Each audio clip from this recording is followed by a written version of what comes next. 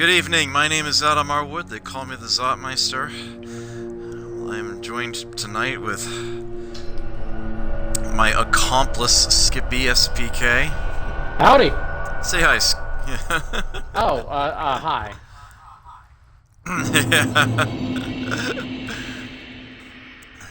Tonight is September 1st, 2020, and this is the beginning of our Dark Souls 2 Masterclass.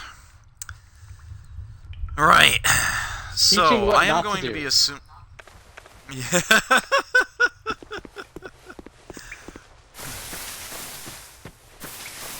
Well, I have spent even more time playing Dark Souls 2 than I have the original. I have become exceedingly familiar with how this game works. Although I've actually only played through the Scholar Edition once before. Doggos. If you don't bother them, they won't bother you. So it is very much my intent to show off everything I know about this game. Make it as thorough and exploratory as I can.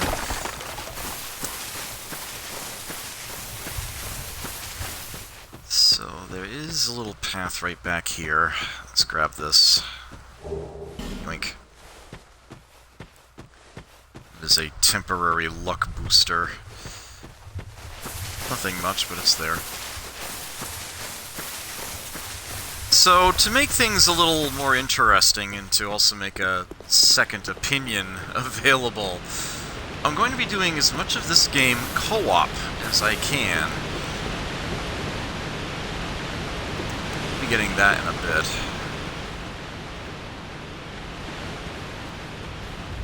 First, we need to create our character. Which in this game is not trivial at all. Oh, indeed not. What seems to be the ruckus? Oh my, your face. The face of the curse. Just, yeah, it's like, what seems to be the ruckus? like some kind of, folksy, sheriff, oh, what's the ruckus over here? End up here. All the ones like you. You spoke. Real old Duke, thanks for being here. Lamoxis, thank you so much for the resub. I deeply appreciate that. 27 months now, wow. Finished. You'll go hollow. Yes. You'll become one of them. Hollows prey upon men. Feast upon their souls. I will be pretty much assuming you've seen my playthrough of the original Dark Souls as we go through this.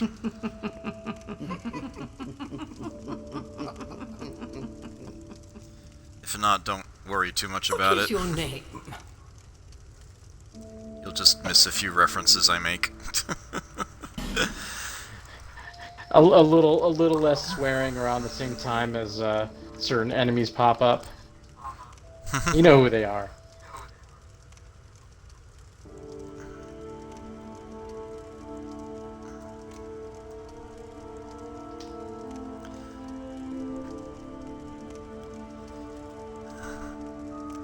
Aw, it won't fit.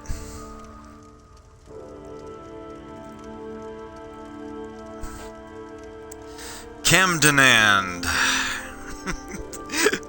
You get one guess what Camdenand's surname is.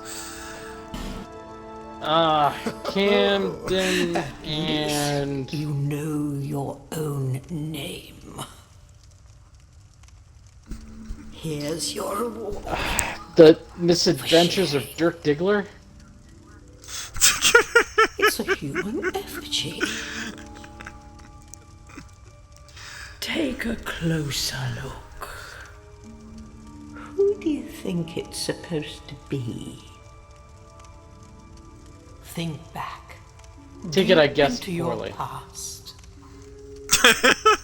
Yes.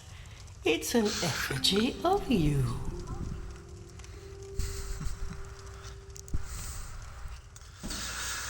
It is, of course, Amboy!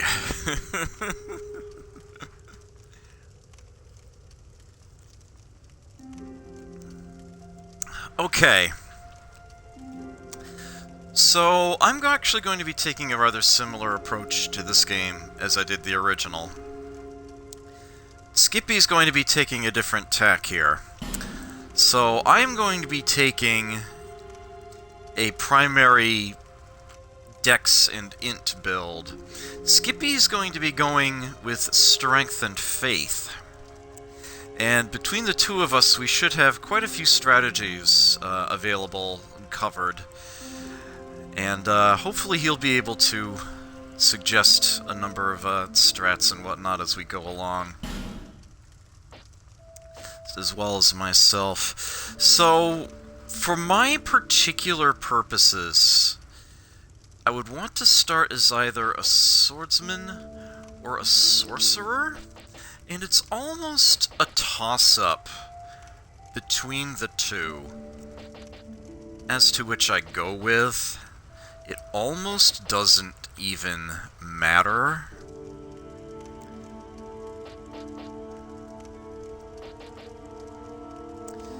But the sorcerer, I'll have less int I need to build up, and I will actually start with a sorcerer's staff and soul arrows available, so I can spell sling right away.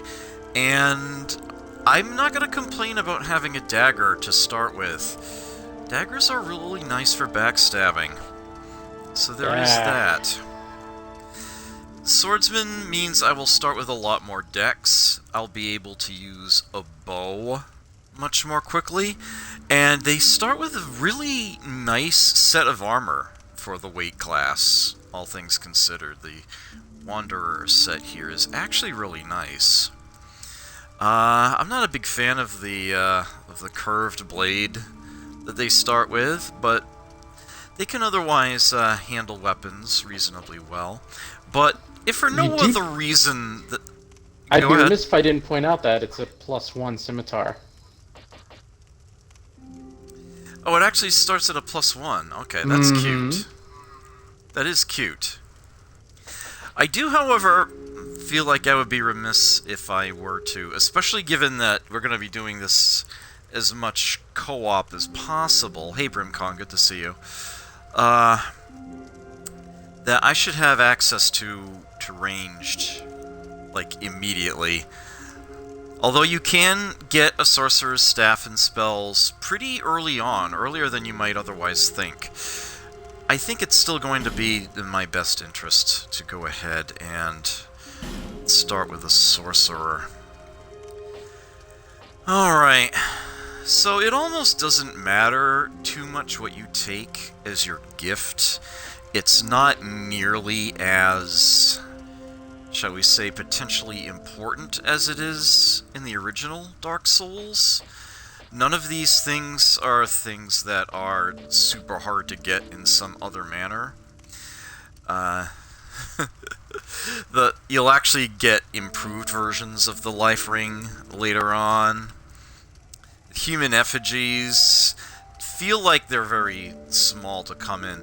Human effigies essentially take the place of the humanity items from the original Dark Souls. Instead of having a humanity counter that you build up and cash in to do things like improve bonfires, restore your humanity, and whatnot.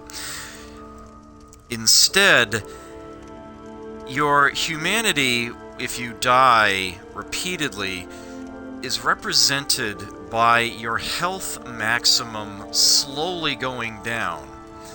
Kind of like how petrifaction worked in the first game, how you're cursed and you have half your life until you get that remedied. It's not so bad here. That's the worst it gets. That's if you've died like 10 times in a row without ever restoring your humanity. One human effigy and you're back to full. But yeah, it's like every death, it whittles that down a little bit. But yeah, you don't have this number, this humanity count that you are stockpiling. Instead, you use the human effigy items to restore your humanity as needed. And there's actually another thing that you can do with them. A little less important, but I'll get to that later. Starting with just one doesn't seem all that useful. Healing wares is actually pretty tempting. The flask is decidedly less useful in Dark Souls 2 compared to the original. It is a lot slower in healing you, and you get fewer swigs on average. But to help sort of make up for that, there are instead these life gem items, and they do come in different sizes. Every character will start with a number of small life gems, but if you pick healing wheels, you start with an extra chunk, and even some of larger sizes. They will heal you at a certain pace over a certain amount of time, and they even give you some anti-poison moss there. That's actually not a bad starting choice at all. Homeward Bone, that does the same thing it does in the original. Seed of a Tree of Giants is a weird one. Where you get more and what causes them to spawn is something a lot of people don't even seem to know. As a matter of fact, what the item even does is something a lot of people don't know. But my point doing this game is to tell you everything I know, so I'll tell you. Seed of a Tree of Giants is something you can use when you are invaded. It will cause all of the enemies in your world to target the invader. They will see him and they will fight him just as if they were another player character present. Quite the pleasant little surprise. And there is a spot in the game that will spawn a new Seed of a Tree of Giants that you can pick up every time that you are invaded. This includes NPC invasions, so you can actually stockpile them for use if you want to. But yeah, if you're worried about an early game invasion, it's not a bad little idea to take one first. But yeah, we're playing an Xbox One. I'm not worried. It's a grand thing though when you get your hands on one. Oh man. It is so satisfying, especially if you use it against somebody who has no idea that it's a thing, and they're like, "Why am I being attacked? What the ah!" Because a lot of invaders get used to hiding behind the in-game enemies. Being like, I'm going to fight them while they also are fighting these, and make it really, really hard for them. Yeah, it's like, that will backfire miserably. It's beautiful. There's one particular NPC invader that the seed works extraordinarily well on. And we'll see it when it happens. Yeah. The Bonfire Ascetic, holy crap. Ha! The purpose of the Bonfire Ascetic is to give yourself extra reward at the cost of quite a bit of extra risk. In this game, it feels like I'm jumping ahead, but bear with me. You know how in the original Dark Souls, after you beat it, you can start a second loop where all the enemies are harder, but the rewards are greater? Dark Souls 2 takes that concept and actually piece parts it out to the individual areas of the game. Every area has a bonfire intensity associated with it. Essentially, every bonfire has a particular radius that applies to it. Using a bonfire ascetic in an area causes everything in that area to respawn as if you just started a new playthrough, including increasing the difficulty, but for that area only. it increases its bonfire intensity by 1. There are a few things that are keyed into your actual playthrough count, but the vast majority will simply work just by triggering a bonfire ascetic. It will cause things to respawn at a New Game Plus difficulty. This will let you grab some good stuff earlier than you otherwise would, Cough, if cough, you're brave sunset enough to staff, tackle cough, it. Cough. Yeah. If you complete the entire game and you start a new loop, all bonfire intensities are increased by 1. That's how they handle it. So, yeah, as it will say when you use a bonfire ascetic, what is done cannot be undone. There is no way for that character to reduce that number. If you bump an area up to intensity 2 or 3, you're going to have to go through it at that difficulty. If you decide to, like, I don't need to do it again, you wait until a New Game Plus, everything else might be at level 2, that area is going to become level 4. And you're going to have to go through it. So, yeah, be careful using it. Know what you're doing before you use it, ideally. But there are definitely some places where that is a super valuable thing to do. With Shit that can get said, recursive. yeah, once you get to the point where you are strong enough to be able to realistically start using bonfire ascetics, you'll already have a dozen. Starting with 1, yeah, I kinda don't recommend that. I'm going to start with this item, the Petrified Something, because I will be able to use that right off the bat. It's admittedly going to be a die roll regarding how useful it proves to be, but it's definitely going to be something largely unique and special. There is a very good chance it would be awesome. And I want to show you how it works, actually show you. So that is what I will be taking.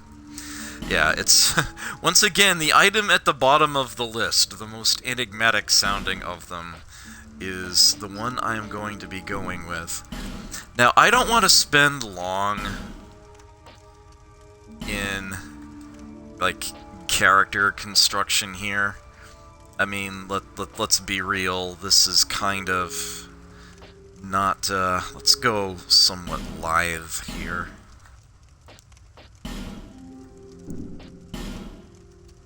Fuck it, we'll do One it thing live. that's really... Yeah. One thing about the Homeland option here, you can see it alters, you know, their skin color, their basic face shape here. There's 4 options showing here, but the default is actually a 5th. That doesn't match any of the 4 if you pick a Homeland option, and it's actually the one I like the best. So I'm actually not going to mess with that. I was playing with it a little bit too. The randomizer basically will work its way around parameters around where you are right now, so it won't go... The randomizer isn't truly random. It's a kind of a constrained range around all of your other... But if you keep randomizing, that's when appearances can look downright ghoulish. Yeah, I never spent much time. I never spent nearly as much time in this game messing with the character creator as I did the original. Although the male character I have in vanilla Dark Souls 2 looks alarmingly like a King of Spades from a deck of playing cards. It's actually uncanny. Now, I will be talking about differences between Scholar of the First Sin and vanilla Dark Souls 2 as I go, at least in as much as I can remember to do so. I will tell you this much right now, I prefer vanilla. Although there are some really nice quality of life changes in the new gen Scholar of the First Sin edition. On the whole, I do not like the way they rebalanced it, but that's what we're going to be playing anyway. I mean, it's prettier. That counts. Yeah.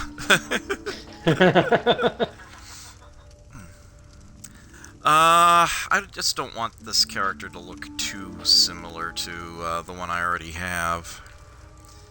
Oh, what the hey? It's co-op. We'll go Twin Tails. Why not? Oh, I don't really want to mess around with this too much. Let's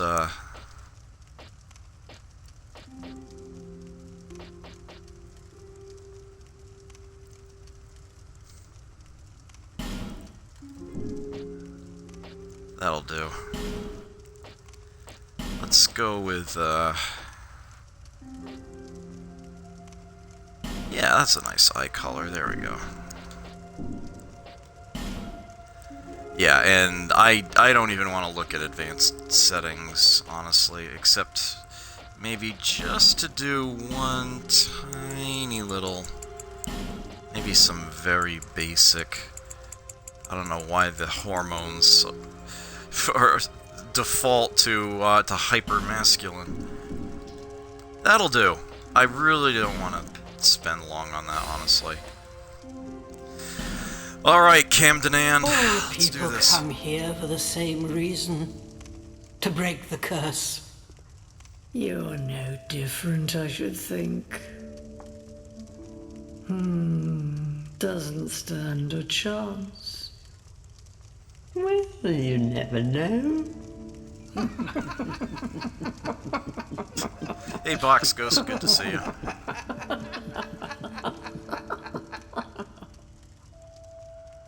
Go through the door and trot along to the kingdom. But remember, hold on to your souls. They're all that keep you from going hollow. Oh, I'll fool you no longer. You lose your souls. All of them. Over and over again.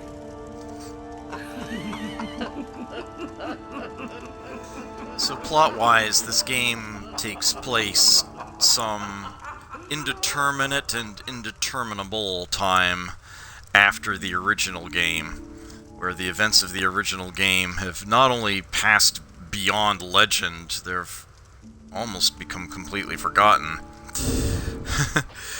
But you'll see plenty of references to the original game. It's always kind of taking place in the same area.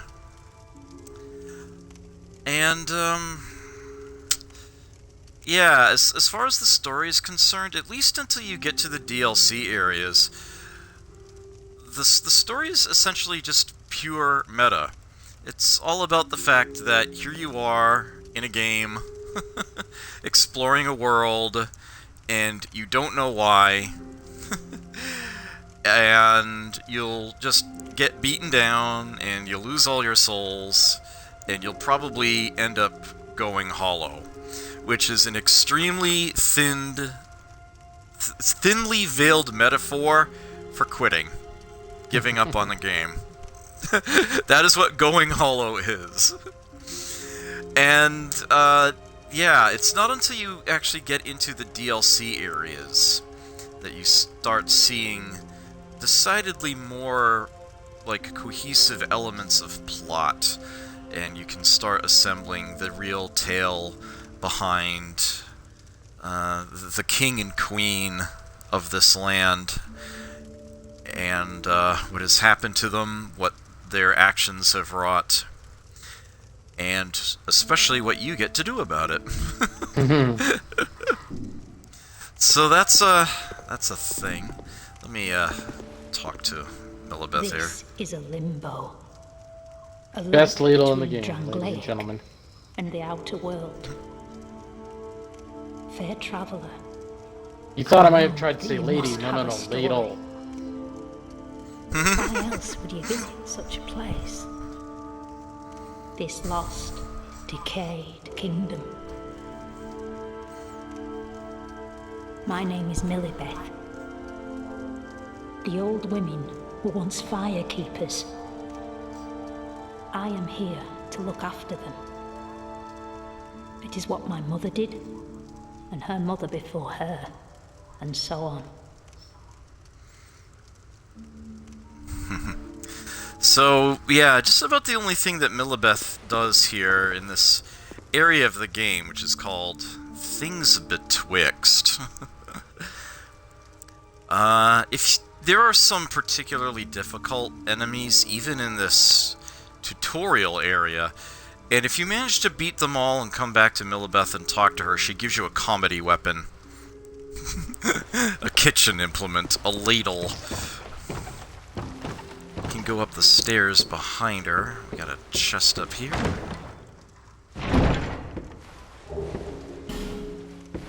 And there's a human effigy. So we're not going in with nothing. This firekeeper here does actually do something compared to the others, although she won't just You yet. must go on a journey without rest. Well, I suppose if you find yourself at an impasse. But if your will is yet unbroken, then you may return here to start again with a clean slate.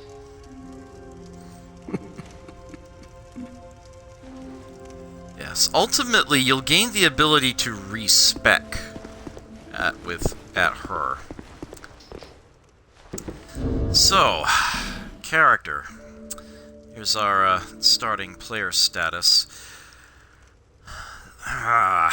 Right. So they tweaked the skills a little bit. Vigor affects your hit point maximum. Endurance affects your stamina, not your equipment load.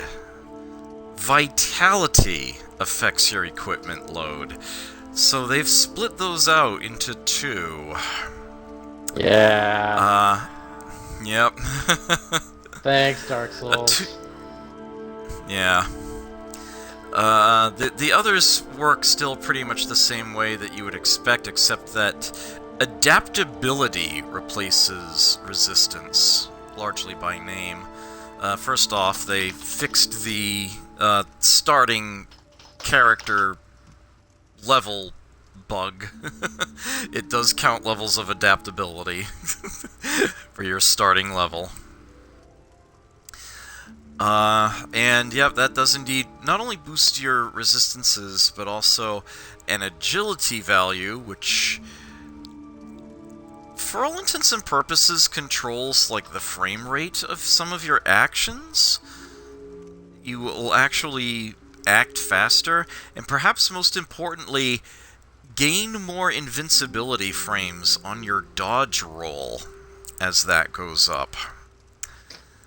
And then it also slightly increases your poise, up to a point anyway. And yeah, the rest are what you're used to. Attunement not only gives you more spell slots, it also improves your casting speed. Spells will launch faster.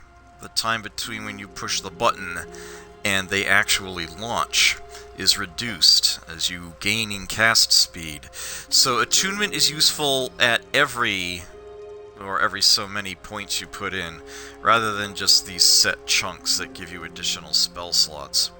So that's nice. Yeah, other than that, Strength and Dex and Int and Faith work pretty much the exact same way they did in the original game. I should note that of the elements, Dark has been added to join Magic, Fire, and Lightning. Again, Magic is what sorceries use, and it's based on your Int. You alright over there, Skippy? Yeah, am I coming through weird? Yeah, it sounded like you just ran yourself through a trash compactor for a moment there.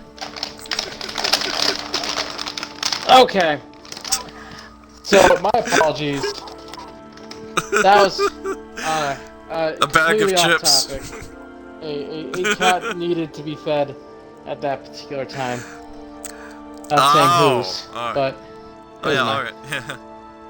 Say hi to Cal for me when you get the chance. Adam says hi. He says meow, which... Right. I expected no less. And no more.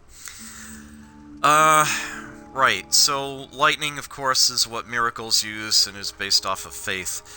Fire bonus is actually based off both int and faith. Adding to either boosts your fire bonus a little bit, and that, of course, is what pyromancy's use. Dark is a brand new element in this game, sort of hinted at by the DLC spells in the original Dark Souls. It's a separate element here, and you can actually become a spellcaster that focuses entirely on it, and that's actually my preferred way of playing. They're called a hexer, and the dark bonus is actually based off of int and faith, whichever is lower between the two. So in much the same way that you can boost fire by adding to either, you boost dark by adding to both, ideally equally. It scales up faster than the others do, and makes for a pretty interesting, sort of multi-capable spellcaster in the mid-tiers. Very, very good for soloing the game, and when I did my Idiot Savant run of this, playing the Scholar Edition for the first time, but being extremely familiar with vanilla, I did go with a hexer. Some of you live now may have seen when I did that. I did not highlight that run. The point is to be highlighting this one. Yeah, like, the nice thing is that we're going to see some miracles and sorceries that, you know, we just could not as... Because I think I waffled between pure strength and building a new hexer. There's going to be some and pyromancies that we weren't able to show off in the last playthrough, so it's gonna be kind of neat. Yeah, completely neglecting pyromancy, although that was something I did intentionally at the time, is something I basically ended up regretting, really. I kept finding myself saying, well, the ideal strat for this is pyromancy, but I don't have access to that, so... Yeah, I'm not exactly happy about the way that I handled that for myself. Which is kind of like, you know, how much can you really do? I mean, in one playthrough. Alright. So, I will actually mess around... Actually, you know what? Let's go ahead and do it now. I will go back out the way I came. I did show you that there is an item down there, and I'm going to show you how to get it.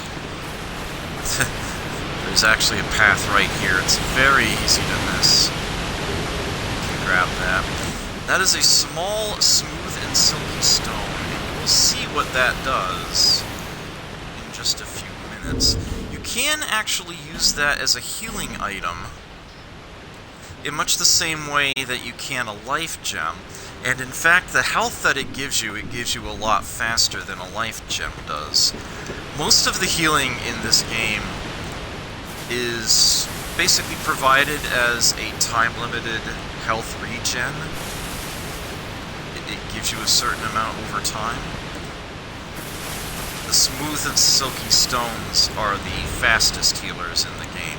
Human effigies will not heal you, unlike the humanity items in the original.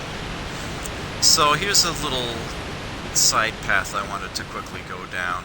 No. Although these footprints should give you pause. No, I think those are paws. Pun. Yeah. I'm sorry. I was just going to say. I was just going to say no pun intended, but yeah, you kind of latched right onto that. Whoops. So, you might wonder why you might want to go this way and have anything to do with this ogre. And the reason why is that there's actually an item on a corpse. You can just barely see the flashing from here. Top center of the screen. But yeah, you're gonna have to deke. And then circle around. Oh, he's on me. Or hurt me or smelled me or something. That old pine resin. Alright, and now we're gonna get the hell out of here. We can just go across this way. He can't fit through there. But before we actually go back up... Oh, no, not that way. Stand corrected. I thought that there was a, Is there not? Am I confusing it with somewhere else?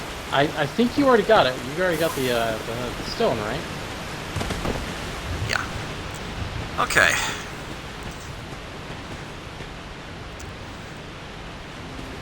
And I don't think there's anything else out here right now, anyway. Some dogs are still skittish.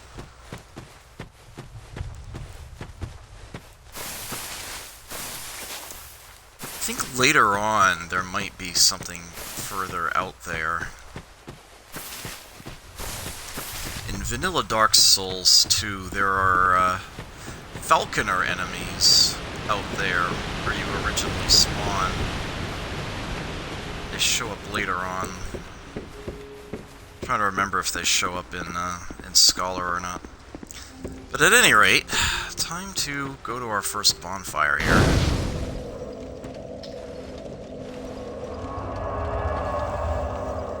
And so here's our menu at the bonfire. We have access to an item box from the very onset of the game. We don't have to buy one later. Burn is to use ascetics, as I mentioned earlier, and 2 other items. You can burn a human effigy. The purpose of burning a human effigy is to block invasions. Other players cannot affect your world for a set amount of time. You can, however, still view messages that players have left. You can attune spells from there. And note that travel is listed as an option. In the original Dark Souls, you need to get the Lord Vessel before you can warp from bonfire to bonfire. You start with that ability in this game. It's a wonderful quality of life. Yes, absolutely fantastic. Things Betwixt here is essentially a tutorial area. There's the one bonfire within, the Firekeeper's dwelling. You can see the number 1 there at the bottom right corner, and it's duplicated up at the top right there, Bonfire Intensity 1. So everything is at its default difficulty. Break this. Another thing I would mention, you might see a red meter below my dagger.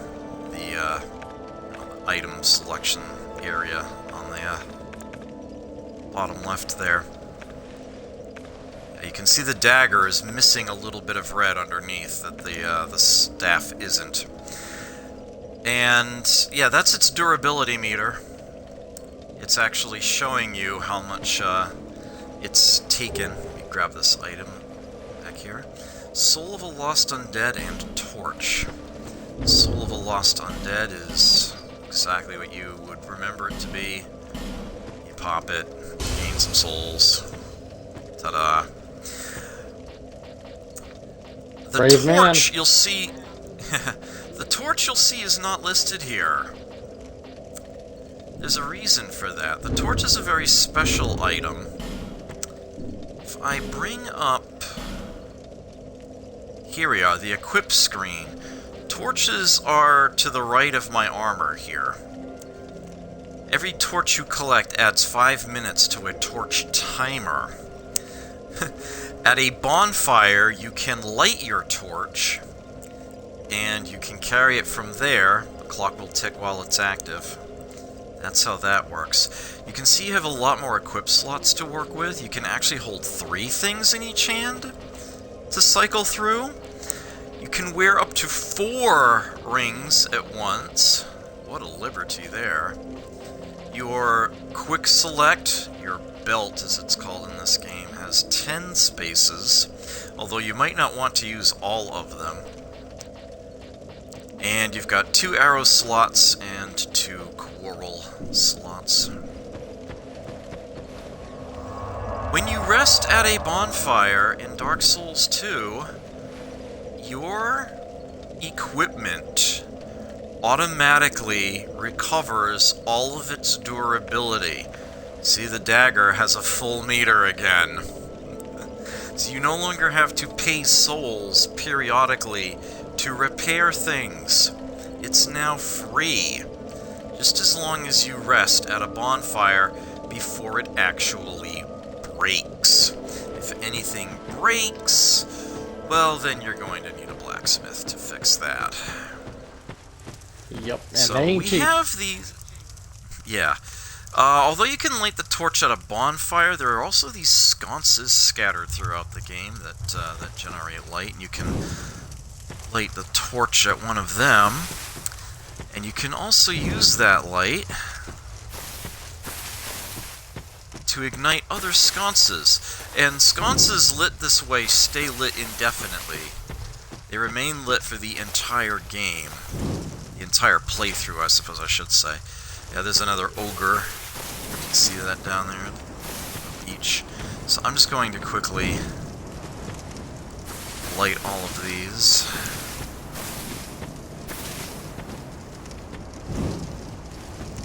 And then you can put the torch out just by switching it away. Picking something else out of the hand it's sitting on. So we've got a number of tutorial areas here, and I am going to have to do them solo. That's just how it works. Well, I'm with you in spirit. Yeah. The controls are largely the same as the original.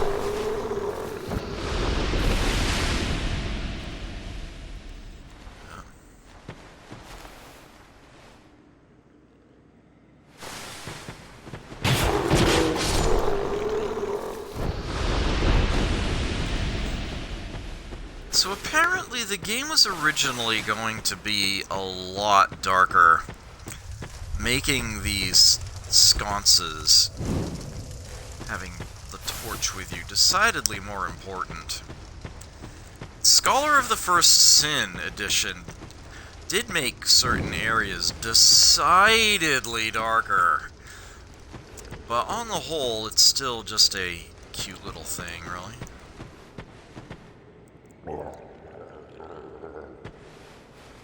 Nice seeing you. This is my first rodeo.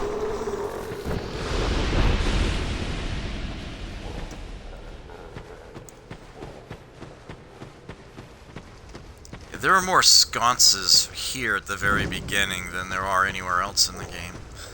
I should note that you actually can block and even attack with the torch. Yeah, just in case a rogue Frankenstein invades your game or something like that.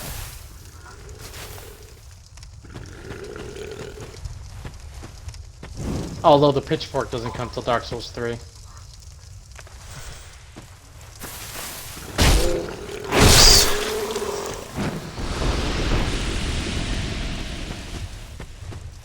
Oh, that's... Right.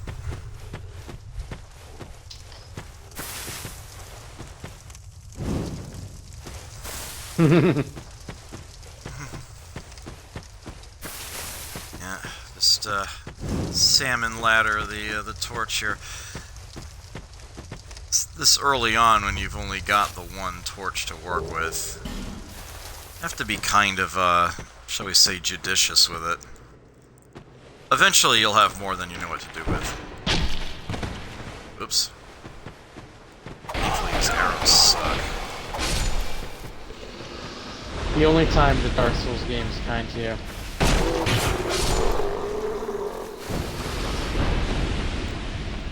Yeah, it's a tutorial area. It's not supposed to be super difficult yet.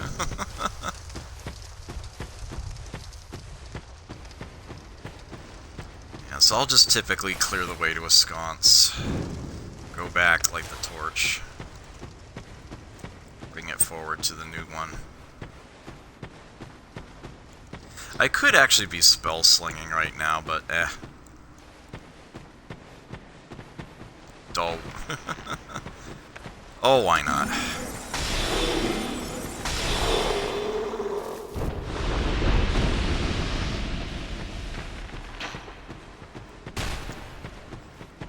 Oh, way out is right in front of me.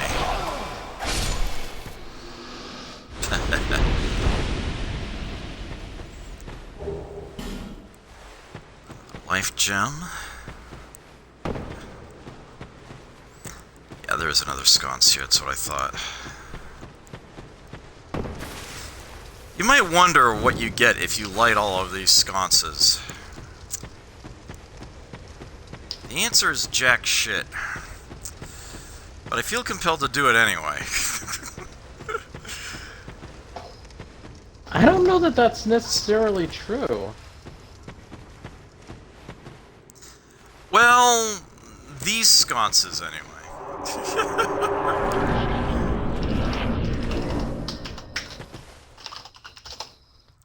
Move camera. So yeah, there's another sconce down there. In fact, there's an item down there. Obviously, this is a one-way trip, so... There are definitely some special sconces in the game that you may or may not want to light.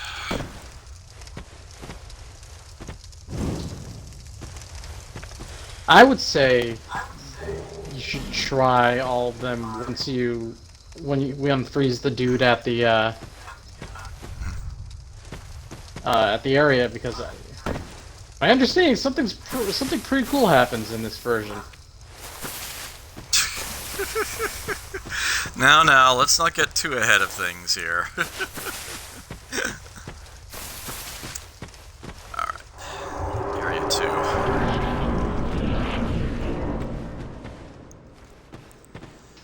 Right. So, you can two-hand weapons in this game, just as you could in the original. But there's actually something else that you get to do, which I may or may not be... Oops, I did not mean to break that. Oopsie.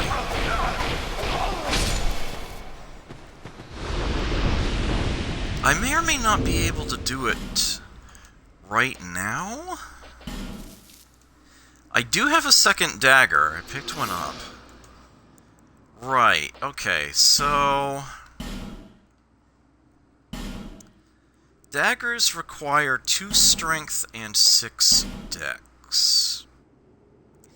I have 3 strength and 7 dex. I would need to get my dex up to 9. 50% more than what the dagger requires, in order to be able to show you something really cool. Something that is new to Dark Souls 2, and is something of an undocumented feature that, if you know about it, is really, really awesome. I'll be more than happy to show that off, but before I can, I will have to level up a couple times. I will show you that nice and early.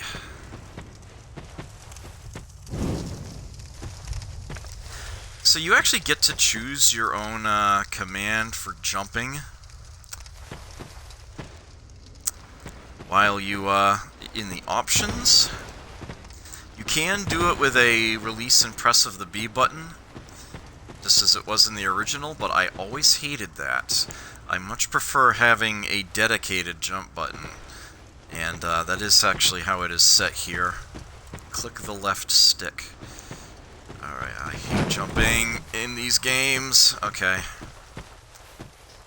And this is... a couple amber herbs, something that I really wish the original game had an equivalent to. This will restore a percentage of your spellcasts. That is a super useful thing to have. I will be putting that on my belt right away. So yeah, I think the main reason why they put this out here, though, and of course gave you that jump to test out, is so that on the way back, you see that ladder that's hidden right around the corner. And that is actually the way you need to go in order to proceed forward. Game, You can actually dash up ladders and slide down them. Sliding down a ladder or climbing it faster is holding in the B button in this game. If you double tap B, which is what you did to slide down in the original, you actually jump off the ladder entirely. That can be useful in certain circumstances, but be careful about doing it when you're too high up.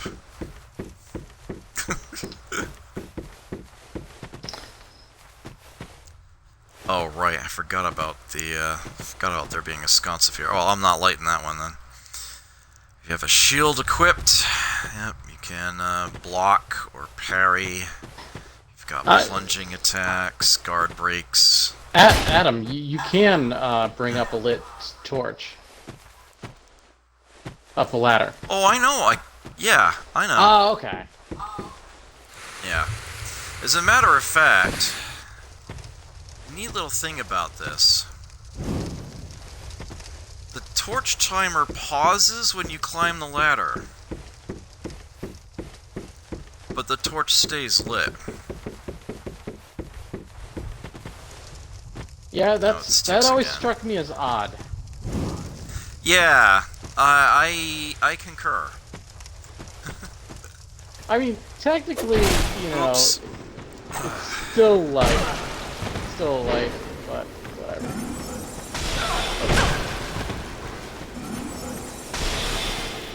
You're just a dick. I'm just gonna shoot you.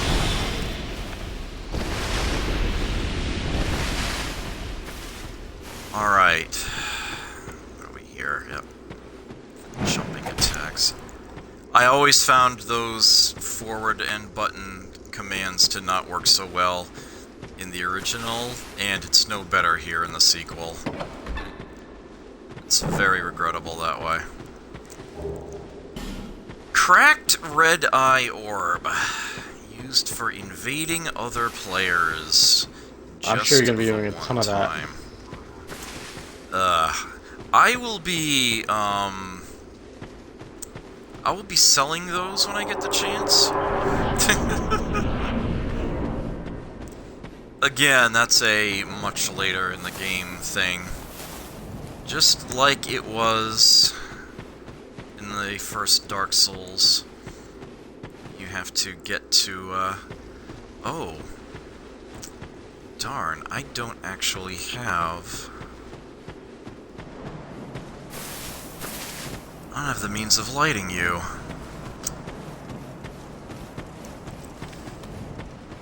There's another one in here as well.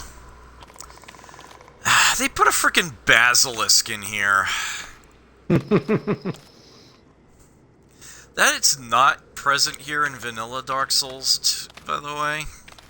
Vanilla Dark Souls 2. They're just super mean. Also, well, for that I'm actually gonna have to, advance a little bit here. Yeah, you see this statue here? Yeah, we can't get by that yet. Now, in Vanilla Dark Souls 2, this isn't a thing. You can totally just get in there and go to the, the final tutorial area. Here it's blocked off. The way that you deal with these statues is an item called Fragrant Branch of Yore. Now, those do exist in Vanilla Dark Souls 2. They're used in a small number of areas in places where certain things are bottlenecked in a manner similar to this. You can't get by until you use one. Plus, there's one area in particular where you can use a whole bunch. there's a whole bunch of statues all over the place. Boy howdy, though, Scholar of the First Sin put these damn things everywhere. It's bloody obnoxious. I just imagine some focus group. They were like, "Hey, we're tweaking Dark Souls 2. Would you guys like to have input?" And they were like, "We need more statues." And From Software said, "Yes, we hear you." And that's what they did. I don't get half I don't get the reason why they made half the changes they did to the Scholar Edition. I really don't. But it's Alright, prettier. after this... So after this long tunnel, we end up in an area called Majula. And Majula is indeed a very important area. This essentially serves as the hub town for the game. Firelink Shrine was the closest thing the original Dark Souls had. It's a lot more fleshed out in this game. Now we could actually just straight up turn a corner and go up this way, but I'm not going to do that just yet. Except to point out that it's there. And of course grab this item on the way back. Divine Blessing, haha. Full healed status restoration. So here we are, the town of Majula. There is actually one other item, though, I can grab. Here's the spot, right? Yeah, right down there. Duff.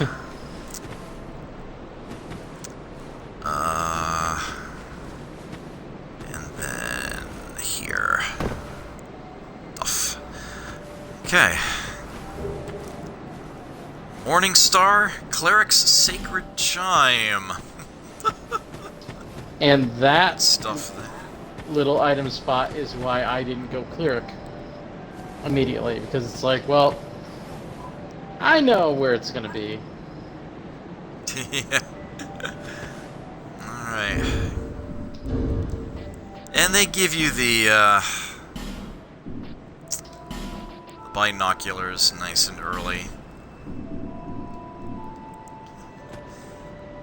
And this is actually a great view to use them on, but won't waste your time with that. You can scope that out yourself if you find yourself playing the game. So through here lies the first... Yeah. Through here lies the first actual combat area of the game, the Forest of Fallen Giants. It's not the one you have to do first. There is actually a second one that you can access through Majula, and it is back there. It's called Hade's Tower of Flame. And my first time through Dark Souls 2, I actually went that way first. And that's not a bad choice in vanilla Dark Souls 2. In Scholar of the First Sin, I very much recommend you start with the Forest of Fallen Giants. Hade's Tower of Flame was made decidedly more difficult for no good reason. We'll light the bonfire first, rest at it real quick. This is called the Far Fire. This is your hub town link, as it were. The spell I have available, of course, is Soul Arrow. And here we have a very, very important character. We'll be learning more about her as the game goes on. Not much, but a bit more. Her name is something of a secret. Not unlike MacGyver, they don't tell you what it is until the very end. But she's known as the Emerald Herald, or sometimes simply the Muse. She is the only way you can level up. In the original Dark Souls, you level yourself up at any time you're at a bonfire. In Dark Souls 2, you can't do it yourself. You need her. Are you The next monarch? Or merely a pawn of fate? And the Emerald Herald is a Bearer great of the wrestling curse. name. I will remain by your side till this frail hope shatters. Just saying. Take this with you. May it ease your journey. And this is where you get the Estus flask. Go on and see the king. He who made Drangleic what it once was. He who peered at the essence of the soul. King Vendrick.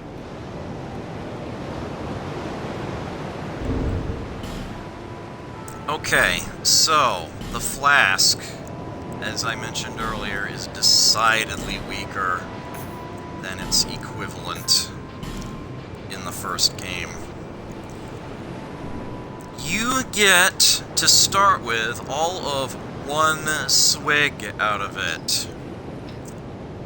Original Dark Souls at least started you with 5. You can kindle a bonfire to boost it up to 10.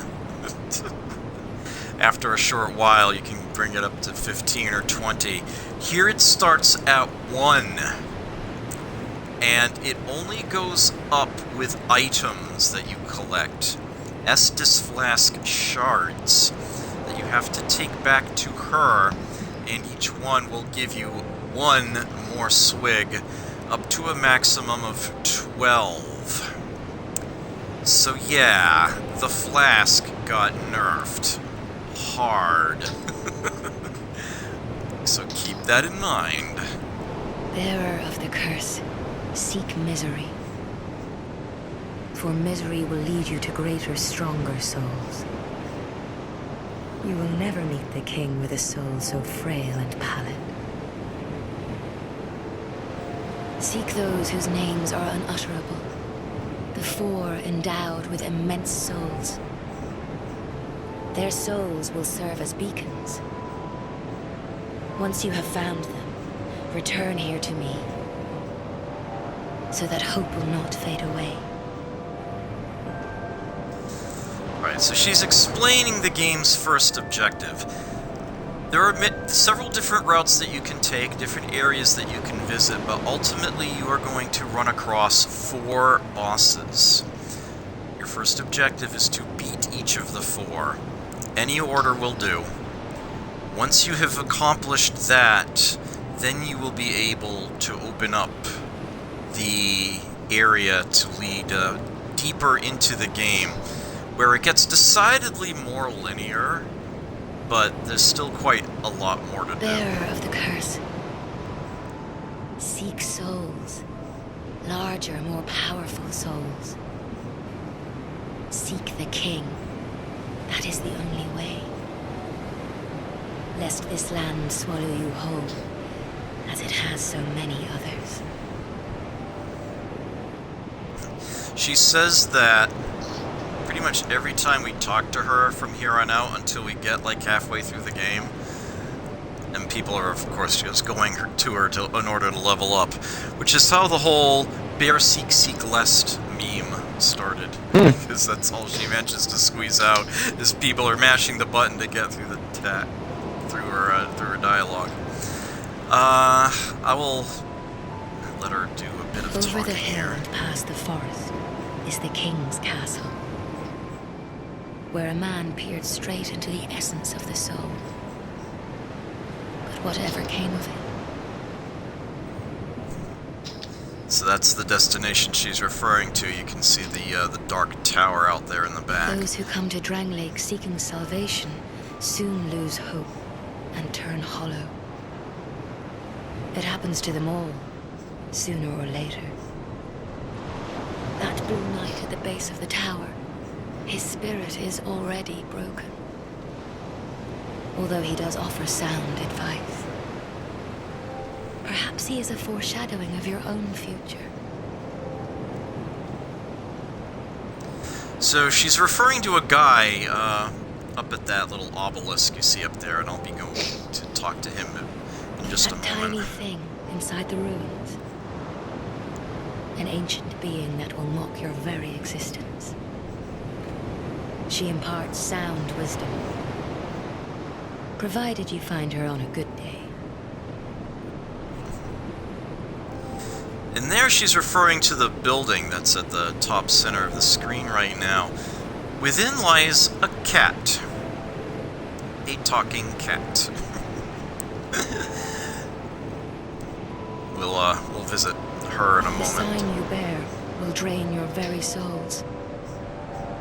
And without souls, you will turn hollow. Stay strong. Do not lose hope. Even when you have precious little time.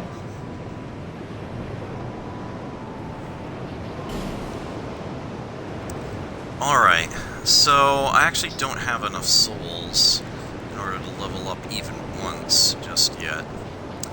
But I'll be fixing that soon enough. For when the undead dies, it is never truly dead, but only one step closer to hollowing. Not all undead are hollows, but all hollows were once undead. If you find an Estus shard, bring it to me, so that I may ease your burden. Over the hill, where, but what? Okay. And she's repeating. Okay. So up here, this obelisk, this plaque right in front has a great statistic on it. It's how many times players have died on this particular platform. We're getting close to 150 mil. Yeah, very close. I remember when this was a 7-digit number. Well, actually, that would be in vanilla. There's another spot for a plaque on the back, but yeah, it just says the letters are worn beyond recognition. And to the best of my knowledge, that does absolutely nothing. There's no Easter egg or anything associated with that. I wonder if it was originally like a dev interface that they then removed? I couldn't tell you. Well, you know, Anyway. practically, right, the sun is hitting that side of the obelisk constantly. So, you know, if any side were going to wear out, it'd be that side. Yeah, that is true. It's true. You're undead, aren't you? You have that distinct scent, the smell of irreversible fate. This is Majula. It is a kind of settlement. A place where life is almost normal. And in Drang Lake these days, there are very few places like that.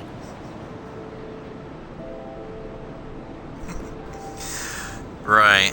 So here's Salden. They got the exact same voice actor as the crestfallen guy in Firelink Shrine in the original. A lot of the voice actors are in common between the two games. I am Salden. And like you, I lost everything. And now I'm here. You probably heard that it was possible to break the curse here. Well, that's not true at all. There's nothing here for you, me, or anybody. One little bit of trivia you might not have known about this game is that there are no Japanese voice actors for this game. Despite this being a Japanese-developed game, the English voices are the ones used worldwide. The script was written in English for English speakers. It's subtitled in Japanese in Japan, and whatever other languages anywhere else in the world. I just thought that was interesting. Do you know much about souls? Even I'm not certain, but... Then with the I'm told that Sekiro, soul is the Shadows Die essence of Twice, life itself. I think they went in a Anything little different living, direction. Sentient or no, supposedly has one. What we call the curse is traceable to the soul. Do you see what that means? To be alive, to walk this earth. That's the real curse, right there. We undead will never die. And that's quite a predicament, really. There are 4 beings in this land with giant souls. And wherever you go from here, you'll sooner or later come up against them. Each has a powerful soul and a terrible curse. If that frightens you, then you ought to just give up right now, like I have. Do you ever cry out for help? The journey of an undead is long and treacherous. You will face invaders from other worlds at every turn. If you need help, why not proclaim faith in the Blue Sentinels? When you face danger, the Blue Sentinels will come to your aid. Protection is yours, if you wish. You need only accept their kind embrace. Okay, so covenants in this game are much more fleshed out than they were in the original. They really add a lot to this game and the way that it plays. There are lots of covenants. There's no penalty for switching between them, like the original. The odd octagonal blank plate you see at the upper left beside my health and stamina bars, that's actually the Covenant icon. And bang, now there's something in there. That is a wise decision. People are weak, but the Blue Sentinels watch over us in their benevolence. Let the Sentinels cradle you in their embrace. Right, so truth be told, at this point in the game's life, especially on this platform, which is not exactly the most popular for this game, the Way of Blue in Covenant is probably not going to be as useful as it otherwise could be. But this is how it works. Well, first off, we now have a ring. And I can go ahead and stick that on. This basically does something similar to a life ring. Gives me a little extra HP. Never hurts. Yeah, you can see I've got a little extra there at the end of the health bar. So, the Blue Sentinels that he refers to are an actual covenant in the game that a player can join. The Way of Blue is essentially the Noob Covenant that the Sentinels are sworn to protect. If a player gets invaded, if they are in the Way of Blue Covenant, someone in the Blue Sentinels Covenant who's wearing that Covenant's ring can be automatically summoned into your world to help you fight off that invader. Great stuff. Do you feel lonely here? It suits me just fine, as I've nothing left anyway. It will grow on you, this place. Give it some time. The original Dark Souls, there's quite the churn rate of NPCs. Most of them eventually go hollow and you end up having to fight them at some point. People are a lot stabler in this game. And they actually tend to accumulate here in town in Majula and serve useful purposes. Welcome, Gesture. So, Salden does know about the bosses you're going to have to face, their whereabouts. Do you see the way beyond the bonfire? That will take you to the forest of the giants. There was once a great fort, but little of it remains. You may just find something there that will be of use on your journey. But don't venture too far inside, or you might not come back. That's one of the four. Hade's Tower of Flame lies beyond the far gate. In the cathedral, the Apostles of Blue gather.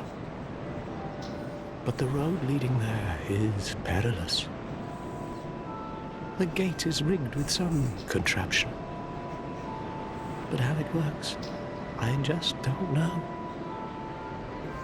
It's not that complicated. Have you seen that pit, that gaping hole in the earth? I don't know what it's like down below, but I wouldn't suggest trying to find out. Besides, you'll never make it down there. Not without a ladder of some sort. He's referring to the pit that's at the top left corner of the screen. I'll give you a closer look at that The sooner. flame you see there Soon is enough. a bonfire. They exist all across the land, beacons to we undead. If you are tired, try resting beside the flame. The flame heals us. Long ago, a woman called a firekeeper watched over each bonfire. Lore. She kept the flame lit and guarded it from those who would extinguish it. I wonder where the firekeepers went. They're all in things Did betwixt. you notice any letters on the ground on the way here? These are messages that have jumped the fissures between worlds. Oh, you mean like these In right here? Drum Lake, the flow of time is convoluted. Things shift and waver, twist and turn. Right in front of his face, and he still can't see it. Poignant wishes, dashed dreams. The messages convey our very inner thoughts.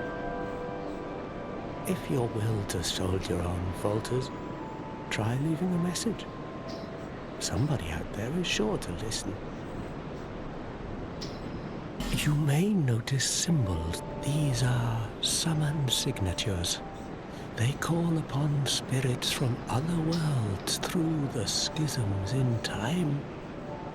Yeah, we'll be seeing those If you soon enough. fear hollows, find summoned signatures to I call hope so. upon spirits there. Yeah.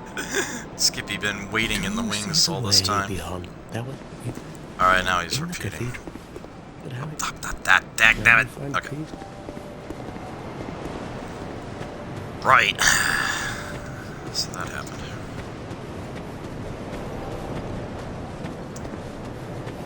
So we do have an item over here. Soul of a Nameless Soldier and 3 more life gems. So I have 2 of these now. You can now use multiples of an item at once. Nice quality of life upgrade from the original. Alright, so there's 1600. And that should be enough for me to level a couple times. Bearer of the curse. Bear seek lest. And as advertised, I will put 2 points in Dex. So yeah, this game is nice enough to show you exactly what will be improved when you level up. You can see things get highlighted. HP will actually go up with anything up to a certain level. And it'll slowly trickle up over time. It's like any of these will add 2 to it. Except for Vigor, which will add 30.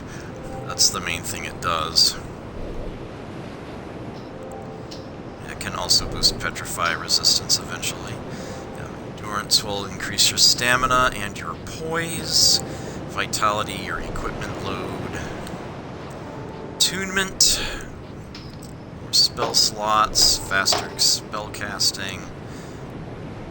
Strength, more damage from strength-based weapons. Dex, more damage from dexterity-based weapons. Also increases your ability to inflict poison and bleed. So there's that. Adaptability, all of those resistances, your agility. Also poison bonus for some reason. Some poise. Int, yep, magic and fire. Offensively and defensively. Also your casting speed to a lesser extent than what attunement does. And faith, which I won't be doing much with this playthrough, but can be quite useful. But yes, I'm going to start with 2 on Dex. So I'm going to show you this right here, right now. I have a dagger in each hand. Now, I can, of course, press Y and two-hand a weapon. I can hold in Y for a moment. If I have, you know, one on the offhand. Yeah, it's like two-handing the staff isn't very useful, as you might imagine. Hold it in for a moment, two-hand the dagger. Block. Parry. Attack. But, yes, if you have a weapon of equal type, so these are both daggers, each hand, they don't have to be the exact same weapon, just 2 of the same style.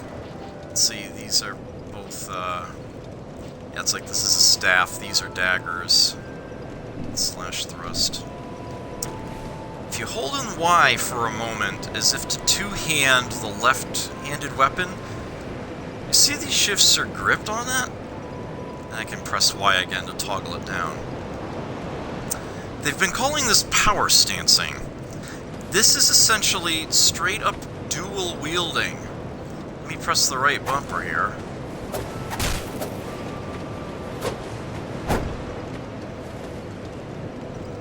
And that's your usual basic pokes. And now I'm going to use the left-hand button. Look at that, she uses both. Right trigger, excuse me, yeah, left trigger, doing a special double attack there. So yeah, this game actually supports proper dual wielding. And nothing tells you this in-game at all.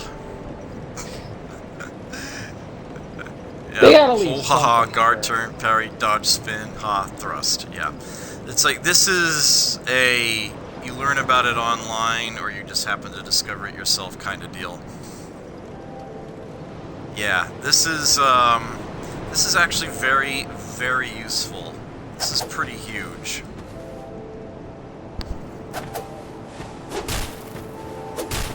Well, we'll see some. Yeah, we'll see some weapons. Yeah, and you'll be able to do that with lots of different kinds of weapon in the game. The requirement to do this is that whichever of the 2 you're equipping, you need to have 50% more than its stat requirement for strength and or dex. Rounded up. Whichever is greater of the 2. It's like, if I had 2 things that were the same type, one had, say, like, a strength requirement of 5 and a dex requirement of 4, and the other was the other way around, it's the 2 5s that would count. 50% more than that is 7.5, so I would need to have a strength and a dex of 8 in order to be able to dual wield them. These are actually the exact same item, they both require 2 strength and 6 dex, so I would need 3 strength and 9 dex in order to dual wield them. That is exactly what I have right now. So yeah, that is an option.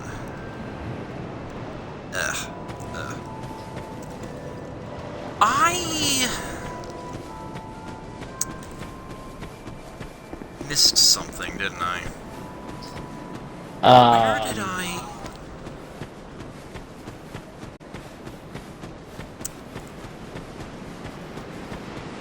It's not... Is it beyond the... I've gotten myself good and confused about something here.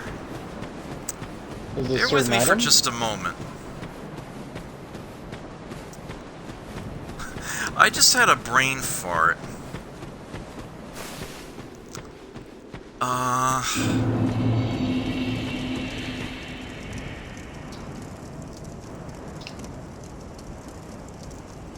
Oh. I dropped down. Yeah. Okay. Okay. Yeah. Yeah, remember how I said I'd be showing you what the smooth and silky stone does? And the petrified something, for that matter. Power stance the daggers. Yeah, that's what I'm talking about. So, I keep forgetting to actually do this.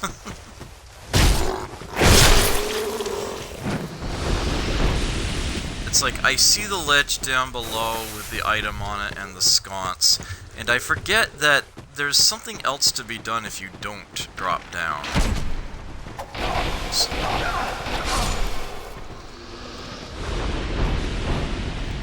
Even though I know it's something I want to do, I always seem to forget to do it. Slowly take a moment. You're getting on my nerves, you know that? So yeah, instead of dropping down here, we walk across to here. You! Give us food! Yes, you! Give us Silky! So yeah, just like the invisible crow in the original game, let's kick this ladder down. So now we don't have to repeat that process. How the devil did you... Bye. You're still not dead? Whatever. I'm watching the stream, and that's... He had a will. You have to respect that. Yeah. Right. Yes, you! Give us Silky! So you might remember the invisible crow at the asylum in the original Dark Souls that asks for things that are warm and soft, and you leave them in their nest, and then you quit the game and reload, and they give you something else in return in trade. They made it a lot more straightforward here. These young, apparently twin crows. They want things that are smooth and silky, as they say. And yeah, it's pretty clear. Smooth and silky stone is what they're looking for. There are less small smooth and silky stones in the game. They're simply called smooth and silky stone. Yes, you! Give us Silky!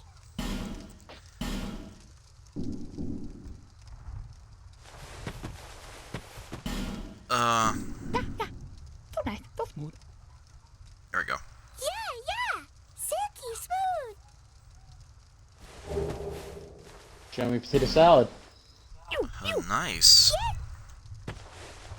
Oh, okay. Right, so turn those things in at the nest, and they will be replaced with decidedly better items.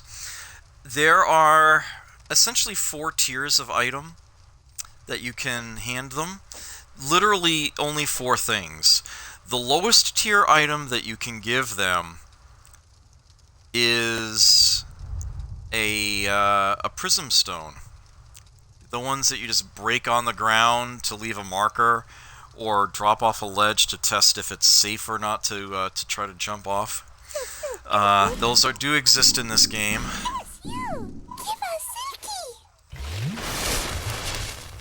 I didn't actually mean to do that, but that's okay. Empty flask. So yeah, that's the lowest tier item. It's only going to give you slightly better junk than the prism stone. Probably not worth the purchase price of the prism stone, honestly. And then you've got the small, smooth, and silky stones, and then you've got the standard size ones. The small actually gave me something pretty nice. It gave me an elemental bit of equipment here. So I want to point out one thing about this. In the original Dark Souls, there are several different upgrade paths for weapons. You get something up to +5, and then you can decide whether to bring it up to +6 and keep going to 10, or to change its element or its type, make it a magic weapon or a fire weapon, bring it up to +5 that way, and then you might be able to either keep going that way, make it +6 and up to 10 eventually, or change it again to like a chaos weapon or a crystal weapon. Those sorts of things. In this game, the enchantments, to give them, plus numbers, up to +10, it all caps at +10 in this game, except for a few things that you use different materials for, and those are actually capped at 5. Boss weapons, for example. Most things can go up to 10. The elements are completely distinct of that. Instead, there are stones in order to imbue your weapons with whatever element you like. You can make your longsword a fire longsword. You can make your dagger a dark dagger. You can make your whip a poison whip. You can mix and match those however you see fit. And there's some interesting takes on that. The top tier item that they accept, if you haven't guessed this already, is the petrified something. Alright, let's see it. So what ultra rare item am I getting out of this? Petrified dragon bone. Could have been better, but it's not too bad. That's also upgrade equipment. That's upgrade equipment for boss weapons. That's what that is.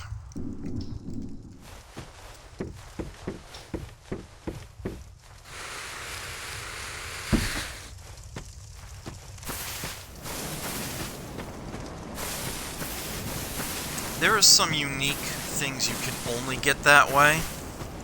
Petrified something is very few and far between. If you're trying to accomplish a particular... The list of items that can provide you is short enough that if you're trying for a particular challenge run, and there's a particular weapon you want out of that, it's not all that unreasonable to keep resetting the game until it gives you what you're looking for. It only takes a few minutes to get back there, drop off the petrified something, and see if it's what you want or not.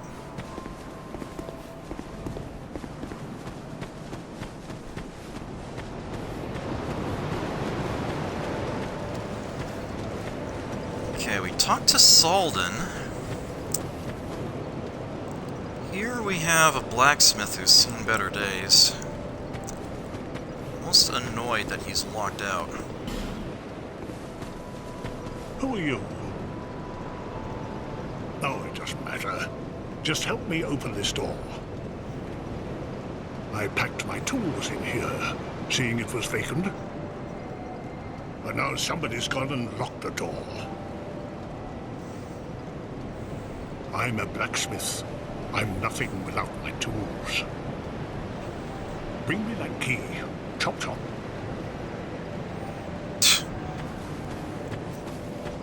Aren't we pushing?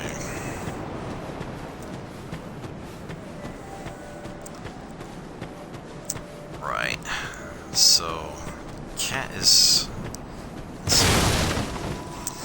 cat can actually spawn in several different places inside this building. And indeed, one of them is right on the other side of this wall. So yeah, the first time I spoke to the cat, I had no idea I was speaking to a cat. I thought I was actually talking to this corpse on the ground. Yeah. But rather than do that, I will actually go into this building. So you can see who I'm talking to. Yep. There she is. Oh, undead are we? And one without much time remaining.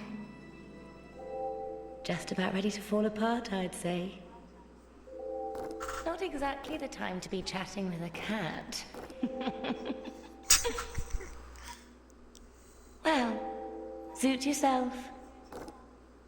Oh yes, you may call me Shalqua. Enchanté. So, what did you want anyway? Camera whore. Ooh, you smell wonderful.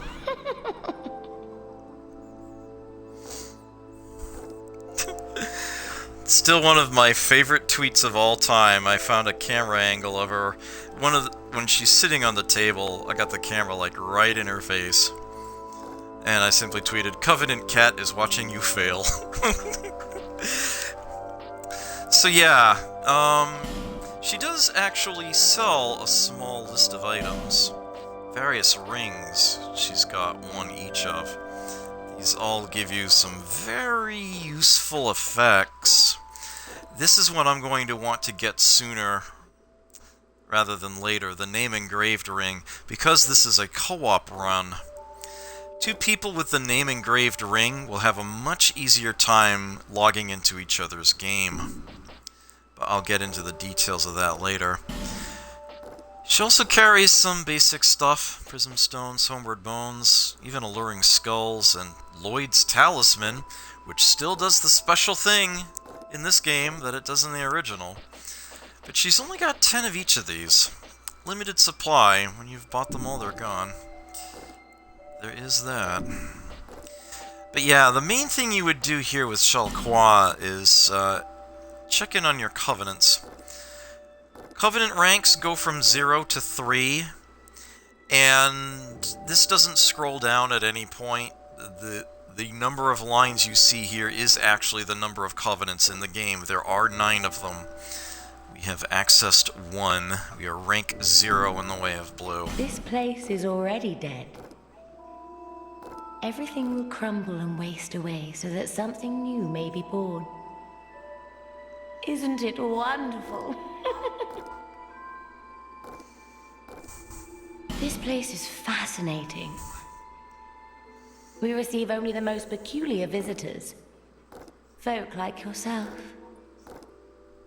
It's enough to keep even a cat amused. Are you going to see the old ones? Those 4 who have grown so incredibly ancient. They must have sprouted quite a thick coat of moss by now. For heaven's sake, no one even knows their names anymore. Imagine that. Yes, nothing like yourself. For you have a most pleasant scent that grows nicer with each passing day. Have you made friends with the man by the sea? He's lost everything. Absolutely everything. The only thing he's good for now is a few tidbits on covenants. Covenants are a type of, well, contract, you might say. You give something to gain something. That's the way humans like it, right? It might be just the thing you need. But what does a cat know? The NPCs are just as awkwardly gigglish in this game as they are in the original. Do you see that oddly formed rock Creepily behind so. here? Long ago they called it Victor Stone, as I recall. If you wish to face greater challenges, speak to the rock. Although, you'd just as well not. Right, so about what she just referred Nothing to. suited you, I presume? Well, that's dismaying.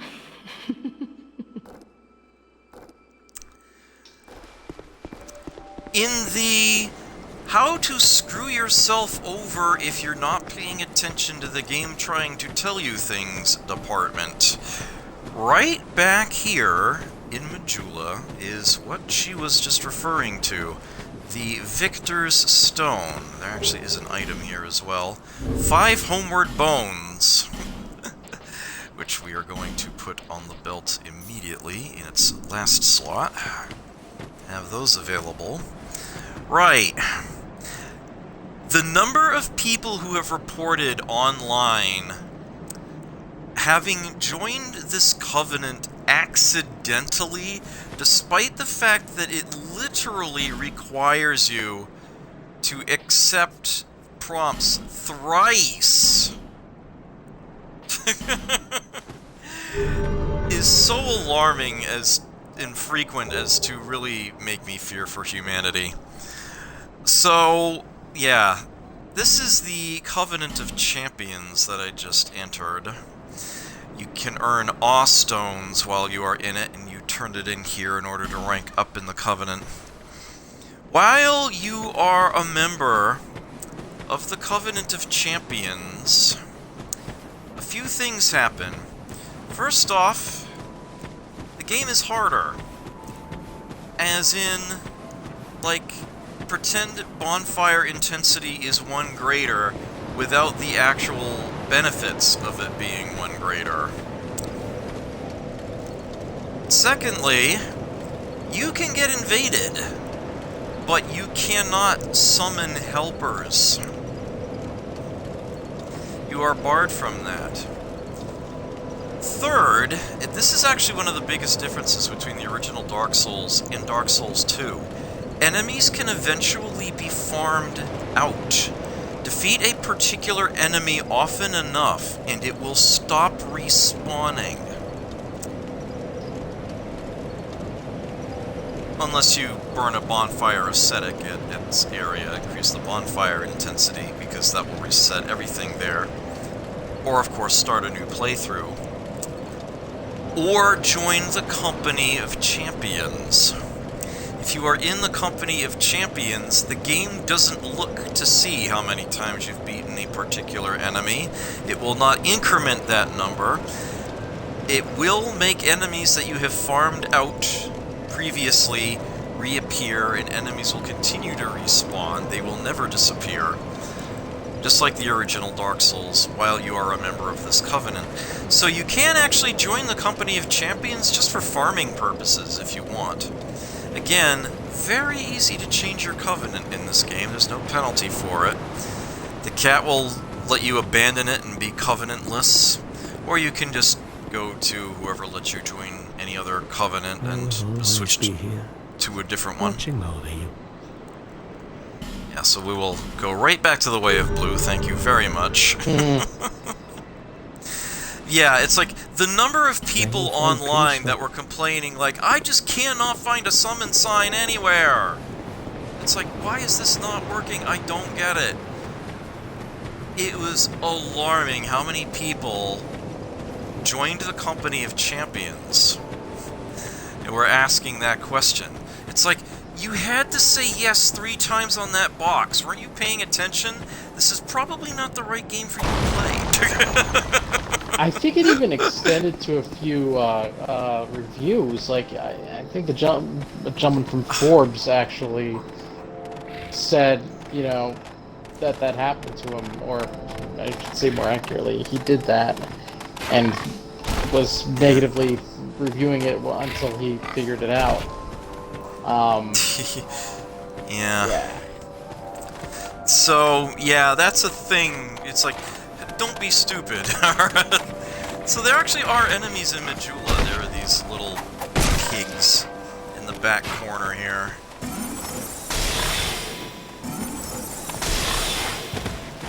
They're surprisingly hardy for what they are. And these guys can actually drop cracked red-eye orbs when you beat them.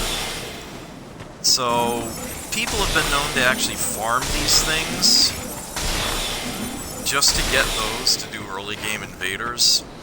You know, utter dicks.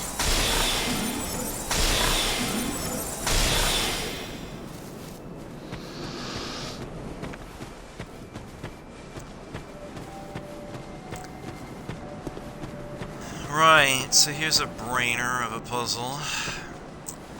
We have a rock sitting at the edge of a well, tied to its bucket. I wonder whatever shall we do. Oops. Oh, well, that's macabre. Hey, what do you know? Estus Flask Shard. Already gone up to 2 swigs of the flask. Just once we turn this into the muse here.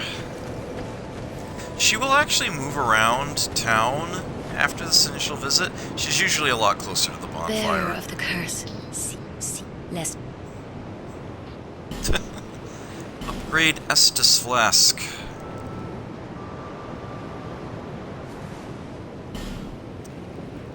Okay. And there's now a use on it.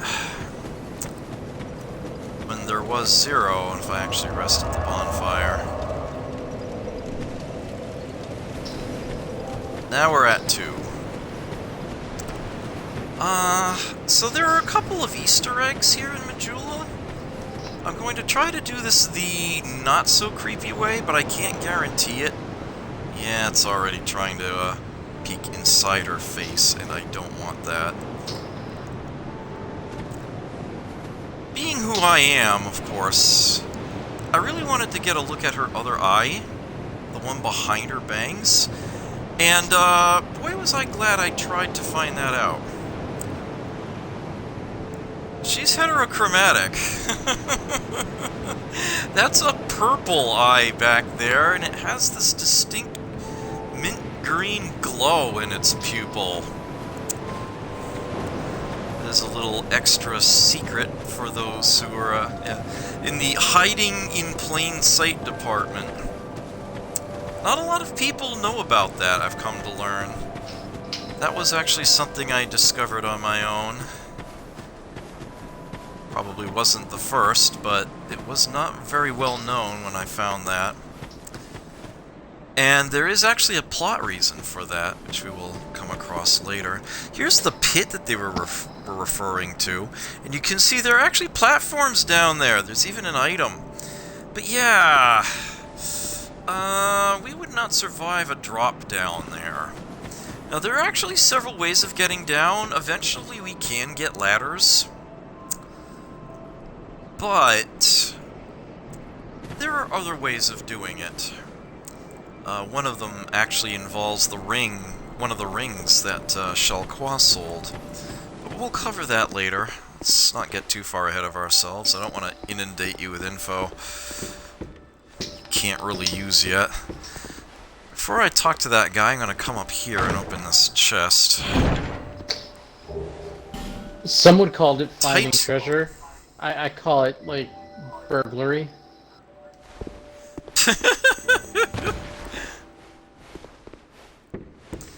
Alright, so that is a Titanite shard, and that is what you turn in to a blacksmith in order to upgrade a weapon. One shard will get you from standard to +1, and 2 shards from there to +2, and then 3 more shards to +3. From there you're going to need bigger pieces. Yeah, Titanite shard. But yeah, the blacksmith can't really be accessed just yet. We'll have to get him a key first. Then we also have this weirdo. Hello there. Welcome to my shop. I'm Morlin, and I sell armor. Oh, sorry, Please do have a look at my wares. I could really use the business. If you'd be so kind. Alright, so legit, really isn't all that much useful that he sells to start with, but his inventory goes up over time. As we beat bosses, boss equipment will become available here from time to time. And as we actually invest in his shop, as we buy things, the game keeps track of how many souls we've spent in his place. He actually gains the ability to expand and makes more things available. So eventually, we would want to buy more things here. But for the time being, don't really have much to bother getting from him. Oh well. I came from the west, from Volgan. Have you been there? It's a lively place, vibrant with trade. Very competitive, of course. And you have to grease the wheels to get anywhere. But I didn't have the funding for that, so I left home in hopes of striking gold. He does It's been drop. years Oh, I'm sorry, I since didn't then interrupt him. Well, I've made very little headway. I don't even know why I'm still here. Everything's all run down and dying. It's terrible for business, really. Yeah, there are several ways of abusing this guy, but that will come. The group calling themselves the Blue Sentinels have gained much power. He actually has some fun lore. You can't even that run he a drops shop on you. without their blessing. There you go.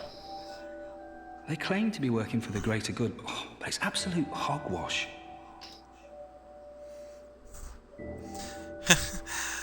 I don't know about that. I kind of like the Blue Sentinels, but maybe in a particular area they are a little aggressive. Ugh. Wow. Timely.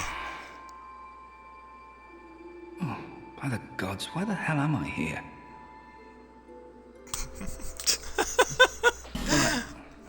Well, I do hope I see you again. We will have reason to buy things from him eventually, but for right now, not gonna really bother. And then of course we have this rather sizable building here in town, but sorry, this one's locked. We will get the key for that eventually. But for now, nothing doing. Now, this is the way that leads to Hade's Tower of Flame. And another area we won't be able to access just yet. I will be dealing with that later. I'm going to go part way for now. Contraption does not move.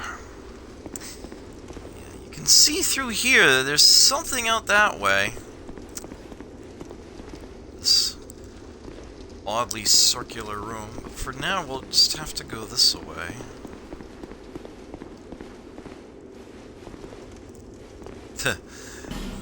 Illusion ahead. It's lying.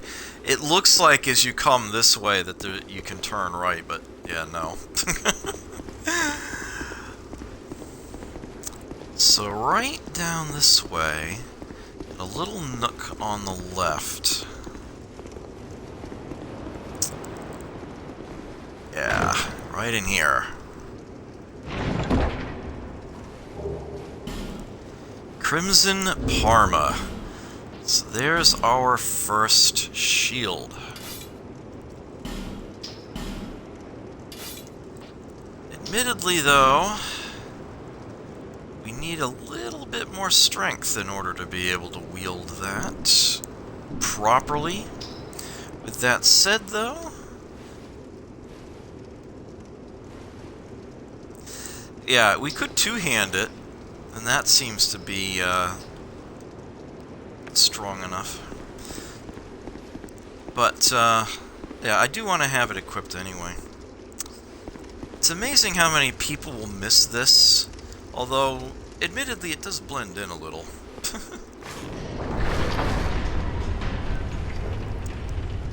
Yeah, that ring is how, we lift up that gate.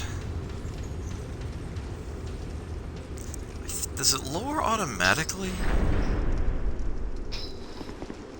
Or does it stay up? I forget.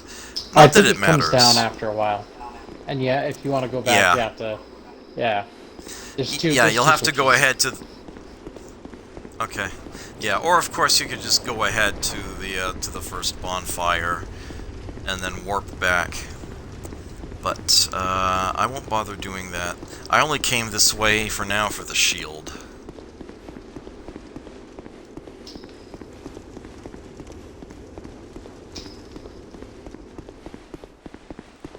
So I never really learned how to fight without a shield in this game. I do tend to use one quite a bit. I never mastered parrying in Dark Souls 2 to the level that I did in the original.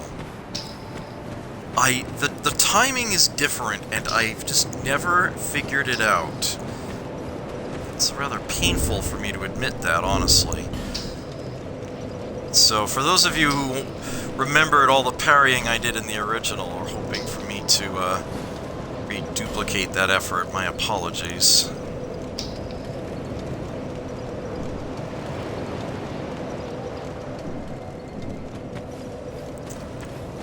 Okay. That is about all that we can do in Majula for now.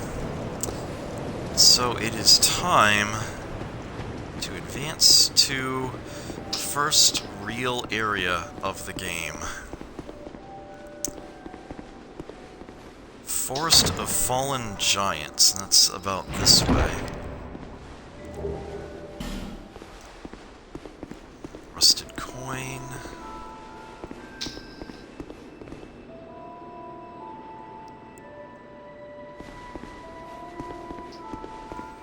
What's that snapping sound I keep hearing?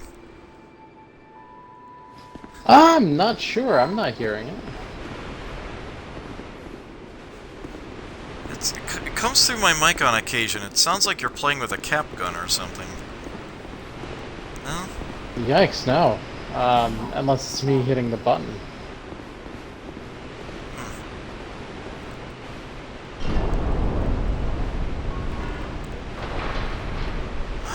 Right, so,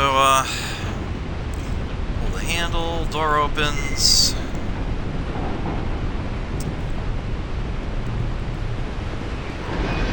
And welcome to Dark Souls 2. Yeah, I pulled the handle on the other side, but won't be necessary. This is where we're going.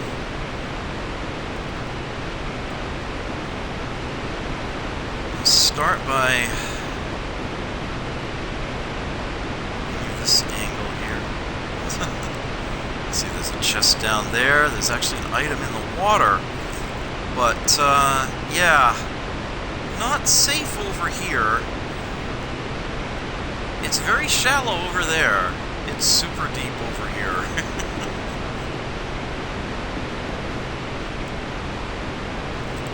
And hey, look at this! So there's actually two sizes of summon sign in this game. There are small ones that you can place. It appears a shade in someone else's world. Gives you a much smaller time limit in someone else's world. Less of an objective rather than spending quite a bit of time with them trying to beat a boss. And you get smooth and silky stones as a reward. Which are arguably a little more valuable. An effigy. So check this out.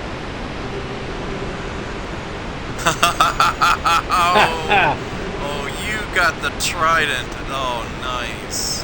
That is actually one of the things that you can get from the,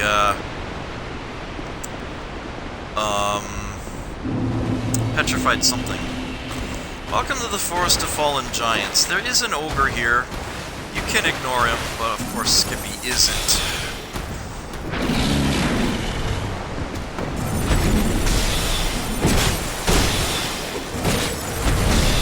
Oh, I got your back. Thank you.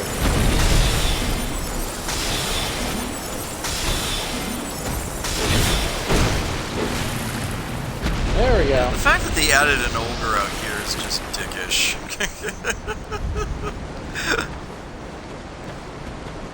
Other than that, it's largely basic enemies. Are you looking to show Now, basic enemies, or would you like me to follow the road a little bit? You might want to hold up for me for just a moment. I'm grabbing the item in the water. Sure. Homeward Bone, Soul of the Lost Undead, and somebody managed to ambush me somehow. I did not see where they came from. Oops. My bad.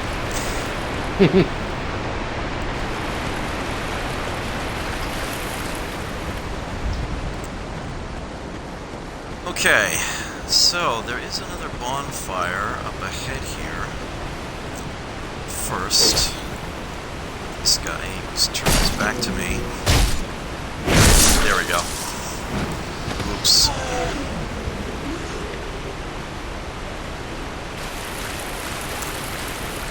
Bonfires up here.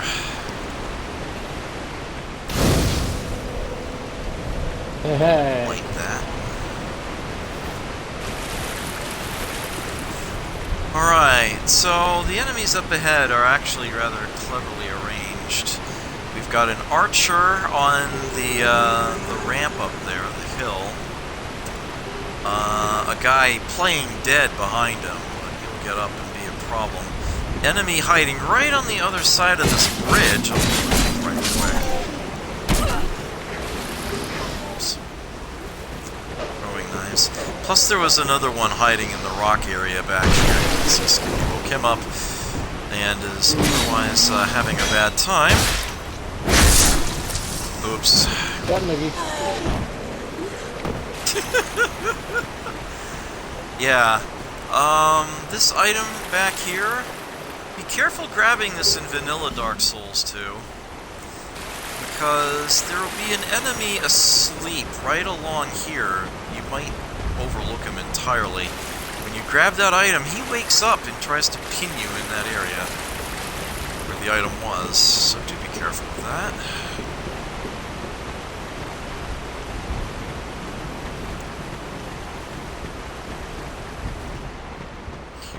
Ourselves a ladder. So yeah, shades are dimmer than the white phantoms you're used to, and they'll only get darker as they get closer to completing their objective. Just lasting a certain amount of time is good enough, but as they defeat enemies, they clear it out faster. Ah, speak of the devil. Grab that. Green Blossom. That's your quota. That's my quota. Alright. More than happy to come back and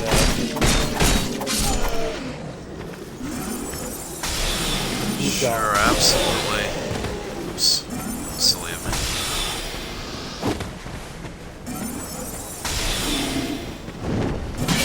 You want me to back up to a certain area? You know, actually, I wouldn't mind resting at a bonfire, honestly, if you wanted to just... I'll hang out there. Go back there. Okay. This is actually a sconce. It might not look like much. It's a little pile of bones, but you can bring a torch up here and light that.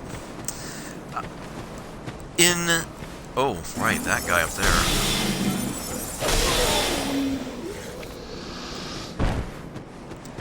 So I'll grab this. Yeah, he's packing fire bombs, so, he's serious business. If you want to know how to get up there, fight him face to face. I'll show you that in a bit, but I'm gonna go back to the bonfire first real quick. In fact, I'll grab the rest of those items later. I'll take this one right now. Broken straight sword.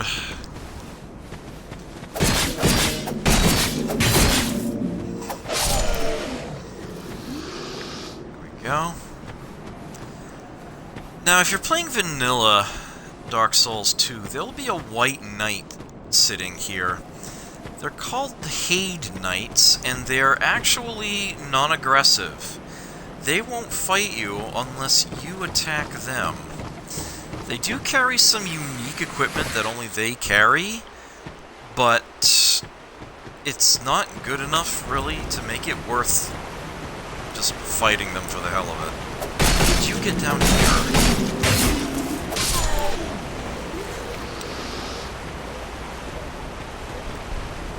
Okay. So that having been dealt with,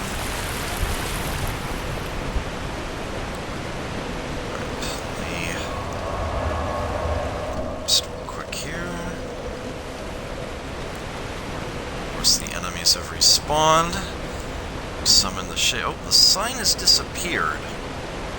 Oh, sorry. It's should still be to the little bit to the left of that.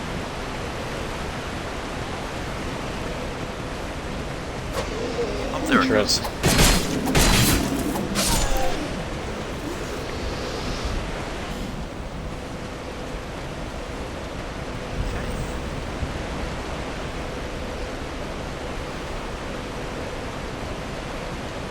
If it's breaking up the flow, I can drop a normal soapstone sign. No, it's fine for now. Yeah. Might want to get the guy behind us, yeah.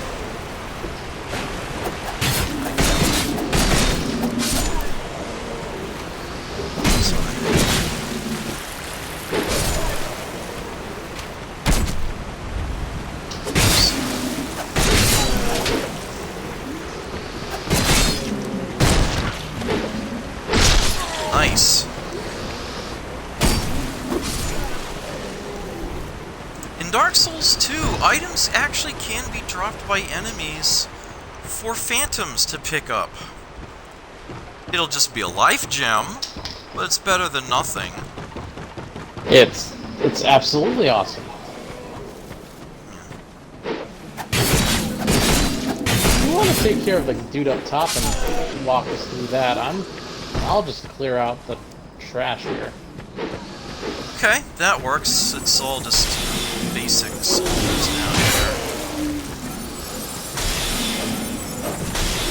Playing dead, try to ambush you. Oh, infantry armor, okay. So yeah, come out through here and there's a ladder. Oh. Oh, he knocked me off. Alright, I'm gonna have to take a swing here. Get off my lawn!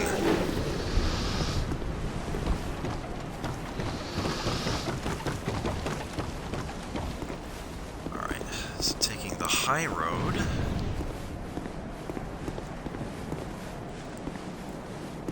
So now we're on the ledge up above. There's the knight with the fire bombs.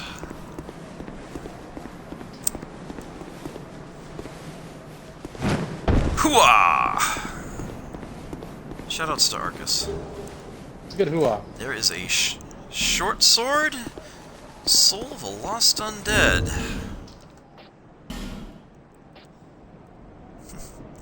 Yeah, see, the bandit's knife is also a dagger, but it has a dex requirement of 11. I could still, and a strength requirement of 3, so I could dual wield a bandit's knife and a dagger. I could power stance the two, but to do so I would need to have a strength of 5 and a dexterity of 17. I'm not there yet. But yeah, that is actually totally a thing I could eventually do. Short sword requires a little more strength and dex than I have right now. would otherwise be a much more solid weapon. We can't use it just yet. We could jump back across and go the way that we went, but you can actually just kind of drop down here. There's no item here or a secret or anything, but it's a safer place to descend from, let's put it that way. Grab the gifts. See that Skippy was nice and thorough here.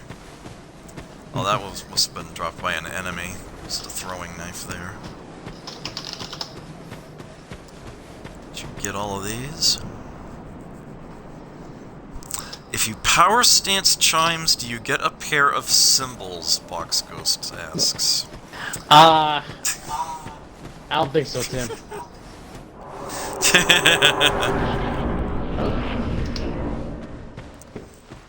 Onward and downward. So if you go left from here, you'll end up face to face with an enemy that's gonna just try to kill you dead. But yeah, you can also just pop into this room here. Tends to be a little easier to deal with. Although, you do have to be careful of the fact that there are two enemies in here, one right around the corner. Oh, and the third one woke up. Damn it. Oh, you went and got him. Okay. That works. Yeah, if you can deal with those sufficiently smoothly, you can backstab the guy out here. Skippy plowed right through. Bust through here. There's an item behind the shelf there. 20 wood bolts. Very nice. Crossbow, that'll mean something. Oh, that's not a shield.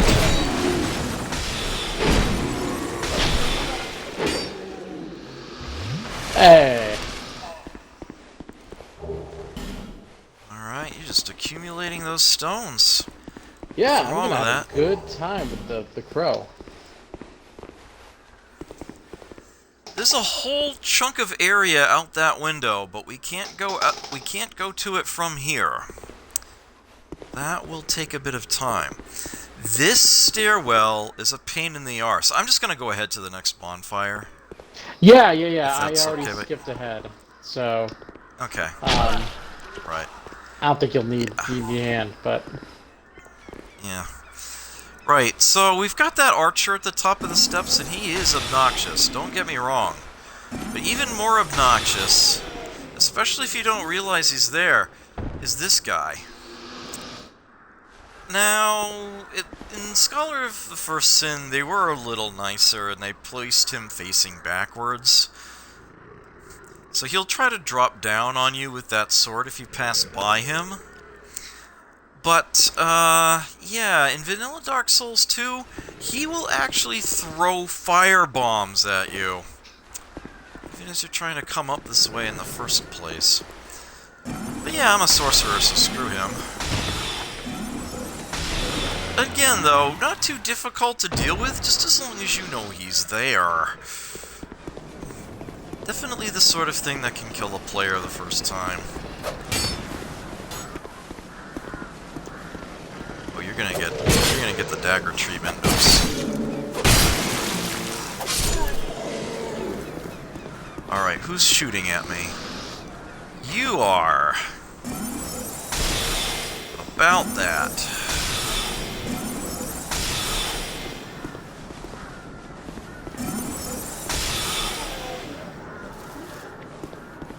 There we go.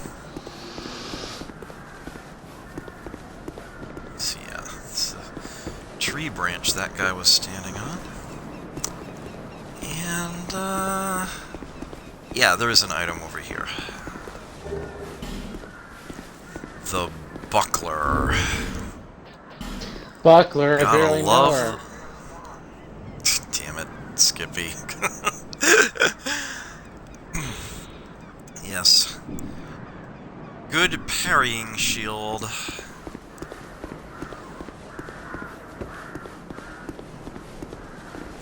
We are very close to another bonfire.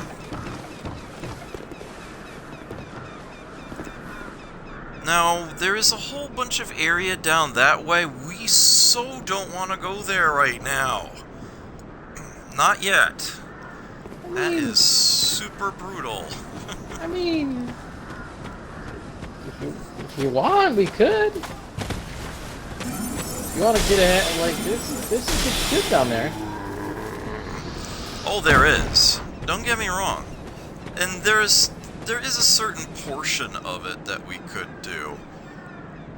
But, it does get a little nasty before long. So this guy in Scholar just comes straight out at you. In Vanilla, he'll be asleep here. He will wake up if you, grab the items here. So, Witching Urns are new to Dark Souls 2. They serve the same purpose that fire bombs do in the original. And indeed, there are fire bombs and black fire bombs in this one. But yeah, Witching Urns are essentially magic rather than fire, but are otherwise the same thing. Fire bombs. So, that's a neat little throwing weapon available. Oh yeah, we've got some throwing knives as well that we've picked up. So that will do. Open sesame.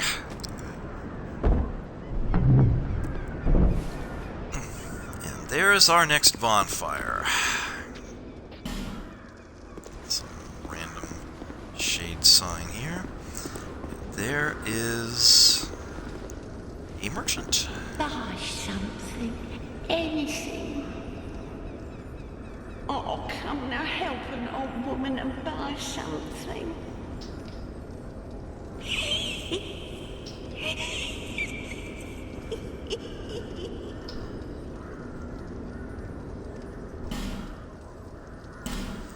So she sells some extremely basic bits of equipment here.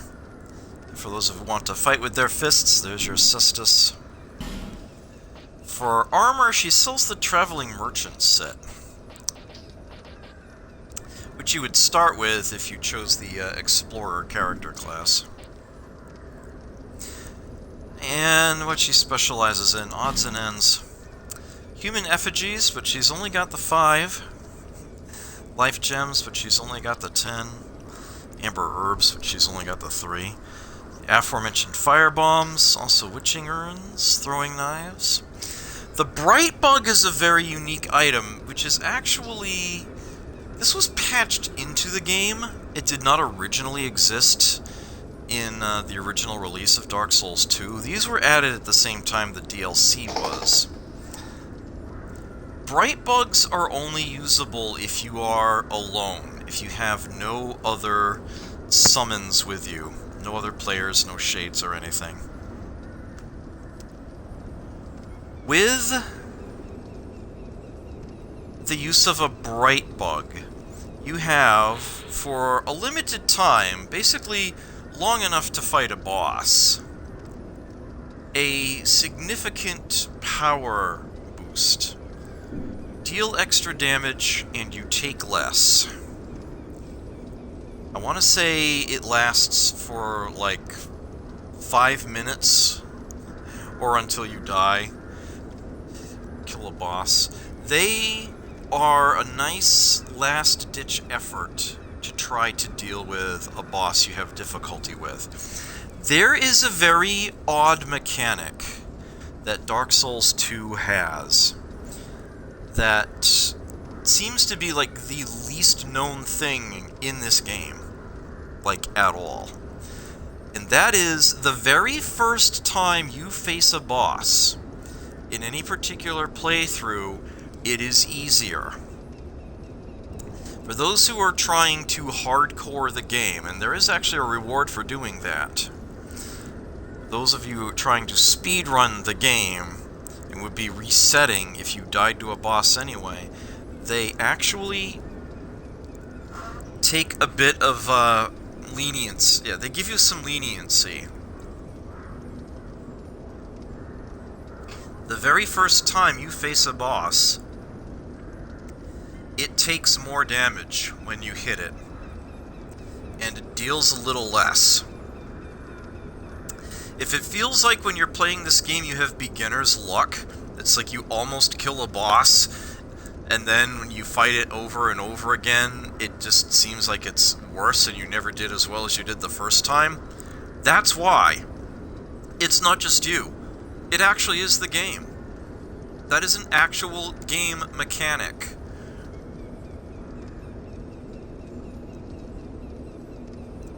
So the bright bugs essentially give you a sufficient boost to give you that effect again if you fail the first time, but it also totally stacks with your first attempt against a boss. So if you know a boss is going to be a problem, go ahead and use a bright bug on it.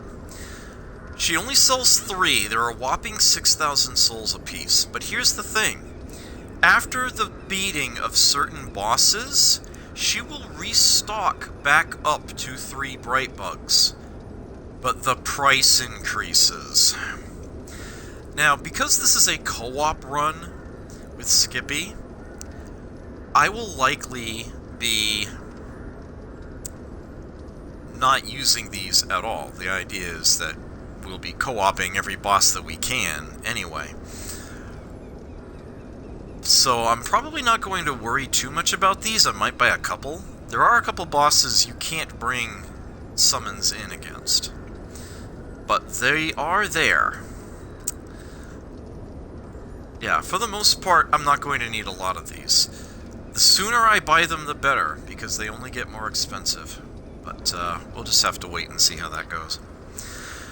Pharos' Lockstone is a unique item. It's basically like a key for some particular areas. I haven't heard anything from you in a while, Skippy, and I heard a little bit of a pop or a snap. I'm wondering if you disconnected your mic by accident. Oh, I disconnected it on purpose so that it wouldn't interfere. Oh. Okay. But I'm here. Fair enough. Alright, just making sure. So yeah, there are various face-shaped locks in the game. We'll be seeing one before too long. It costs a whopping 4,000 to buy her one Pharos' Lockstone, and they're few and far between unless and until you join a particular covenant, where they become a regular reward.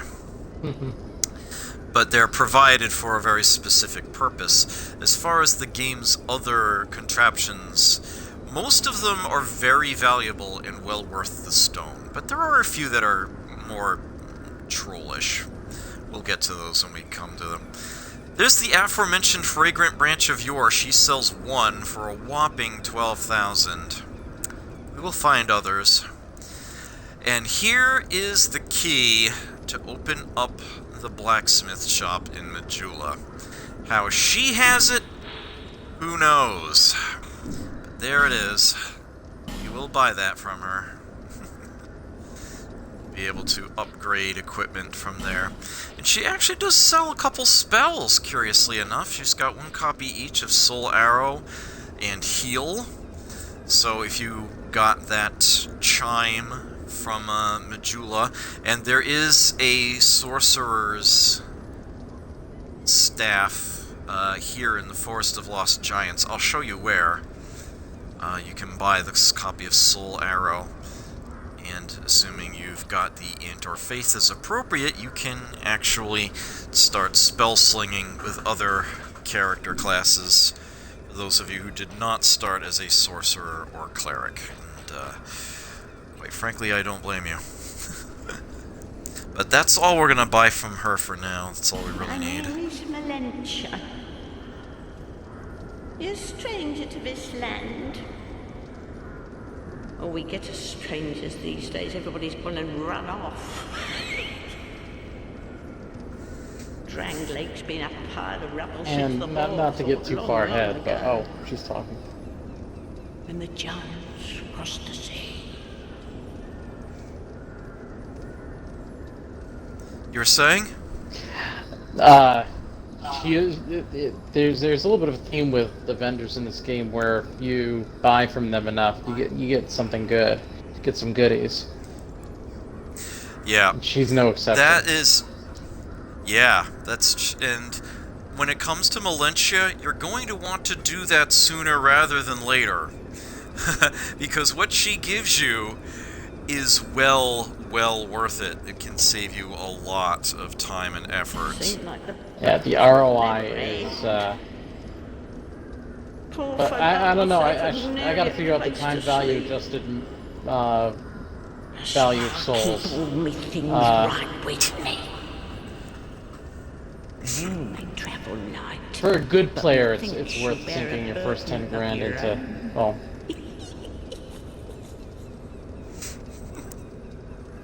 Oh, do you see the For those of you who comments don't... For those of you who don't know Skippy's origin story, he's a math major. He's actually done actuarial work. He's not pulling these terms out of his ass. He actually does know them. You were saying? Oh no, there's on the other hand, there's a funny message behind Melentia. I don't know if you can see it on your game, but I can see it on mine. I don't see one behind her here, no. Okay, the short but sweet message is punching, attack, butt hold. Yeah, that tends to be pretty common. All sorts of... Yeah, it's chicanery. Like, you know, enormous chest ahead in front of all of the pulchritudinous women. Yeah, it happens. Nice try, skeleton. From each heart sprouted new life growing into what you see now. But you know what they also say? Don't believe what an old hag says. Believe what an old hag says. It's high time that I pick up a move. I've a bargain for you next time we meet, my love. So I was intentionally talking to her, not just to reveal her dialogue, which I'm planning on doing with pretty much all the characters in this game, but specifically to get that message. And I did have to buy something first in order to get that to come up. When I now rest at the bonfire, she will vanish. She will not be here anymore. She will have relocated to Majula. She will be accessible there from this point on. In fact, she's just going to repeat that.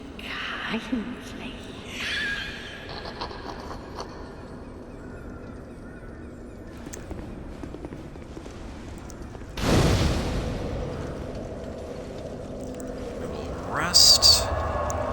And... Whoosh! Oh, she didn't go. Oops. Yeah. I might want to, how many... Oh, I would totally buy that Faustus Lockstone, but,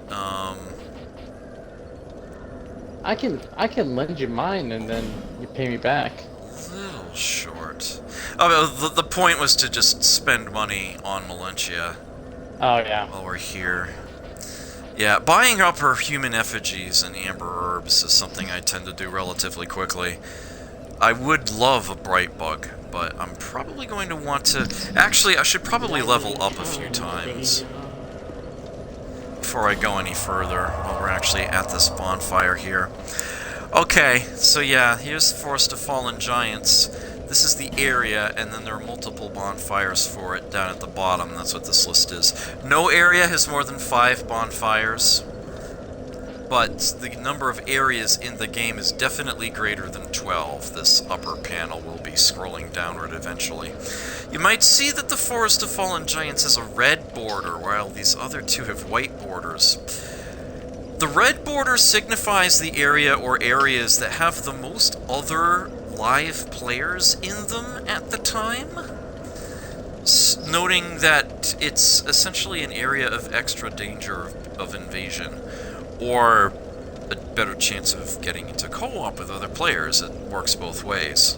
It's letting you know where the hordes are hiding. As you unlock more chances are this is only red because it's literally the only option. There's no multiplayer available in Majula or things betwixt.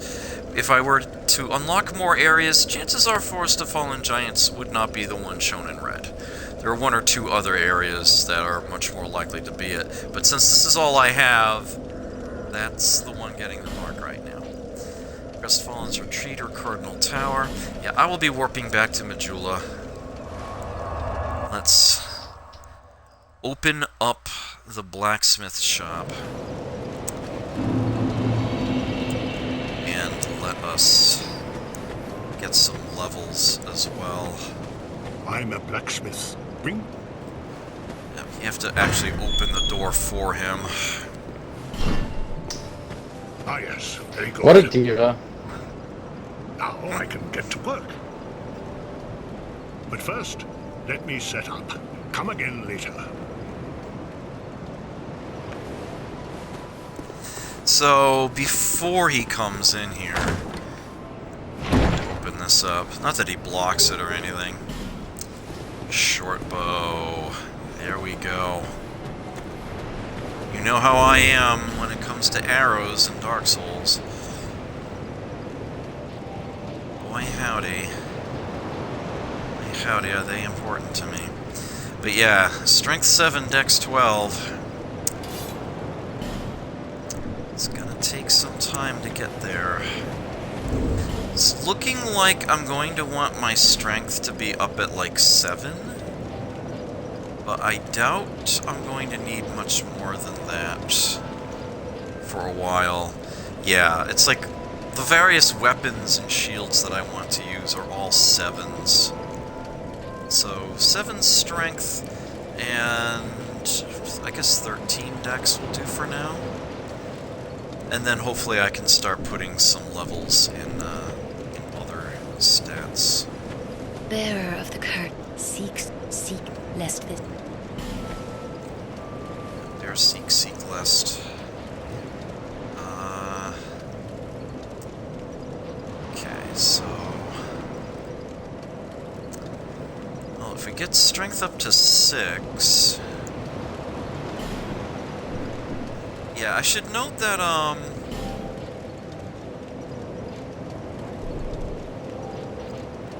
physical defense goes up, from endurance, vitality, strength, and dex. It takes like 4 points total among those to get physical defense to go up a notch. So right now, boosting any of those, I'll get 3 added to physical defense. So let's get that up to 6. Not quite so frail. Oops. And that is sufficient strength to wield the Crimson Parma, so we do actually have access to the shield now. I could probably two-hand the short bow? No, it's actually still not good enough. Alright, well in that case, I'll remove it. I don't have any arrows yet anyway. Although I'll be fixing that soon enough. But yeah, definitely good to have access to the shield. Alright, we need to rest at the bonfire.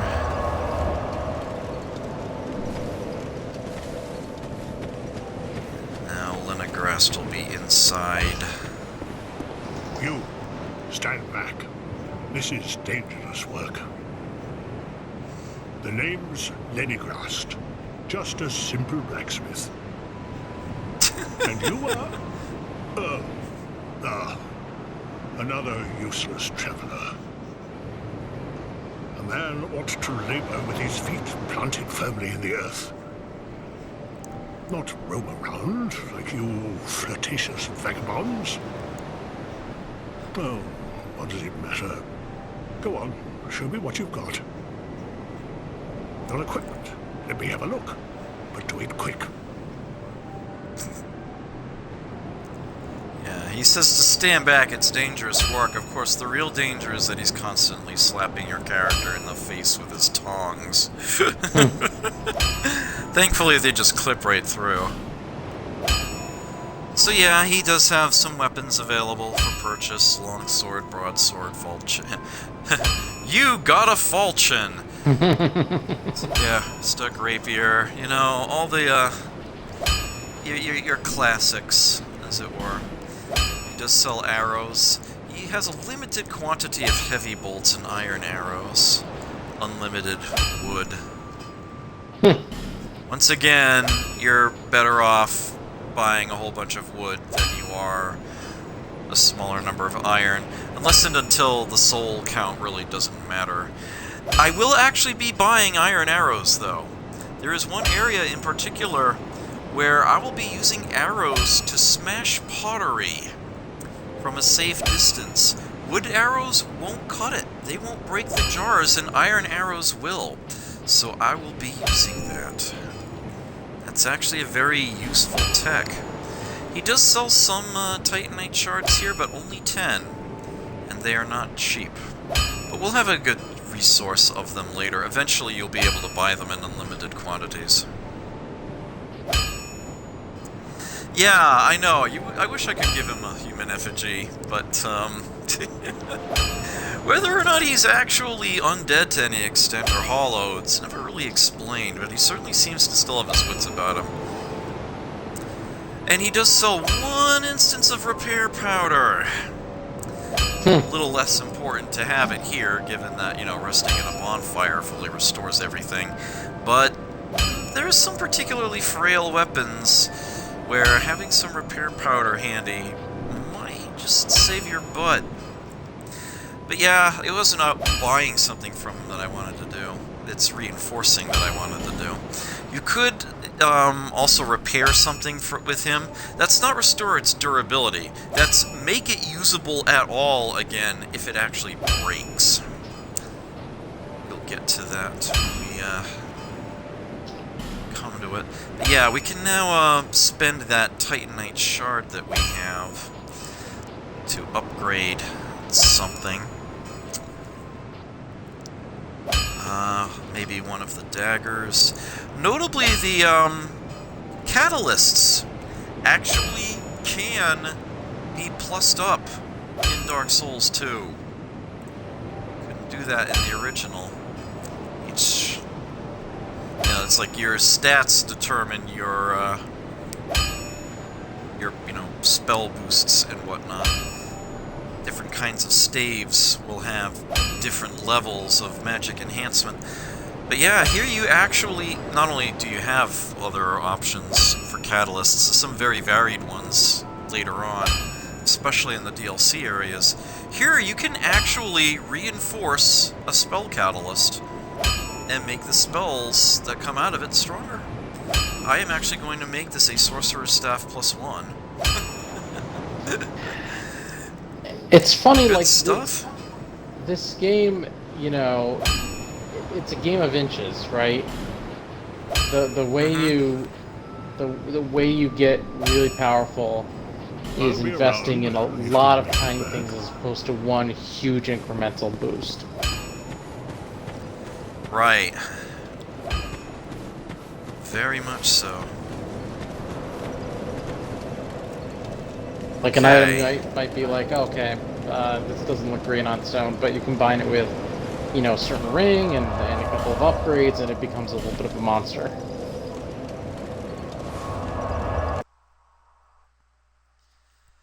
So, warping right back. Cardinal Tower. I don't... Actually, before we, go any further onward, let's go upward. There are some nice items hiding up this way. This door says it's locked. There is actually no key for this door. But see how incredibly flimsy it is?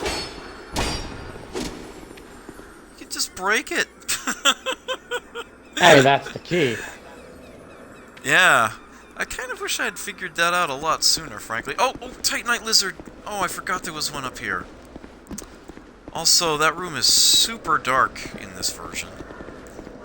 So, let us first rest at the bonfire to respawn the lizard. And you can light the torch at a bonfire. You can see that you can toggle through messages here. Rest at bonfire, light torch. There we go. Carry that up here.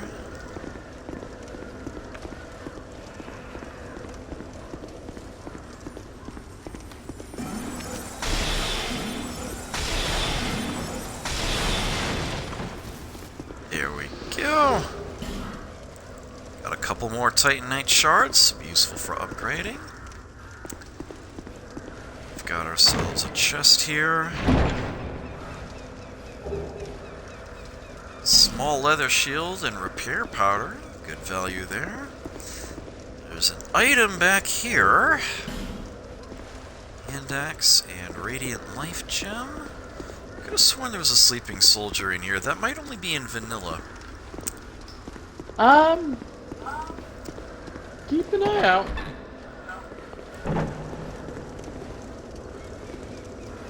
Oh yeah, they moved him out here. Yeah, if you can't walk through it, he's sleeping.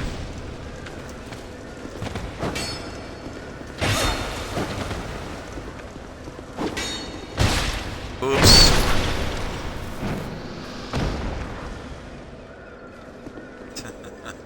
Got Nookie. And here, the small white sign soapstone, 2 radiant life gems. So the small white sign soapstone is what lets you become a shade in someone else's world. It's what Skippy has been using up to this point. And yeah, it's this one right here. It looks kind of like a mushroom. Something on its end here, coiled around it. And it lets you leave a tiny little sign on the ground. That's showing you how it works. Actually, just cancel that.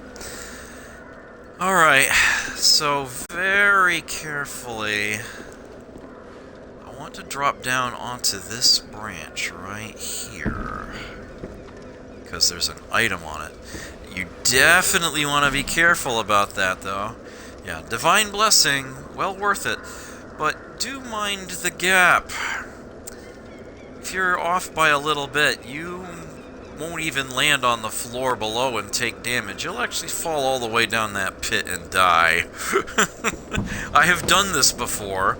I am speaking from experience. That is why I am warning you of it.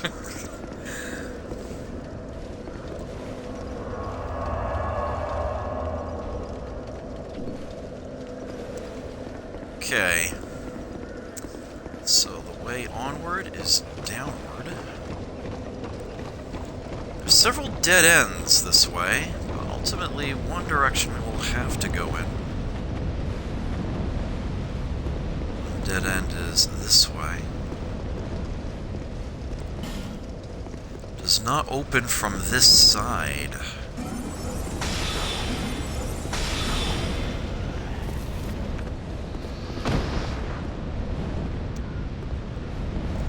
Once we go a certain distance that way, this guy wakes up, because of course he does.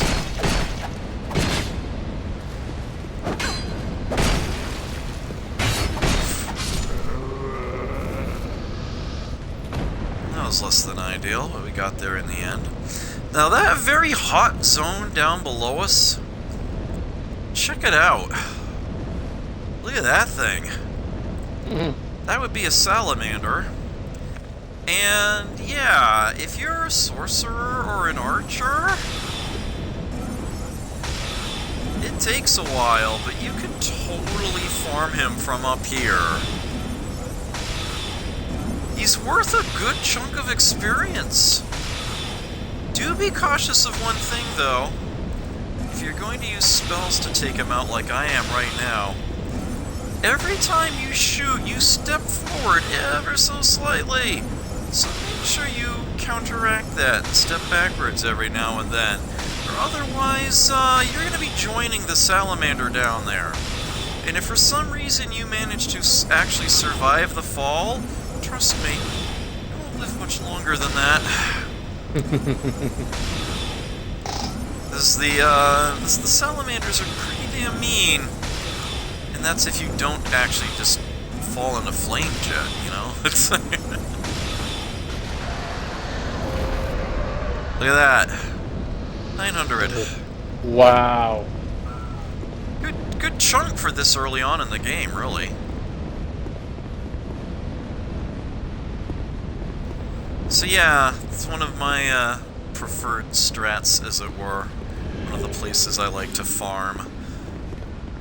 I was hoping to get a backstab. Not sure why that didn't happen, but okay. Oops, I jumped right into that. Yeah.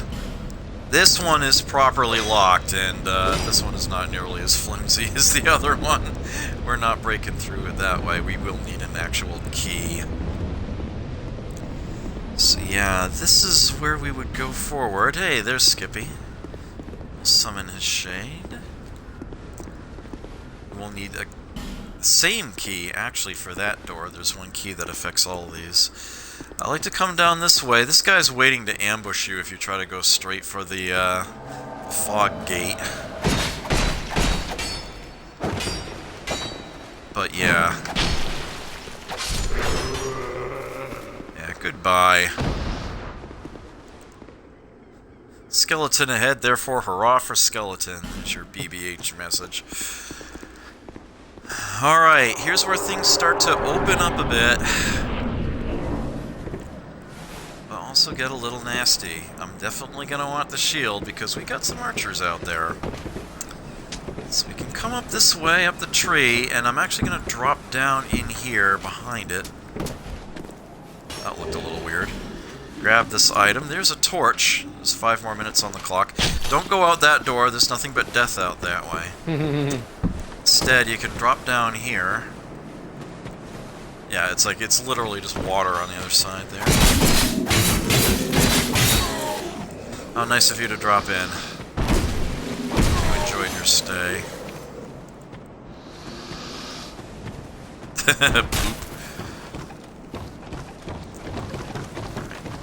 Go up the ladder here, and we can get back to where we were by dropping off of this. But I do actually want to explore that area further off to the right. But before I do that, let's deal with some opposition up here first. Be careful of these barrels. These darker colored barrels are powder kegs. Oh, I'm out of soul arrows. Oops, I didn't even realize that. You know what? A little bit of kinetic impact will yeah. Oh. Yeah. Well then. Like I said, be careful. I did want him to hit the barrels, but I was also hoping to roll away in the process, and I was blocked by something behind me. So that happened. Might have been right. me, and I apologize. So there's death number 1. I doubt I'll be counting my deaths. I'm sure somebody else will. So yeah, looking decidedly less attractive right now. We have started to hollow ever so slightly. You can see that my health meter doesn't go all the way to the right. Now, there are a couple of ways to fix this. There is, of course, a human effigy, but there is another. Skippy, if you would be so kind.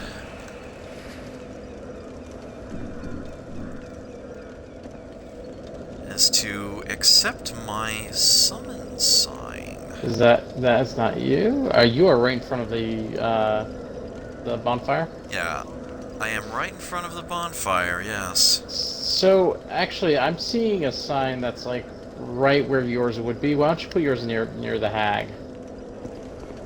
Okay, I can do that.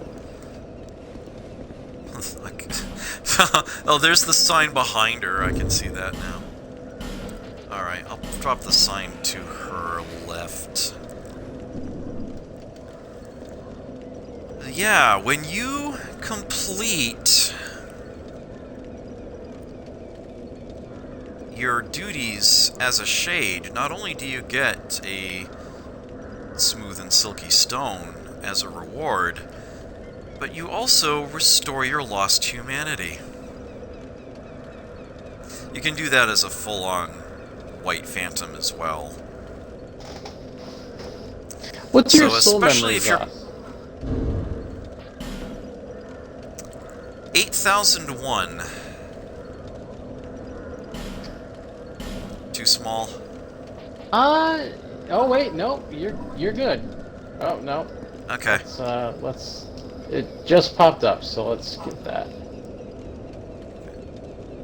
There we go. Well, I'm being summoned to another world as a shade. I don't know if it's yours or not. I hope it's mine. Yeah. Well, once we get access to the name engraved ring, we should be able to much better ensure that it's just us. Yep. Alright, Yeah. and we'll... Okay, so minor spoiler alert about that hole in the wall, but we'll get to that later. Sorry. No, not a problem. Not a problem. Have some farm up some souls.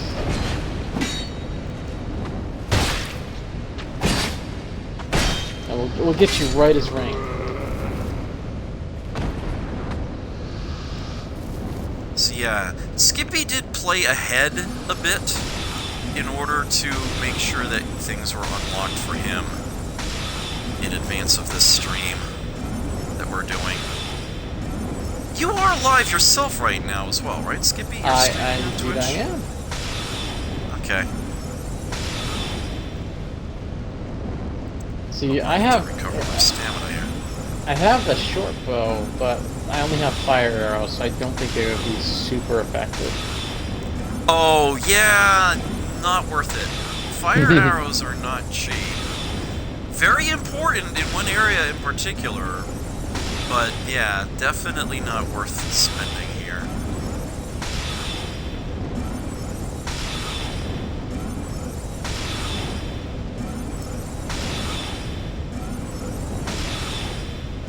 We don't always necessarily need to get our humanity back every single time, but I did think it's important to show off that this is a thing we can do. Oops. Are you kidding me? I think Phantoms might do a little less damage. Well, thankfully There you I go. had a throwing arrow, yeah. I did find a use for the throwing arrows. Alright, that's alright. I got daggers. I'll grab their attention if Oh, you got that guy, okay.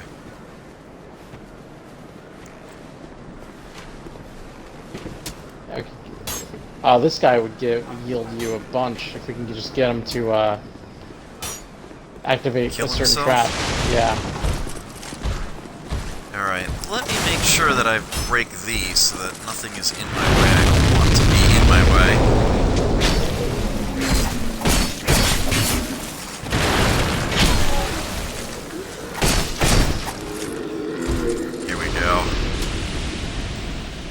Yeah, so those heavily armored guys, do not try to attack them from behind. Not only will you probably not do much damage through their armor, but also the bastards have the tendency to realize you're back there and deal with you simply by falling over backwards and crushing you.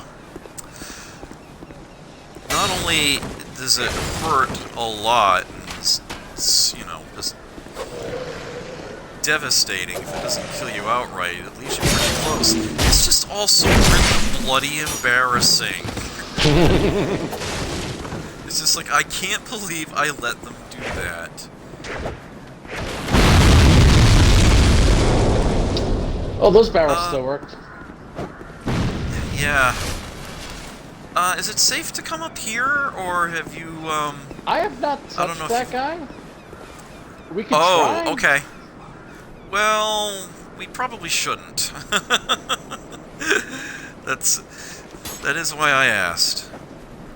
Alright, so we're going to, I'm gonna go this way instead.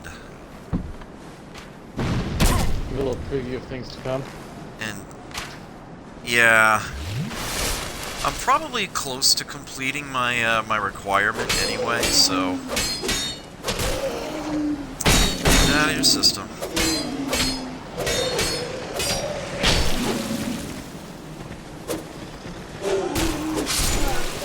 There it is. Now looking for peons.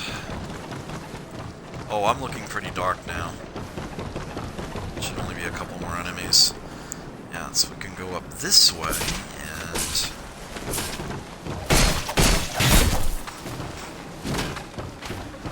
Ooh, shield bash.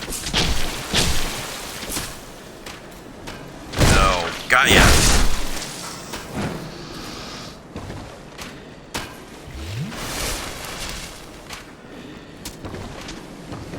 He went after you and started feeling. Yeah, they're not idiots. Oh, wow. Nice one. Skewered. Duty fulfilled. Hey.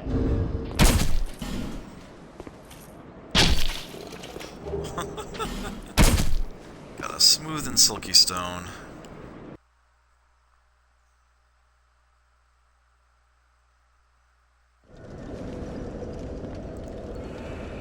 Check it out! Humanity restored. Good stuff. Huzzah. Alright, so I am going to get my own bloodstain back.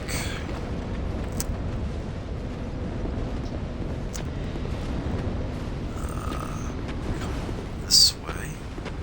Oh, yeah, right. Oh, do you need a hand? Not yet, but... Oh, wait! What am I doing? Hold on. I may have taken a level in dumbass. Hold on a second.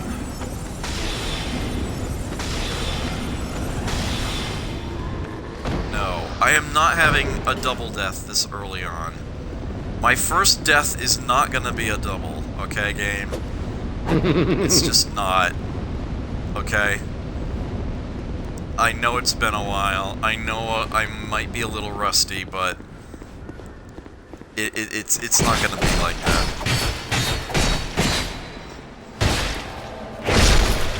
Are you fucking kidding me? I just got invaded.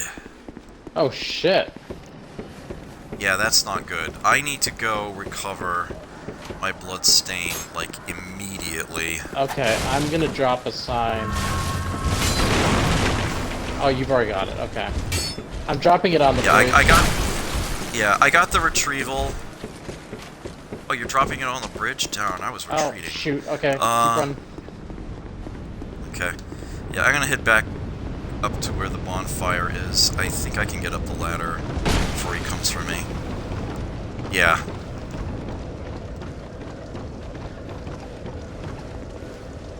Okay.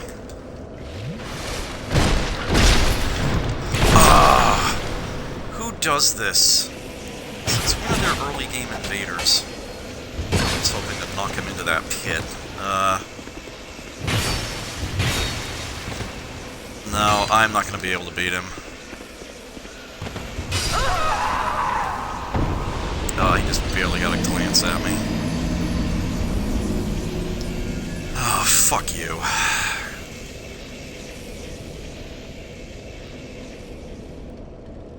Well, shit. That's what I get for not waiting to summon you.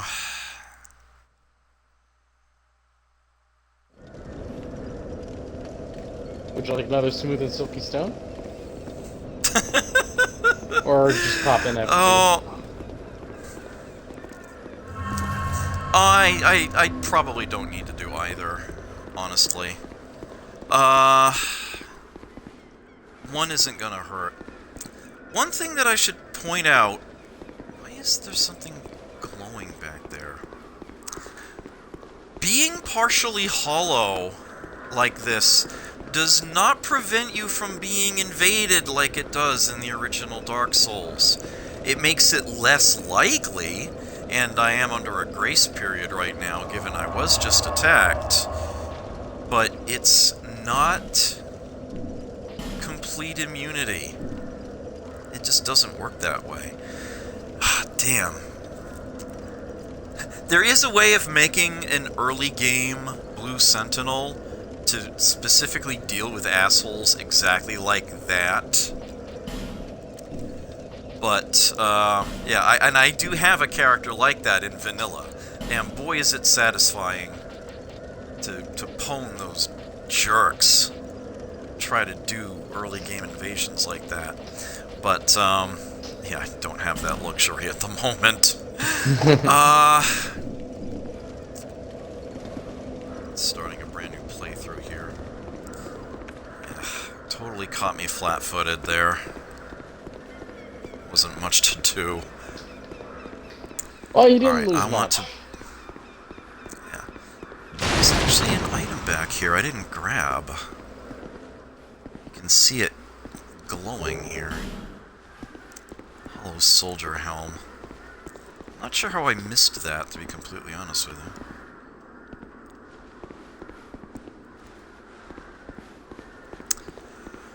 Alright,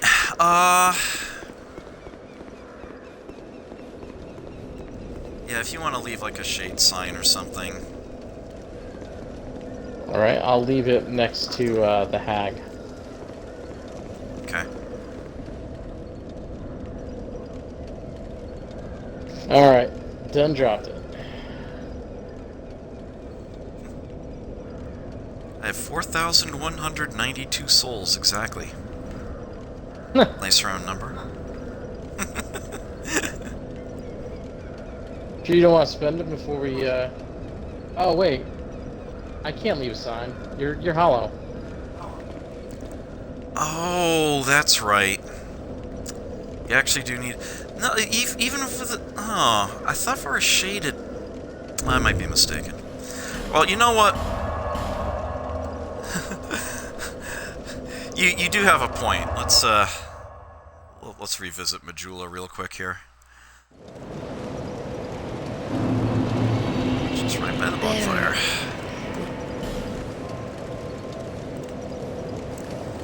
Air Seek Lest, and... I know I need more decks. Maybe I'll just drop 3 points in it right off the bat here.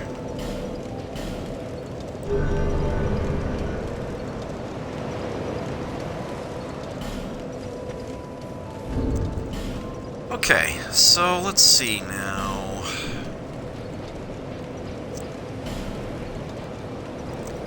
I could put this helmet on, but I don't think that's not going to help me much.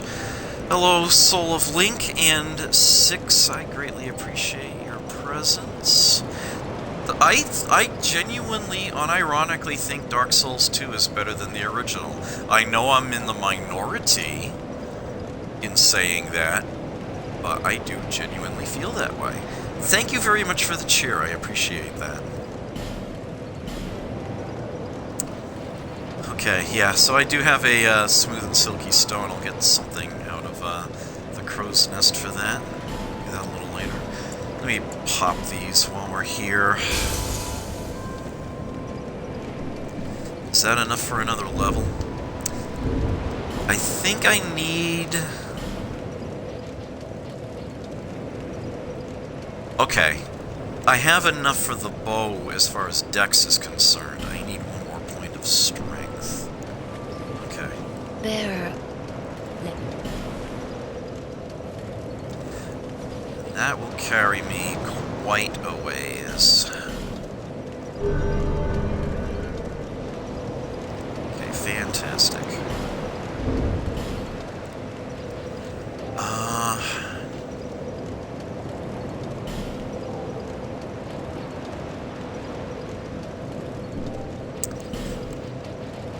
that, we can put the bow on this slot, and I should get some arrows.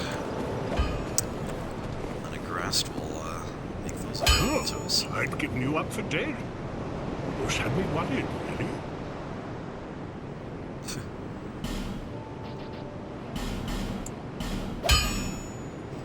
Just buy as many as I can afford. I'll be around. Okay. Let's try this again. Once more with feeling. You might want to have a sign down, I guess near the hag, maybe? Oh, do I actually need to restore my humanity? I do. So. Yeah, I actually do need to be 100%, don't I? Alright, I'll go ahead and... Let's do the, I'll drop my shade sign again. Alright.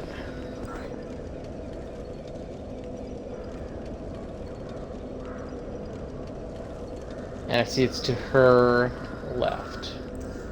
Yeah.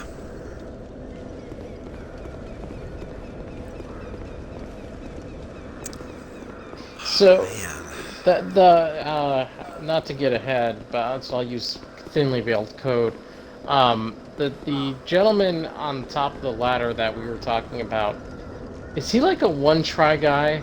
Like, I remember... you only get one crack at him? Yeah. It's the same guy that you would face elsewhere later. I mean, I feel good about our chances.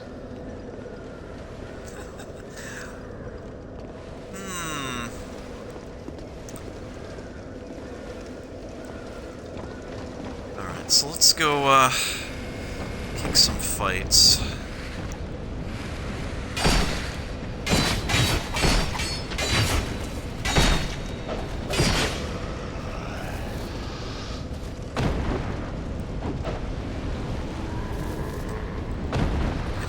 By an invader does still count, so I have had 2 deaths.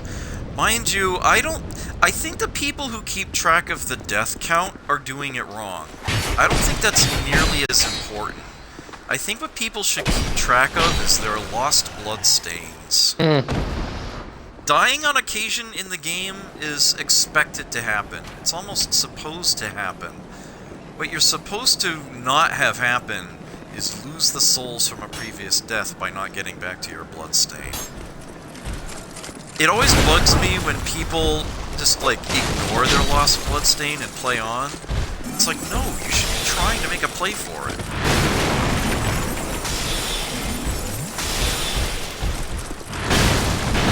My goal... obviously my primary goal is to show off everything I know about the game. My secondary goal is to do so with as few lost bloodstains as possible. Ideally, I want to keep it a single digit. At least as far as the DLC. Once we get to the DLC, that might get a little tricky.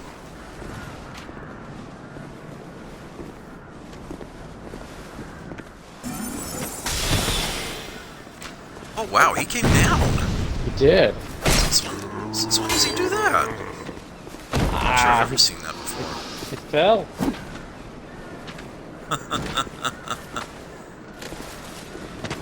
He's all yours if you want him. Oh, come on, give me the backstab, damn it. You got it. No problem. No problem. Down here.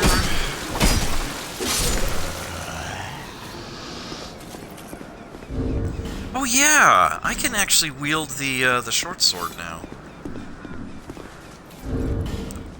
And the buckler. Yes? Oh, not quite on the buckler? I thought that... Oh, I need 1 more point of dex for that. Okay, well, I'll go back to the Parma then. Oh, and I didn't actually equip the arrows I bought. Let me fix that real quick. Okay. That's why your bow's not working.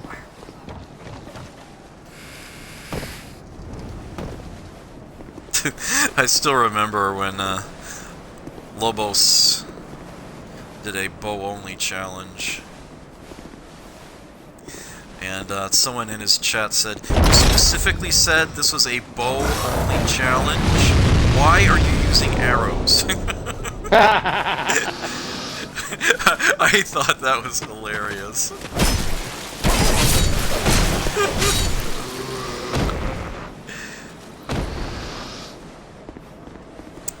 Right, so Skippy demonstrated proper technique for dealing with this. Yeah, this room is a reflex test the first time you come in.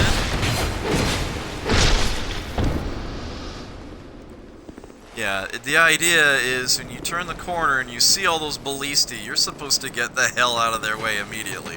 Because they will fire. If you just stare at them like a deer in headlights, you're dead.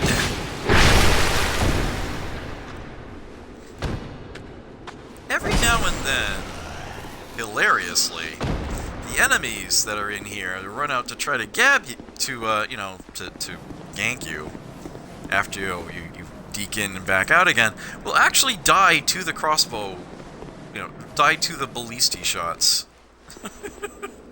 It's like, oh, well, that was beautiful.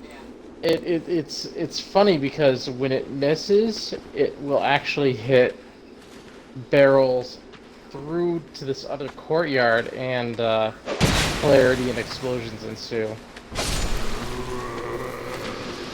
Are you downstairs? Oh, you're downstairs. Fuck. Yeah, I had to kill a few more enemies. Ooh, winged spear. Thank you. Should be one other person here, right? No? I think that was all three.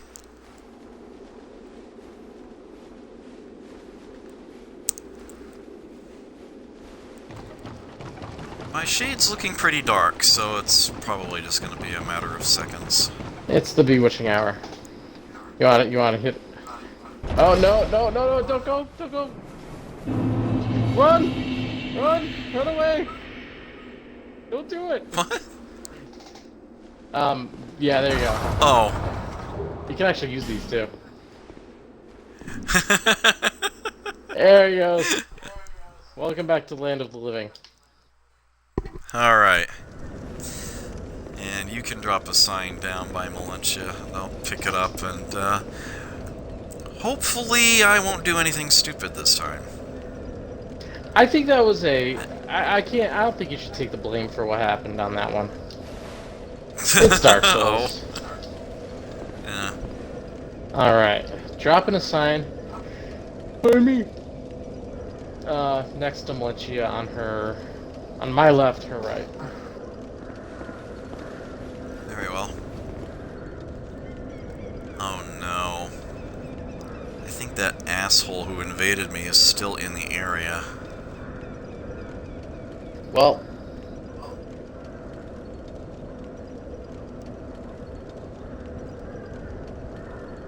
Oh, I just broke 30,000. Where are you at, soul memory-wise?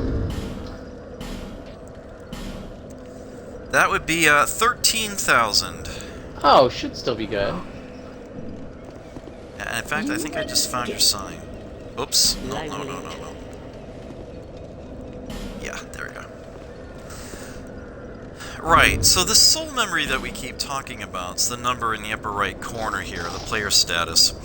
They solved the problem of being super powerful and still a low level to invade people, as often happened in the original Dark Souls. Skippy knows that quite well. He actually got a level 1 Dick Wraith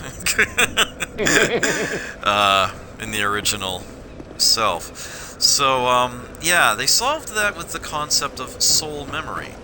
Every soul that you've ever acquired is accumulated in your soul memory, no matter how you spend it, or for that matter, even if you lose it. There are, I want to say, 31 different tiers of soul memory. And matchmaking with other players is all based on how many tiers above or below they are, depending on the kind of attacker they are. Like, if you're going to offensively invade someone as a Red Phantom, you actually need to be their tier or a certain amount below them.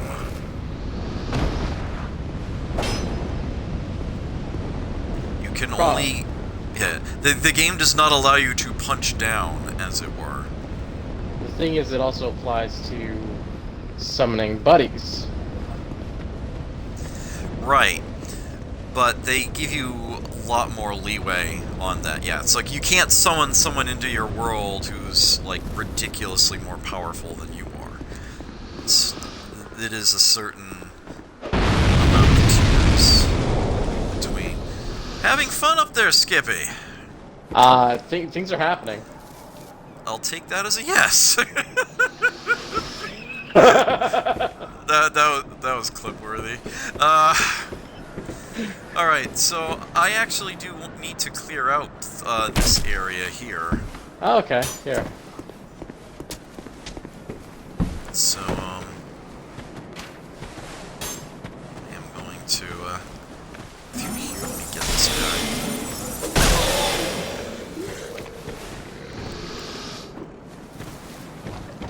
Yeah, it is actually possible to create a Blue Sentinel character who is of a very low soul memory, and because they're the good guys, they do get to punch down, so to speak. They get to deal with invaders who are weaker than them. But hey, it's like, if you don't want to get messed up by the Blue Sentinels, don't be a jerk who's invading other people's worlds. It's that simple. It is super satisfying. Super satisfying to really stick it to one of them. They're like, oh crap. Yeah, it's like, I actually had some good support when I made mine in vanilla. Okay, we'll deal with that guy in a moment.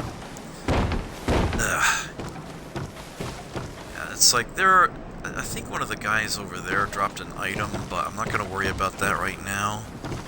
Well, the way I need to go is actually in through there, but first I'll come up onto this ledge. Do we still have... No, we actually did take care of him.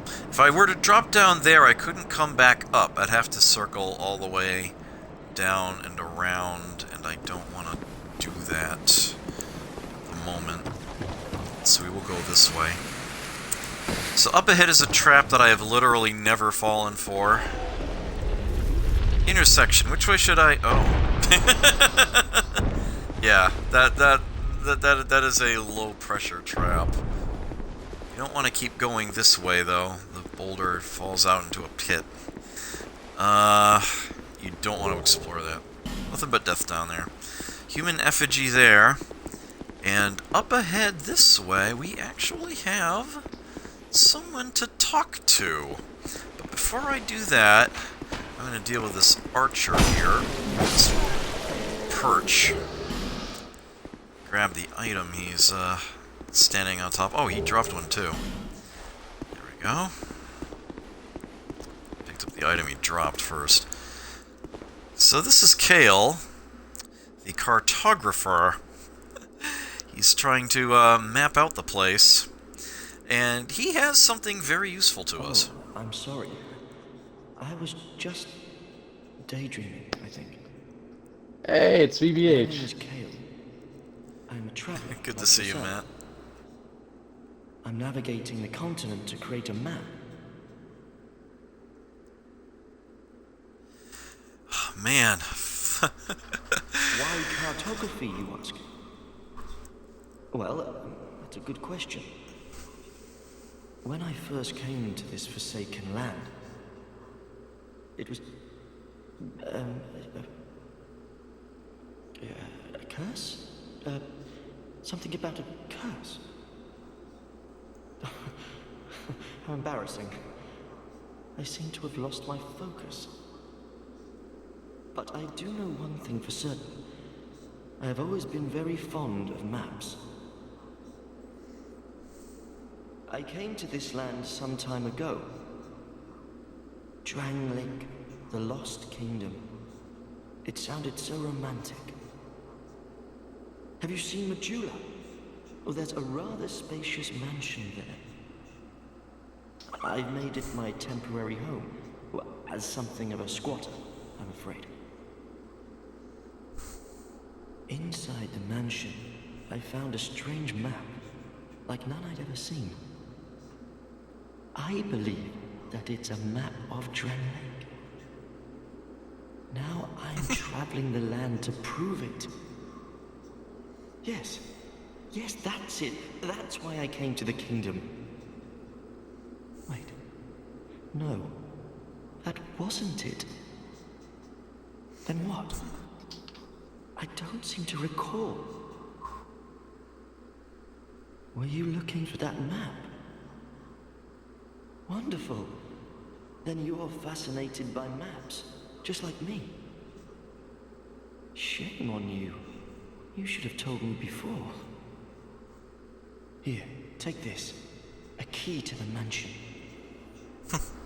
There it is. What a joy to meet a kindred spirit out here. Incredible, really, isn't it? Such a map to be chiseled in stone. Oh, but one thing. I would not venture deep into the mansion. Now, I can't be certain, but I've heard disturbing noises. Something about it feels wrong. Just be careful, please. I'll be back in Majula soon. Perhaps we will meet again and discuss maps at our leisure. I'll be perhaps. All right. We've exhausted his dialogue, and we will again see him in the mansion in Majula that we now have the key for. That having been done, we can get back out to that bridge. I can drop a sign if you want. I have to circle back by the beginning again anyway in order to get out of here. Because this will actually not drop me off until the roof right here at the beginning.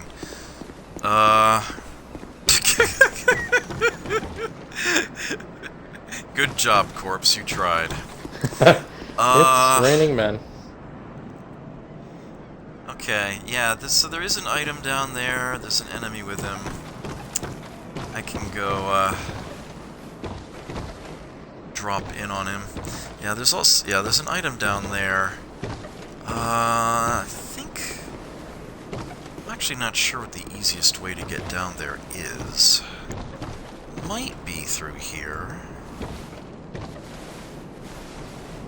Yeah. There we go. Grab that. It's hollow soldier armor. Now you can get back out this way. But first... I want to be down here. Yeah, I want to grab this. Titanite shard. And yeah, there's an item on the other side of this gate. Won't be able to get there for a while. That will require a key we don't have. This is our way back up and out of here. And this whole portion of this area is now done.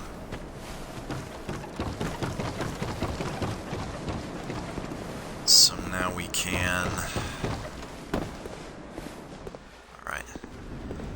where do you want to drop your shade sign? Probably right back at the bonfire. Does that make sense? Actually, that's perfectly fine. I should rest at it anyway. Okay. Picking up, that shard that you just pointed out that I missed. And I'm just gonna homeward bound because I never use those. Like, ever. So I might as well just use it now. I have 10 of them.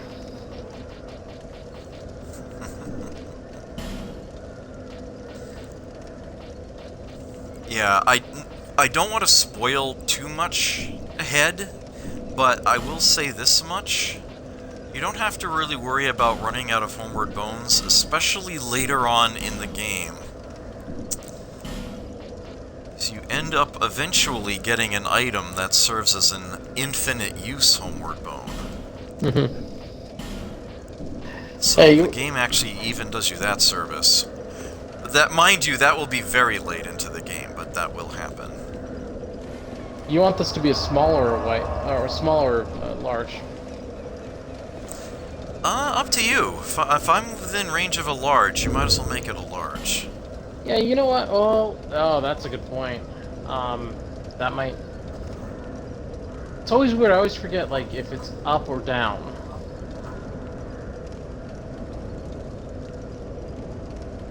Down one, down 2 of 1. So someone at 20 can send... It should work. I sent it next to the hag. Oh, the whole percentage calculation as to whether or not you can be summoned is an original Dark Souls thing. Dark Souls 2 is entirely based on tiers of soul memory. There are calculators you can find online to determine exactly the range. You have more range with a small sign than a full-size one. There we go. Yeah, you definitely get to stick around a lot longer as a full-fledged phantom. Just kind of walked right into a tongue twister there.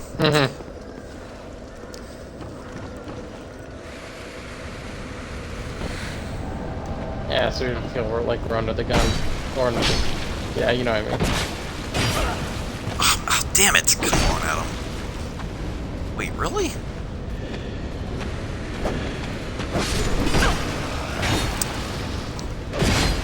Oh, thank you. I did not deserve your help on that one, honestly.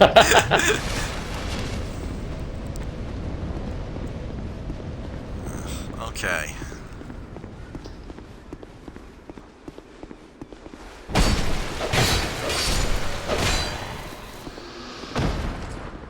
That's for you, BBH. Okay. Oh, dropped a short bow, wow. Don't mind if I do. Don't care about that guy, don't care about anything out that way anymore, I've completed it already. Nice shooting, Tex!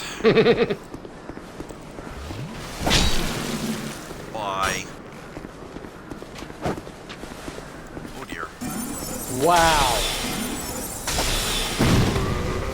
Oh no you don't. So... Now, you actually can use that guy to your advantage. See this massive pile of explosive barrels and the giant crack on that wall? If you've got your own firebomb, you can set it off yourself, but you also can use the enemy there to do it. Of course, you already know what's going to happen, because, I don't actually have any firebombs. Oh, Can I do it with a witching urn? Oh, that works too. Thanks. No problem. Yeah, and so you now have a shortcut back to the bonfire. Yeah, I actually didn't know about that for the longest time. I didn't know about that until I was in somebody else's world. Nobody I knew, someone random, and I saw the hole in the wall. I was like, huh. Obviously, it didn't take me long to figure it out from there. Alright, I can't rest at a bonfire with, ally until... Oops. That is... iframes as he gets up, I guess. Okay, so something special happens up here at the top of this ladder. We're going for it? Yeah, we might as well. Oh, let me get something else then. Okay.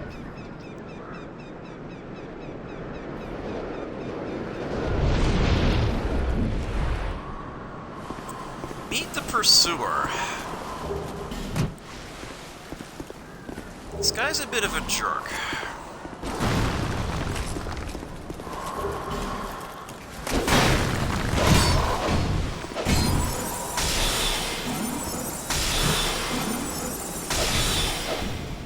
some good strats for fighting. This guy, there will be several incarnations of him over the course of the game, so I'll have plenty of opportunity to go over it.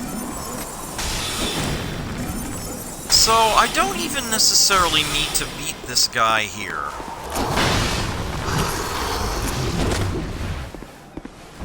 This is essentially a one-chance fight. If we beat him here, that's fine. If we don't, it will be a proper boss fight for us to do later. Ow.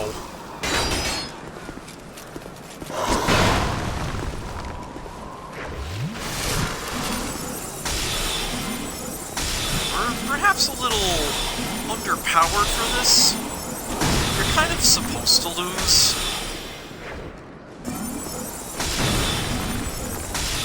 Ouch. You know what?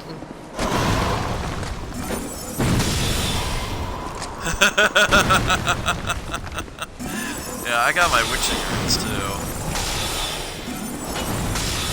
Oh dear. Amber herb before long. Running low on soul arrows here. Ugh!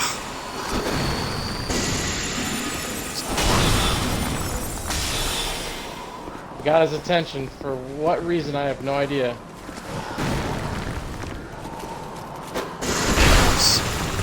Oh, that wasn't quite enough. Got him! There we go. Now we got people coming. Yeah, I noticed. There we go. By the way, let's war cry for jolly cooperation. Oh, yeah. Yeah. So we sort of illegitimately dealt with one of the bosses early. Not a problem. Are we gonna see him again? Did you beat the boss in your own game, Skippy? In one of them. Not this one. I would appreciate the same hand.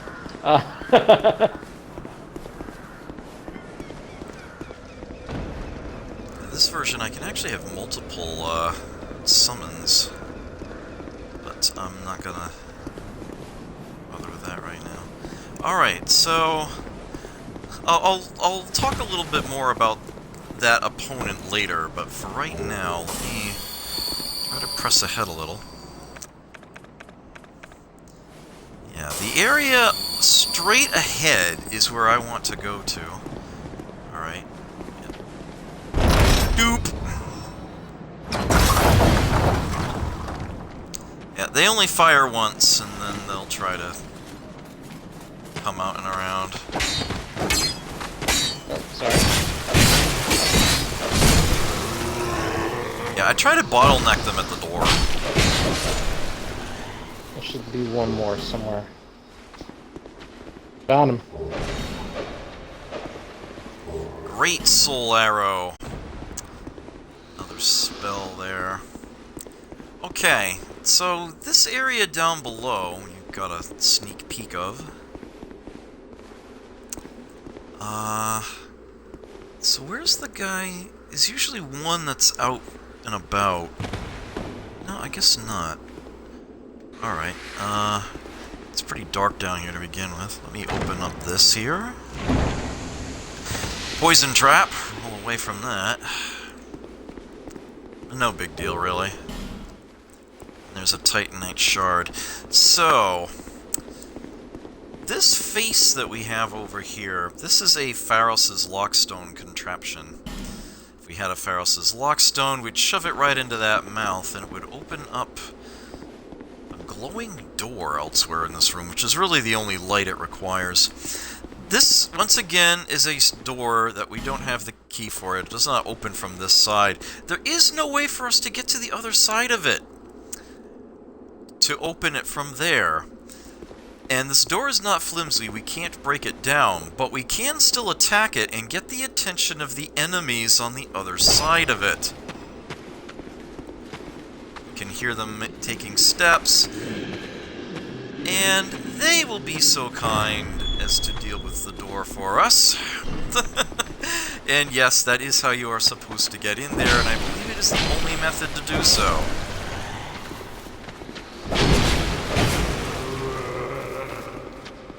Fantastic. Yeah, this is the only place that's ever worked for me. Oh, hello. Yeah, there's another one. Soldier's shield. And there is indeed another chest in here. Open that up. There's the life ring. Told you we'd get that otherwise early on. Also picked up the ring of blades off of the off of that boss fight there, which increases our physical attack. No reason not to put that on. We've got plenty of slots available still. Got some other shields. Ah, yeah. I should just straight up swap the, oops, no, that's not what I meant to do. This slot here. Yeah. Pretty much an improvement. So just swap that shield on. One thing about equipment. In the original Dark Souls, there are essentially several levels. Whatever your equipment load is, there's being above it, there's being at it, but more than half, between half and a quarter, and so on. And those determine things like your rolling speed and how much invulnerability you have and whatnot. It's much more a sliding scale in this game. Rather than trying to min-max to certain percentages, it's just... the better that percentage is, right now it's 36.1 for me, bottom right corner. The weight of everything I have equipped over my my max load. You just get the... it's just a sort of a sliding scale effort, so you don't have to worry about it quite so much. If there is a magic number, it's at 70%. That's when your roll starts to suck. You get the fat roll kind of animation. You have to slow your roll, if you will. Yeah. I see what you did there. Hello there. Traveling all alone in these treacherous times. Well, I hope you have a very good reason. Oh, hogwash. Who am I to judge? Fox Ghost asks, is it a great soul arrow or a pretty good soul arrow? I journey hither and thither. I think it's a great soul arrow. Treasure hunt, you might call it. Be careful out there. There's talk of unsavory bandits who prey upon travelers like yourself. Oh yes, you be cautious if you go any farther. There's treasure in there for certain, but the entrance locks from behind. I saw the same design earlier, and it's the same contraption, I'm sure. I was with this warrior, you see, and he insisted that he go inside first. The rather brusque fellow tried to swipe the lid for himself, trapped him inside. I still have the gent's ring. I do hope he wasn't harmed. I'll leave this one to you. I'm worried about what might be inside. So this would be mild-mannered Pete. Rather calm gentleman, warning us well in advance that this is a trap if we go in here, but it is well worth going through. Once I have my spells available, which I don't. Thankfully, we have a shortcut back to the... Oh, I can't, can I? I mean, you can ditch me, like... Nah, now we're good. If you're here, that's fine. I'll just pop an amber herb. Y'all ready for this? Yeah.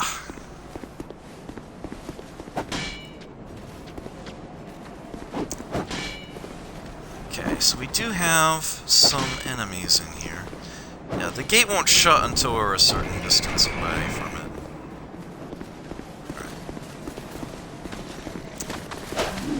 Here they come. A whole lot of them. Pretty nasty ambush if you're not aware of it.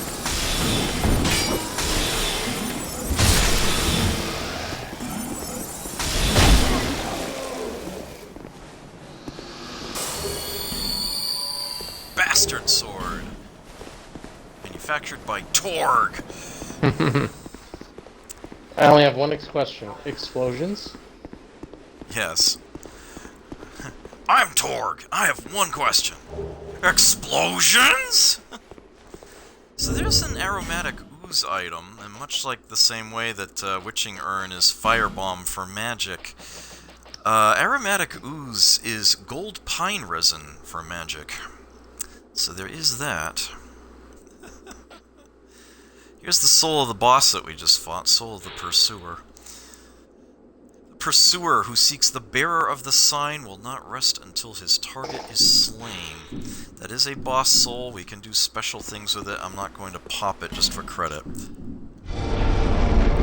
So there's a secret passage right here. At the base of these steps on the right. I didn't know about this until after I had beaten the game. This one's pretty well hidden away. This is where you get a sorcerer's staff if you don't have one already. And that'll allow you to use the soul arrow and that you can buy from Valencia, the great soul arrow you pick up in the room with the ballisti. So if you start as a swordsman and want to sling spells, well, that's the point you're waiting for. Alright, we could jump across... Well, actually no, that's not so convenient, is it? But yeah, this is how we get back outside to Pate, who will now have different things to tell us. I see you managed to escape. I hope that brave warrior didn't come a cropper either. Be careful out there. There's talk of unsavory bandits who prey upon travelers like yourself. Oh. But you should take this. There's the full white sign soapstone. It allows undead to call out for help to one another across the fissures between worlds. With luck, somebody will lend you a hand. Well, I hope be careful. It just repeats. Okay. So that happens. That's good. So this is an interesting area. But what about all these black barrels? For me to use the arrows, I am prepping.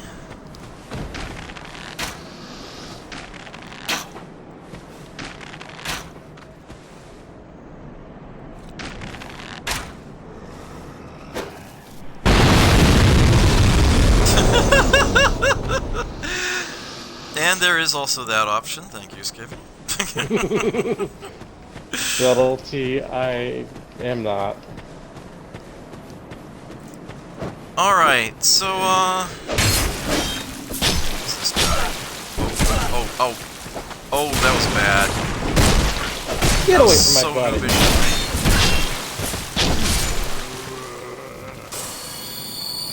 Alright, that was just terrible of me.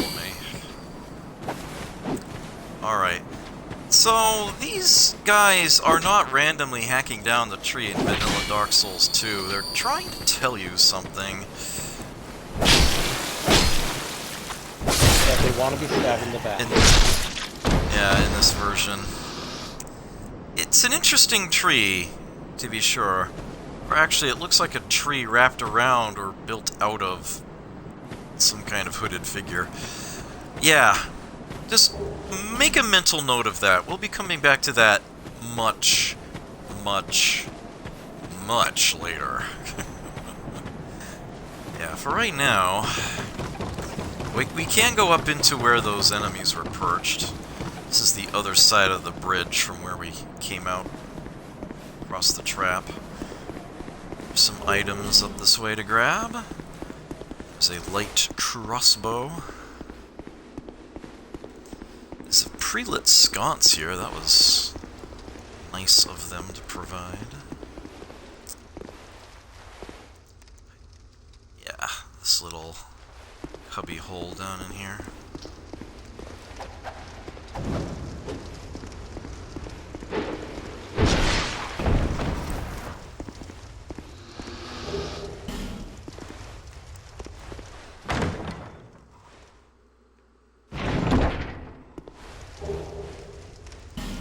nail breaker.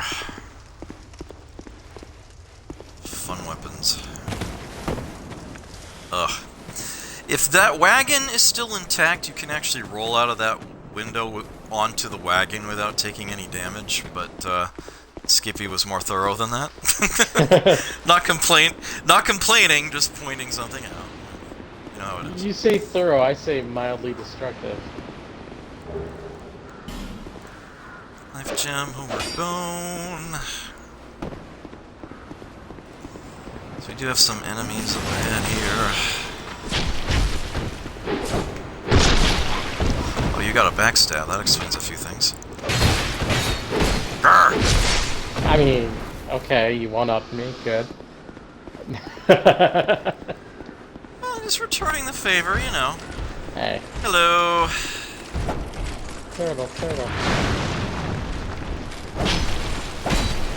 Well, why did I do that? One. Oh, I don't recommend that. I do not recommend trying to backstab these guys.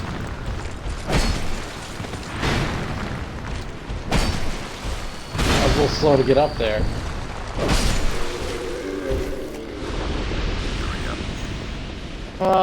Who wants to be bait? Grab this. Oh, I'll go ahead and do it so that I can show people what's up. So yeah, don't get too distracted by the item up there because there are enemies waiting in ambush right above you.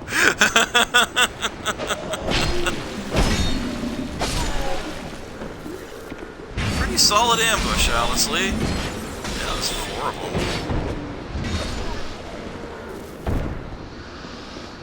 Okay. Nice. Don't mind if I do. Grab that. So yeah, this gigantic sword. Halberd, if you want to be Pong Day.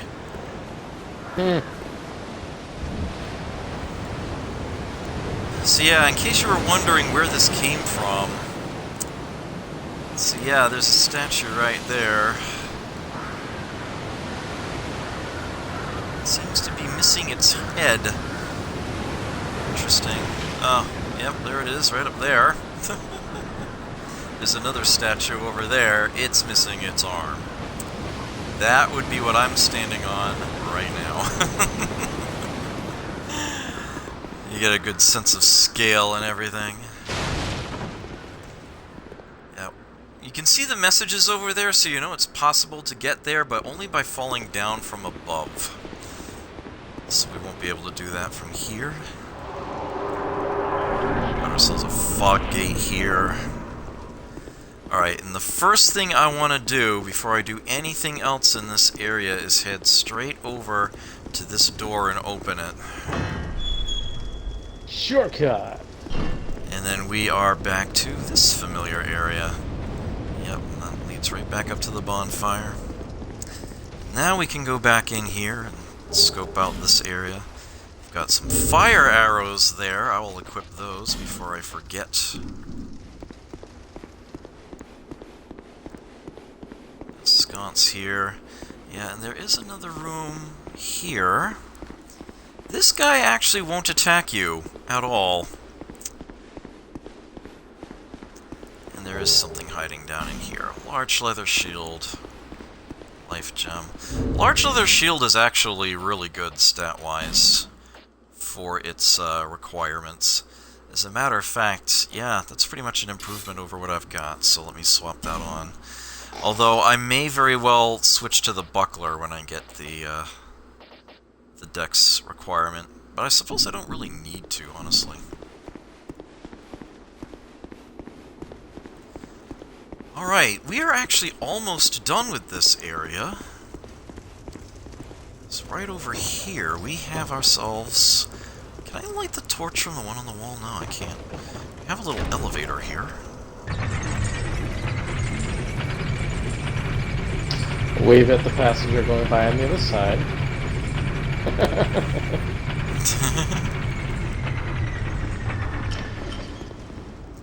Yeah, do not go down there. Nothing but death down there. here? He just kind of conked him on the noggin, that was great. Door here we can't open. Come back to that later. And through that fog wall is a boss. And these are NPC summons sitting here. And look, mild-mannered Pate is one of them, and I will go ahead and summon him in for this. He's pretty solid, actually. And why not? Let's make a full party out of this. Here. This version of the game allows for quite a few people. Before we go, oh, you're gonna do the Of do course. the dance. All right, are we ready? Doesn't last long. Yeah. Let's do it.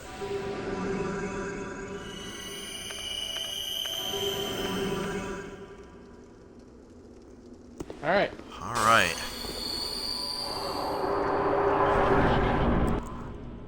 Time for the first proper boss fight of the game. This guy doesn't like fire, right? This guy doesn't like the player. Mind you, there's actually a very interesting story reason why he's so incredibly pissed off. You know, that doesn't get revealed until the end of the game, and then only if you're really paying attention and think about it.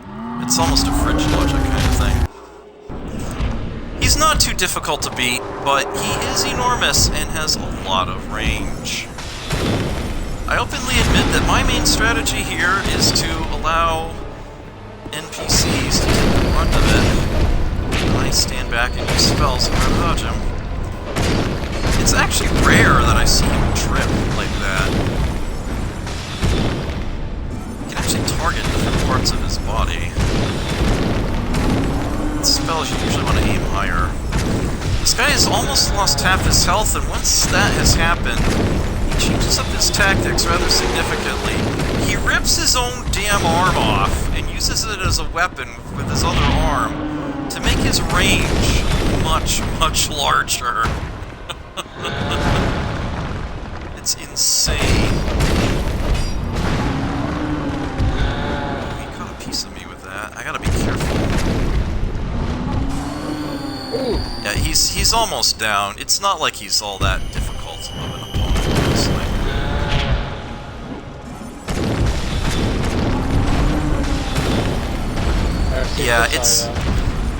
Yeah, it's easy enough to avoid his blows, try to stay behind him, stab him in the back of the leg all the time. Soul of the Last Giant. And Soldier Key, which opens up most of the earlier doors. Yes, Sam J wins.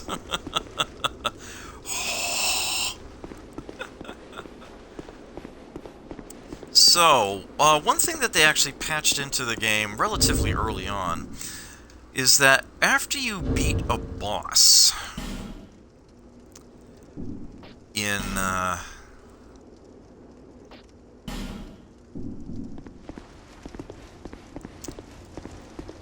Dark Souls 2. You see that icon that just got added below my stamina bar? Well, there's the sword and the up arrow, and that's coming from the ring of blades I'm wearing to increase my physical attack power. You'll see it vanishes if I step in here, appears if I step out here. So yeah, the one blinking there. That is essentially the effect of burning a human effigy in a bonfire. I can't be invaded for a period of time, so that I can't possibly get ganked and lose the souls I just earned from beating a boss. This door will not open to the key that I just picked up, but the other locked doors in this area that I passed by will. Yeah, that other door is kind of special. That will be a lot later that we get to open that one up. I have a lot of souls burning a hole in my pocket right now. I have got to get them spent.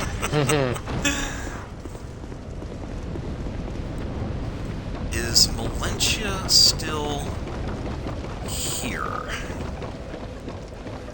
She is. Alright, well that's about to change because I am going to be buying some things off of her now. I will gladly take that Fragrant Branch of Yore. I will take that Pharos' Lockstone. In fact, I'm even going to buy a couple Bright Bugs, because I know I'll use them. I'll use 2, anyway. And they only get more expensive as the game goes on.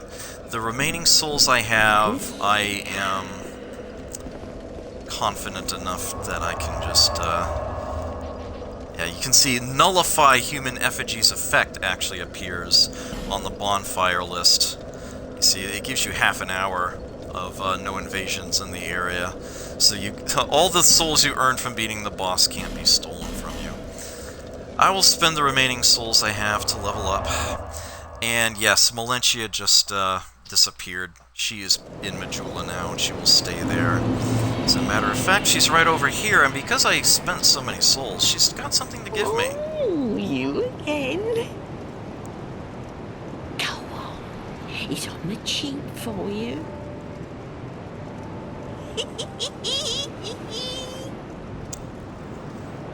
So giggly. If you want them.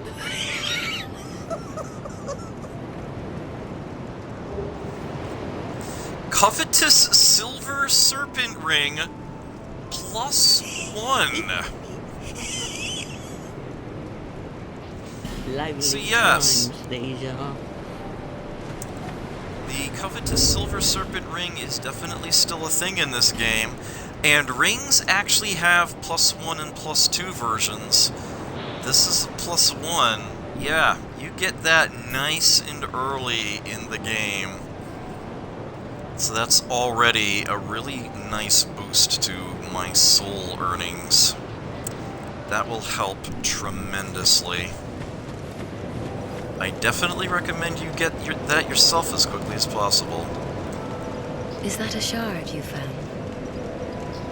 It is. Let me see it. It's just a great ROI. It's just to see light, to see hope. fantastic, because you know you're going to. However faint it might That be. thing's going to pay for itself after 100,000 souls, which you're going to get very quickly. And plus, you get the good stuff. Okay, so before I level up, actually, I want to double check a couple things. Because I did pick up Great Soul Arrow. Alright, that requires an int of 14. What? Oh, mine starts at 14. Okay, good. So I will put whatever levels I can get here into attunement. Bearer Seek Lust. And yeah, just one more point will be enough to get a second spell slot. I'll go ahead and buff that twice. Almost at another level. Not Am that I want. Poppable? Not that I want to influence your decision or backseat, but don't forget the ring. The what, name engraved ring? Yeah, that one. Oh. Yeah, I should get that sooner rather than later.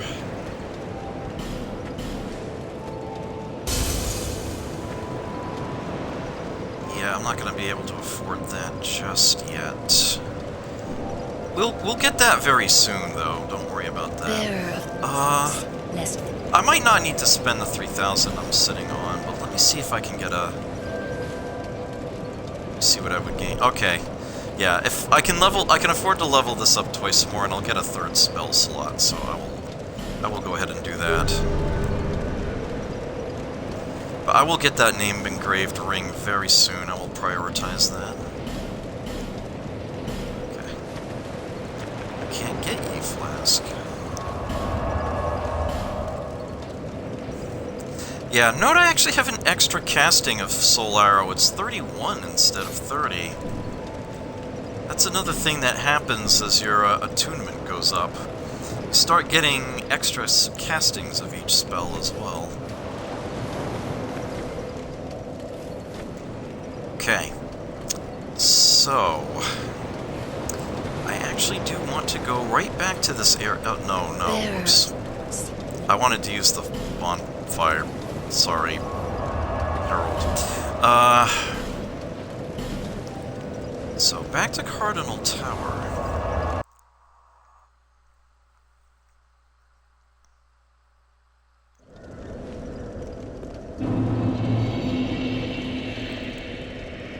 And I just wanted to do a couple quick things. We're probably going to call it a session shortly.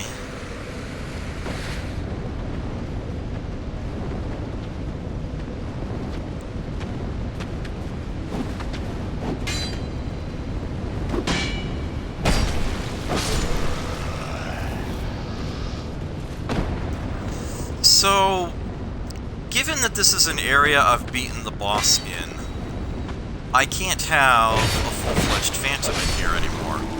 But I can still have a Shade. So if Skippy wants to drop a Shade sign... I'll do it on that bridge that you're... Alright, or did you want to check something out first? If you're going to join as a Shade, you might as well just go ahead. Okay. But I will go ahead and... This is very short, so I'll just open this right now here. It's one of the doors we can open with the Soldier's Key. So on this side is a chest. That is a Ring of Restoration and 3 torches, so... We now have added a good 15 minutes to the torch clock. Huh. Yeah, it's now... that's probably going to last me most of the rest of the game, honestly. And,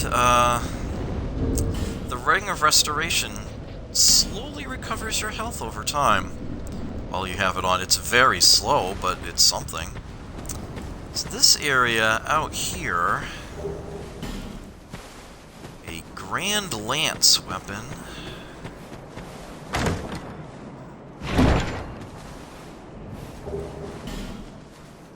More amber herbs, glad to see those. And a soldier that I don't feel like messing with. We can't go beyond that door anyway. Hey Ghoulie, good to see you. He ain't gonna mess with me if I don't mess with him, and I ain't gonna mess with him, so let's just ignore him for now. Yes, getting into that door requires a very special piece of equipment that we won't be seeing for a very long time. I don't see your summon... Oh, you know what? I'm sorry. Because I still have the... I'd have to nullify the human effigy effect to summon you in. Yeah, I actually forgot about that. I'm gonna Alright, take it off. so... Out this way... Oh dear. Oh, what have I done? What have I done? It's terrible.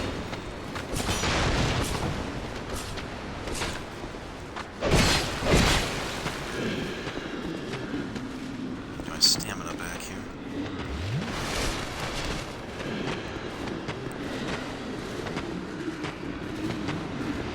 Ugh. You can even attack with their shields if they're armed with spears. You know, let's just shoot them. Oh! Alright, that gambit did not pay off.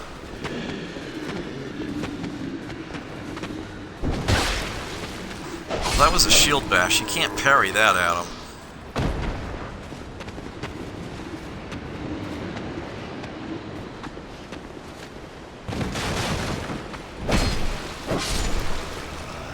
There we go.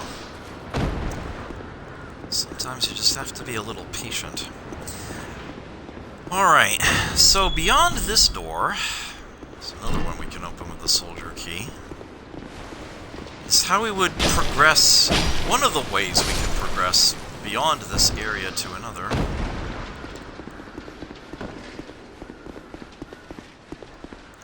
Oh. Up here. Okay, where do you open? No, you don't.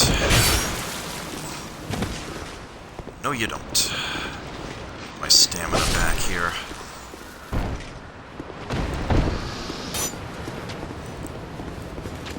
Okay, climb up here. Okay, so...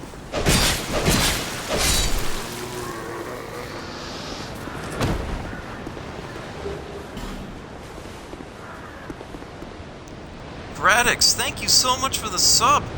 Tier 2! Wow! Thank you very, very much for your support. I greatly appreciate that. Thank you so much. Support like that is what allows me to keep going. Right, so...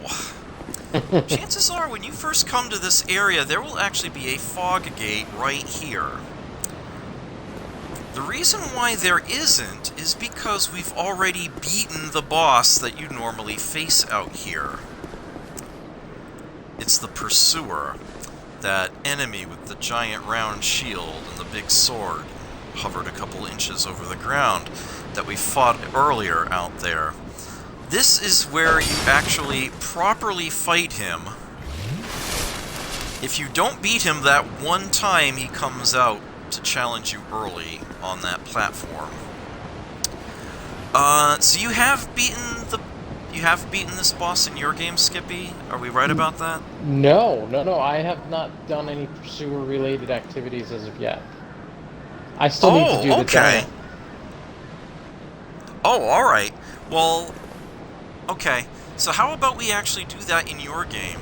Because I did want to show off how you can face the Pursuer if you face him here in his own boss arena. I am very down.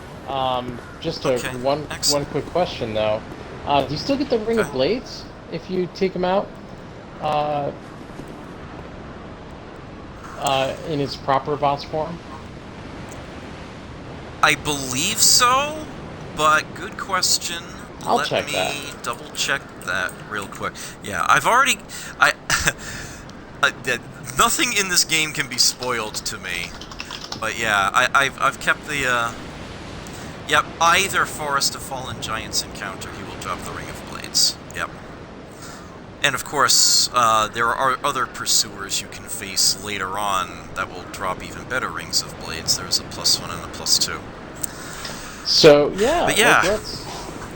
Let's hit up the, well, first the last giant, so, drop a regular stone whenever you get a chance. Sure thing. Oh, actually, what's your soul memory? We've got another, boss guy up there. My soul memory is now 46,365. Okay. So, up here is another nest. It's the kind that you can, examine. And if that reminds you of, makes you think of the crow in the first game, well, the raven. Yeah, that is actually a transporting nest. I will not be doing that at this time. I'll save that for next session. But what I will do is drop down here while we are in the area. And as you can see, there's an item hiding back here.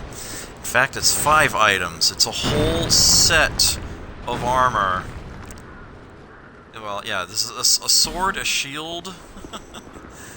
Yeah, 3 bits of armor. And this is, for those of you who are investing a good amount in vitality, this is a very, very sturdy set of armor. Very sturdy. It's certainly not light, but it's very good defenses for its weight class. This is actually armor that's well worth investing in. This is the sort of armor that you could choose to wear the entire game if you really wanted to. But I'm playing as a spellcaster, so yeah, I won't be doing that. Might have a little room to spare using the gauntlets, other than the manchettes. That would at least be a little something extra, but I know I can do even better than that. These trousers, leggings, yeah. Look at that stuff. You're not going to be walking silently in those. But that is a very sturdy set of armor that is well worth going to get. This guy, where the hell does he think he's going? Oh well. So yeah, and now I'm up where those messages were.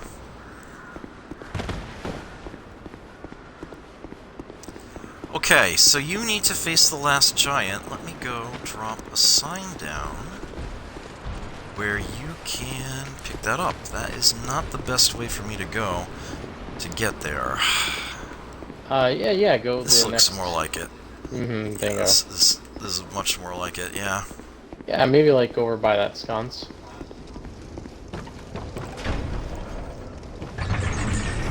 Oh. Or there. Either or. Okay. Yeah, I'll drop it by the sconce, sure. Oh dear, watch out.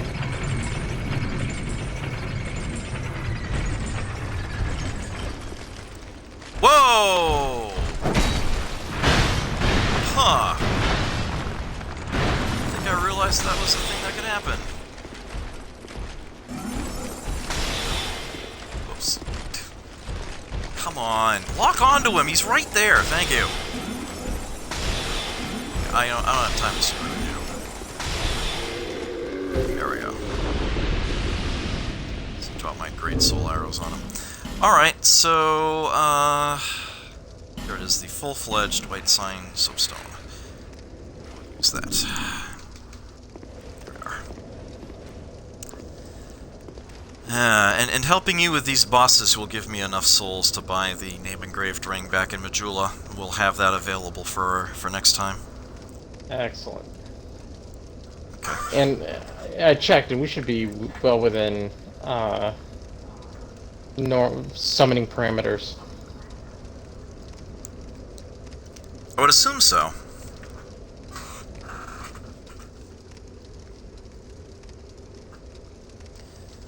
While I'm waiting for this, so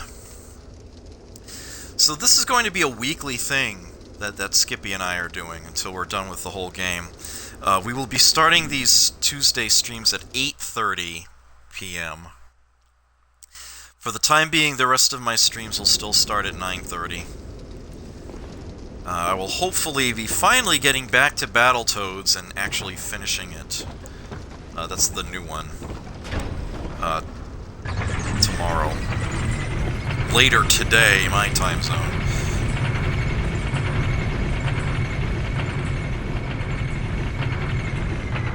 How you doing, Camden?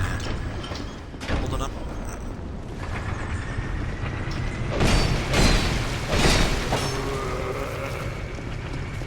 Alright.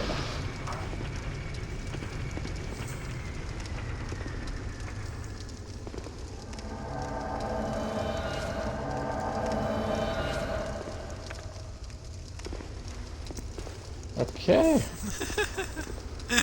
I like how the NPCs will actually emote. It's a nice touch. Yeah, we can skip that.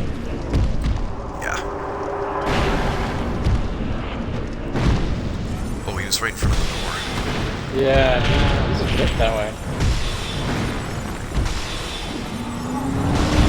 Stomps. Ooh, that shot went wide. Way wide. Oh, he sees me. Oh, he's coming for me. Alright, oh, stomp. Oh, someone got stomped on.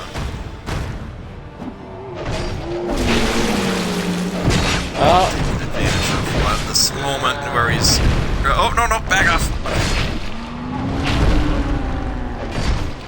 So, yeah, this is the melee approach. Get behind his legs. Can't really reach there. He tries... If he lifts his leg up, just roll back. He's lifting it up to try to stop you. Go down the hill real fast. Yeah. Something gets in your return. Yep.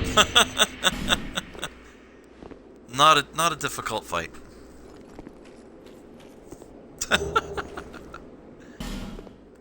So yeah, as a full-fledged phantom, your reward for assisting someone, in addition to recovering your humanity, is this item called a Token of Fidelity. Those are used in the Blue Sentinels Covenant. Son of a bitch. Sorry. Uh-oh, what'd you do? That turtle, remember him? Yeah? Yeah, he's still on my elevator. Oh, wow. I died, but hard. Oh. Yeah, Oh dear. that. Do you want me to drop a a shade sign somewhere? Oh, no, that would be...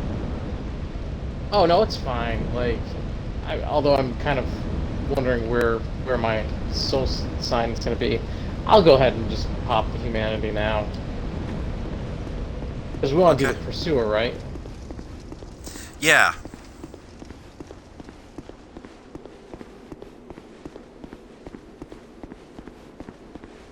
Yeah. The only thing I really want to do is get my grubby mitts on that Grand Lance. That'll take 2 seconds. Right.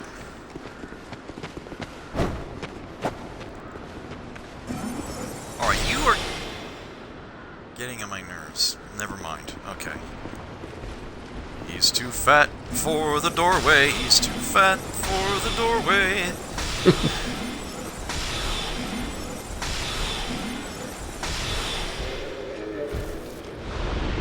Grand Lance. It's probably super heavy though.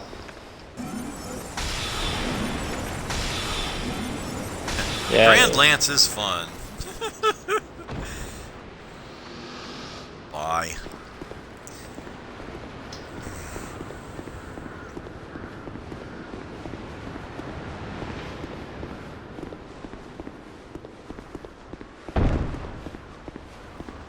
I guess I can't wear Hollow Soldier gauntlets or Old Knight gauntlets anymore. Oh well. What the frig is my...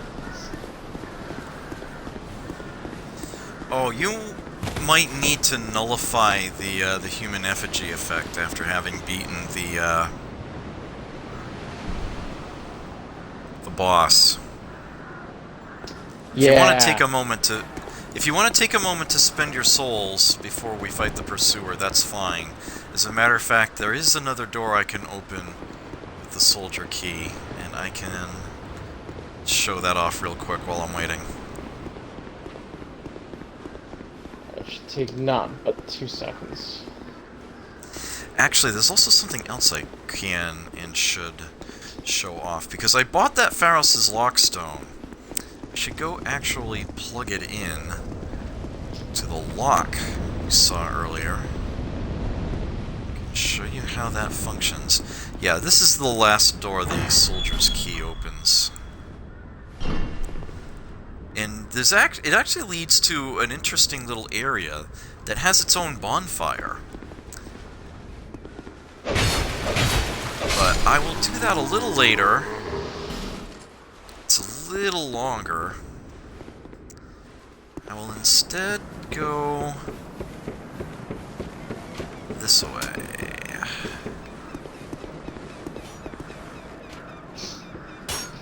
How do I want to play this?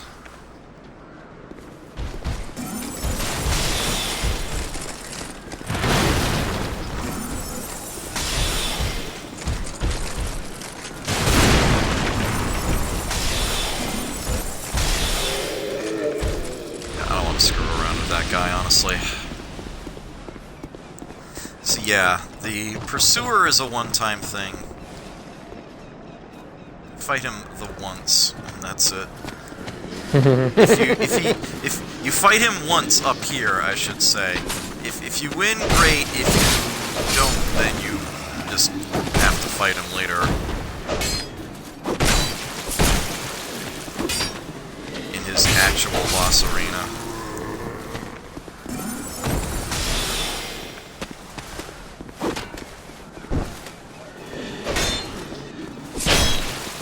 Uh-oh. Oh, I wasn't prepared for you to come charging in like that.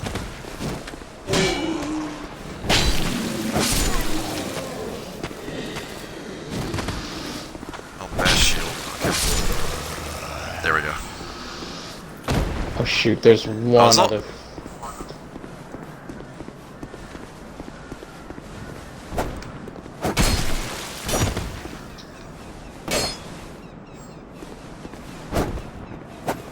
Come on. Really, game? Really, though. Okay. Game is a little... Yeah.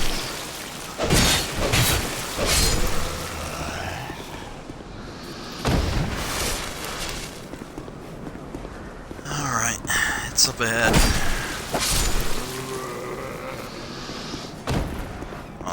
Down ahead, I suppose, technically.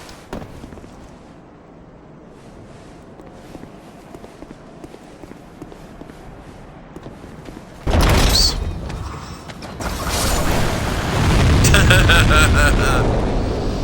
I'm glad that happened at least once. Oh man, what a position to die in. Speaking of conservative candidates, I just drone on and on and on and on, never letting anyone get a word in edgeways until I start foaming at the mouth and falling over backwards. Damn, I hesitated near the end of that. I almost made it through. I'm out of practice. Oh nice, an S-stick. S-stick is best-stick. Maybe not quite as devastating as it is in the original Dark Souls, but still a very versatile weapon.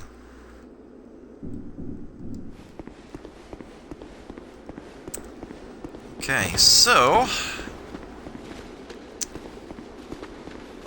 here's how you use a Pharos' Lockstone. Yes. Feed me, Seymour, feed me. And then a mysterious light glows. That's where we're in the room. And what you do with that, well, first off, you can deal with this guy. He's chasing me. You poke it. Hidden doorway. This one happens to have a couple chests inside.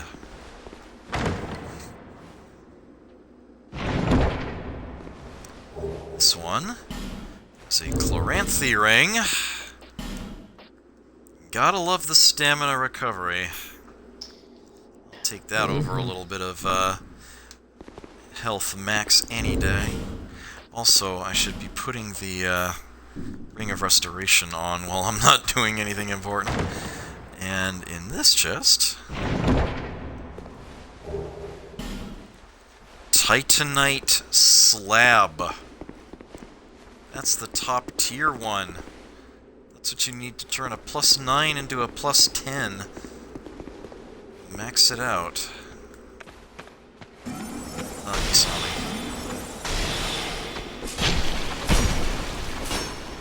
Come on.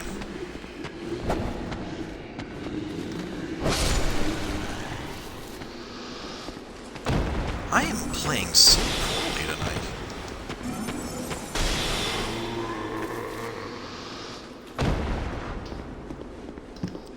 Okay. Are you set to go?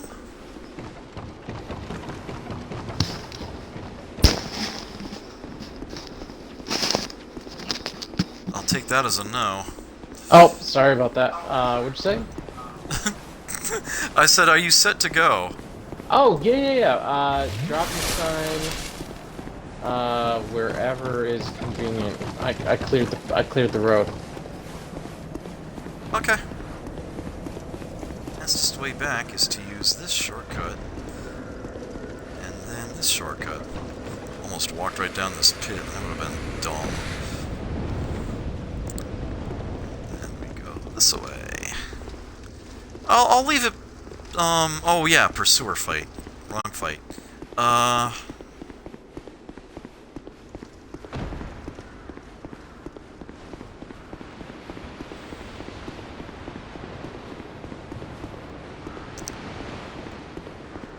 I'll leave it not right outside the fog gate, but rather, yeah, just up the stairs to its right. Gotcha.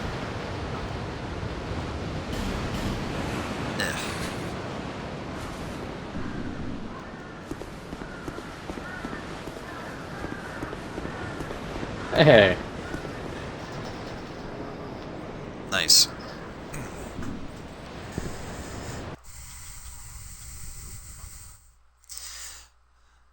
I take it you're taking point? I can, yeah. Okay. So I'll be I'll be the person distracting and engaging. Yes. Okay. So here's where you actually fight the pursuer if you either don't challenge him at all on that earlier platform, or if you do go up there and lose. This is his actual boss arena. There are some relatively simple strats you can use to fight the pursuer, mainly involving always dodging in the same direction, away from his sword hand. Just being very, very patient and methodical about it. Apparently, it's not that difficult to get the timing down to parry him. And you can take him down that way. I know Skippy's had success with that. Lots of practice.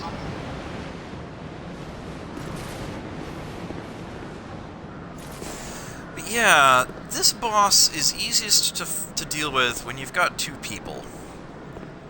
Boy howdy is it ever.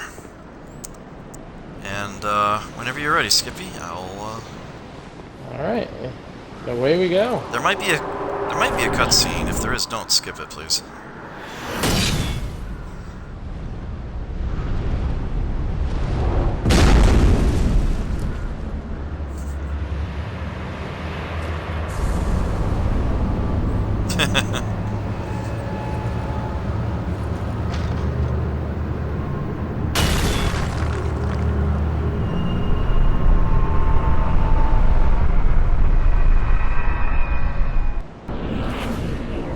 Right, so let me get in here.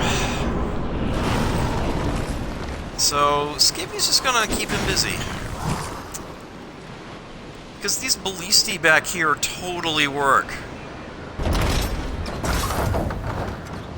Oops. Whoa! Needed to lure him a little bit forward. Okay. Oh, that's not good. Man, we made this look so easy last time. There we go, there's half his health. You see how quickly he goes down to these? It's impressive, actually. It's a little bit of a double-edged ballistae, though. Maybe I should switch to the other one. Oh, yeah. Dear. There you go. No, we got him. Yep. It only takes 2 shots with the ballista and he's gone. And, yeah, can't really do it solo. That way. Yeah, yeah, it's like, he will not sit in front of the ballista for you. Well, you're going behind it to fire it, so that is definitely a 2-player strat. But, yeah, if you do have 2 people, it makes that fight pretty close to trivial. Quick, easy, fun. Alright, just about the only other thing that I could do in this area for now. And I guess we would be calling it a stream shortly. I know Skippy's going to have to call. We've kind of run over time a little bit. Yeah, but we got what we needed to get done. Yeah. Yeah, there is the area behind this door here. But that's not exactly a quick, easy, trivial thing, so I guess I'll just save that for next time. We will start there, as it were. And next time we'll either do Hades Tower of Flame, or start in on an area called the Lost Bastille, which we will have access to soon. There's also the area down in there that we can't complete, but we can do some of. There are some very useful bits of equipment to try to grab down there. I wouldn't mind trying to go for some of them, but it's really not necessary this early on. I will simply... I tend to go to that area immediately. Huh. Yeah, there's one weapon down there in particular that I've noticed you've been using. Very nice. Definitely useful to... Yeah, it's very useful to grab out of there. Alright, so before I forget, I am going to purchase the name-engraved ring from Shalqua, as from this point forward in the game, it will make it decidedly easier for us to link up. The way the name-engraved ring works... Cat's just sitting right out on the table. Who are you again? No, I'm not serious. You do have a rather pleasant scent. A type I'm quite fond of.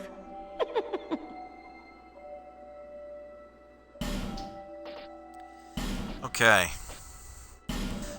Right. So let me buy that. I'm going to need the Ring of Whispers eventually for one specific thing I want to show off. Yeah, this lets you basically, like, hear enemies shuffling around or grunting or whatnot, so you know if there's somebody around the corner without actually stepping around the corner. But there is one other special thing that it does. I'm going to go ahead and buy it now, before I forget to. These other three, I will never actually need, although the Silver Cat Ring is useful. But yeah, this one I will actually need, and I want to go ahead and buy that now before I find myself where I would need to have it, and I, would have forgotten to buy it. Satisfied? I'll be around if you ever come back. Alright, do I have enough souls to level? I do. Oh yeah. So we'll go ahead and, Oh, actually, you know what? Rather than level, I think I want to spend them in here. I knew you'd be around. I could reinforce the short sword. Yeah, the Drang Lake sword is a big sucker. I won't be wielding that. I won't be getting up to that level of strength during this run, that's for certain.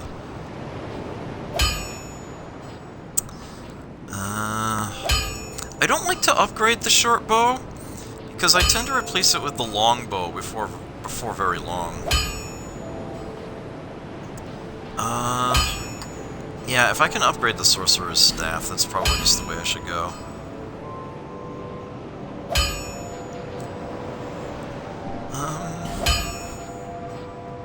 None of the armor I'm wearing right now is going to really last me all that long. So I'm not going to bother upgrading that. I'll be around. Yeah. I'll just buy a level with what I have left.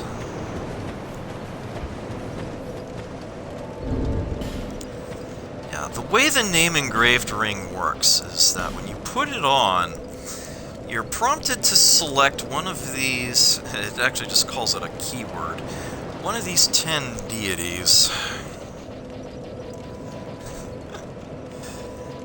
Two people who pick the same option with the name-engraved ring on will be able to get into co-op with each other more easily, and they won't see the sign of anybody who doesn't have the ring on, or anybody who has the ring on and chose a different deity. So this is... it's not 100%, perfect or guaranteed, but this is how you best organize a group with other people to play as... What, really? Really? This guy's... Get the camera out of his crotch. Another thing to know about the engraved ring is that it will actually extend the range. Yeah. To be able to summon and be summoned. Yeah, that's exactly what I was going to say before I was distracted by crotch right in front of the camera. Yeah, the number of tiers up and down that of soul memory you are from who it is you're trying to match with is actually wider if you have the name engraved ring on. I don't have the actual data for that in front of me. I could provide a link. Maybe I'll do that next time. There are plenty of soul memory calculators, I think they're called, on the various wikis out there. And you can simply opt to bring that up if you want to see where the tier levels are and exactly how far up and down each version of multiplayer will go. Yeah, we can save that for next time. I guess that's going to be it for this session. I don't think I've got anything else to present. I think we made a clear chunk of progress. Yeah, not a bad first session at all. There is one thing I like to do at the end of these sessions. I don't know if I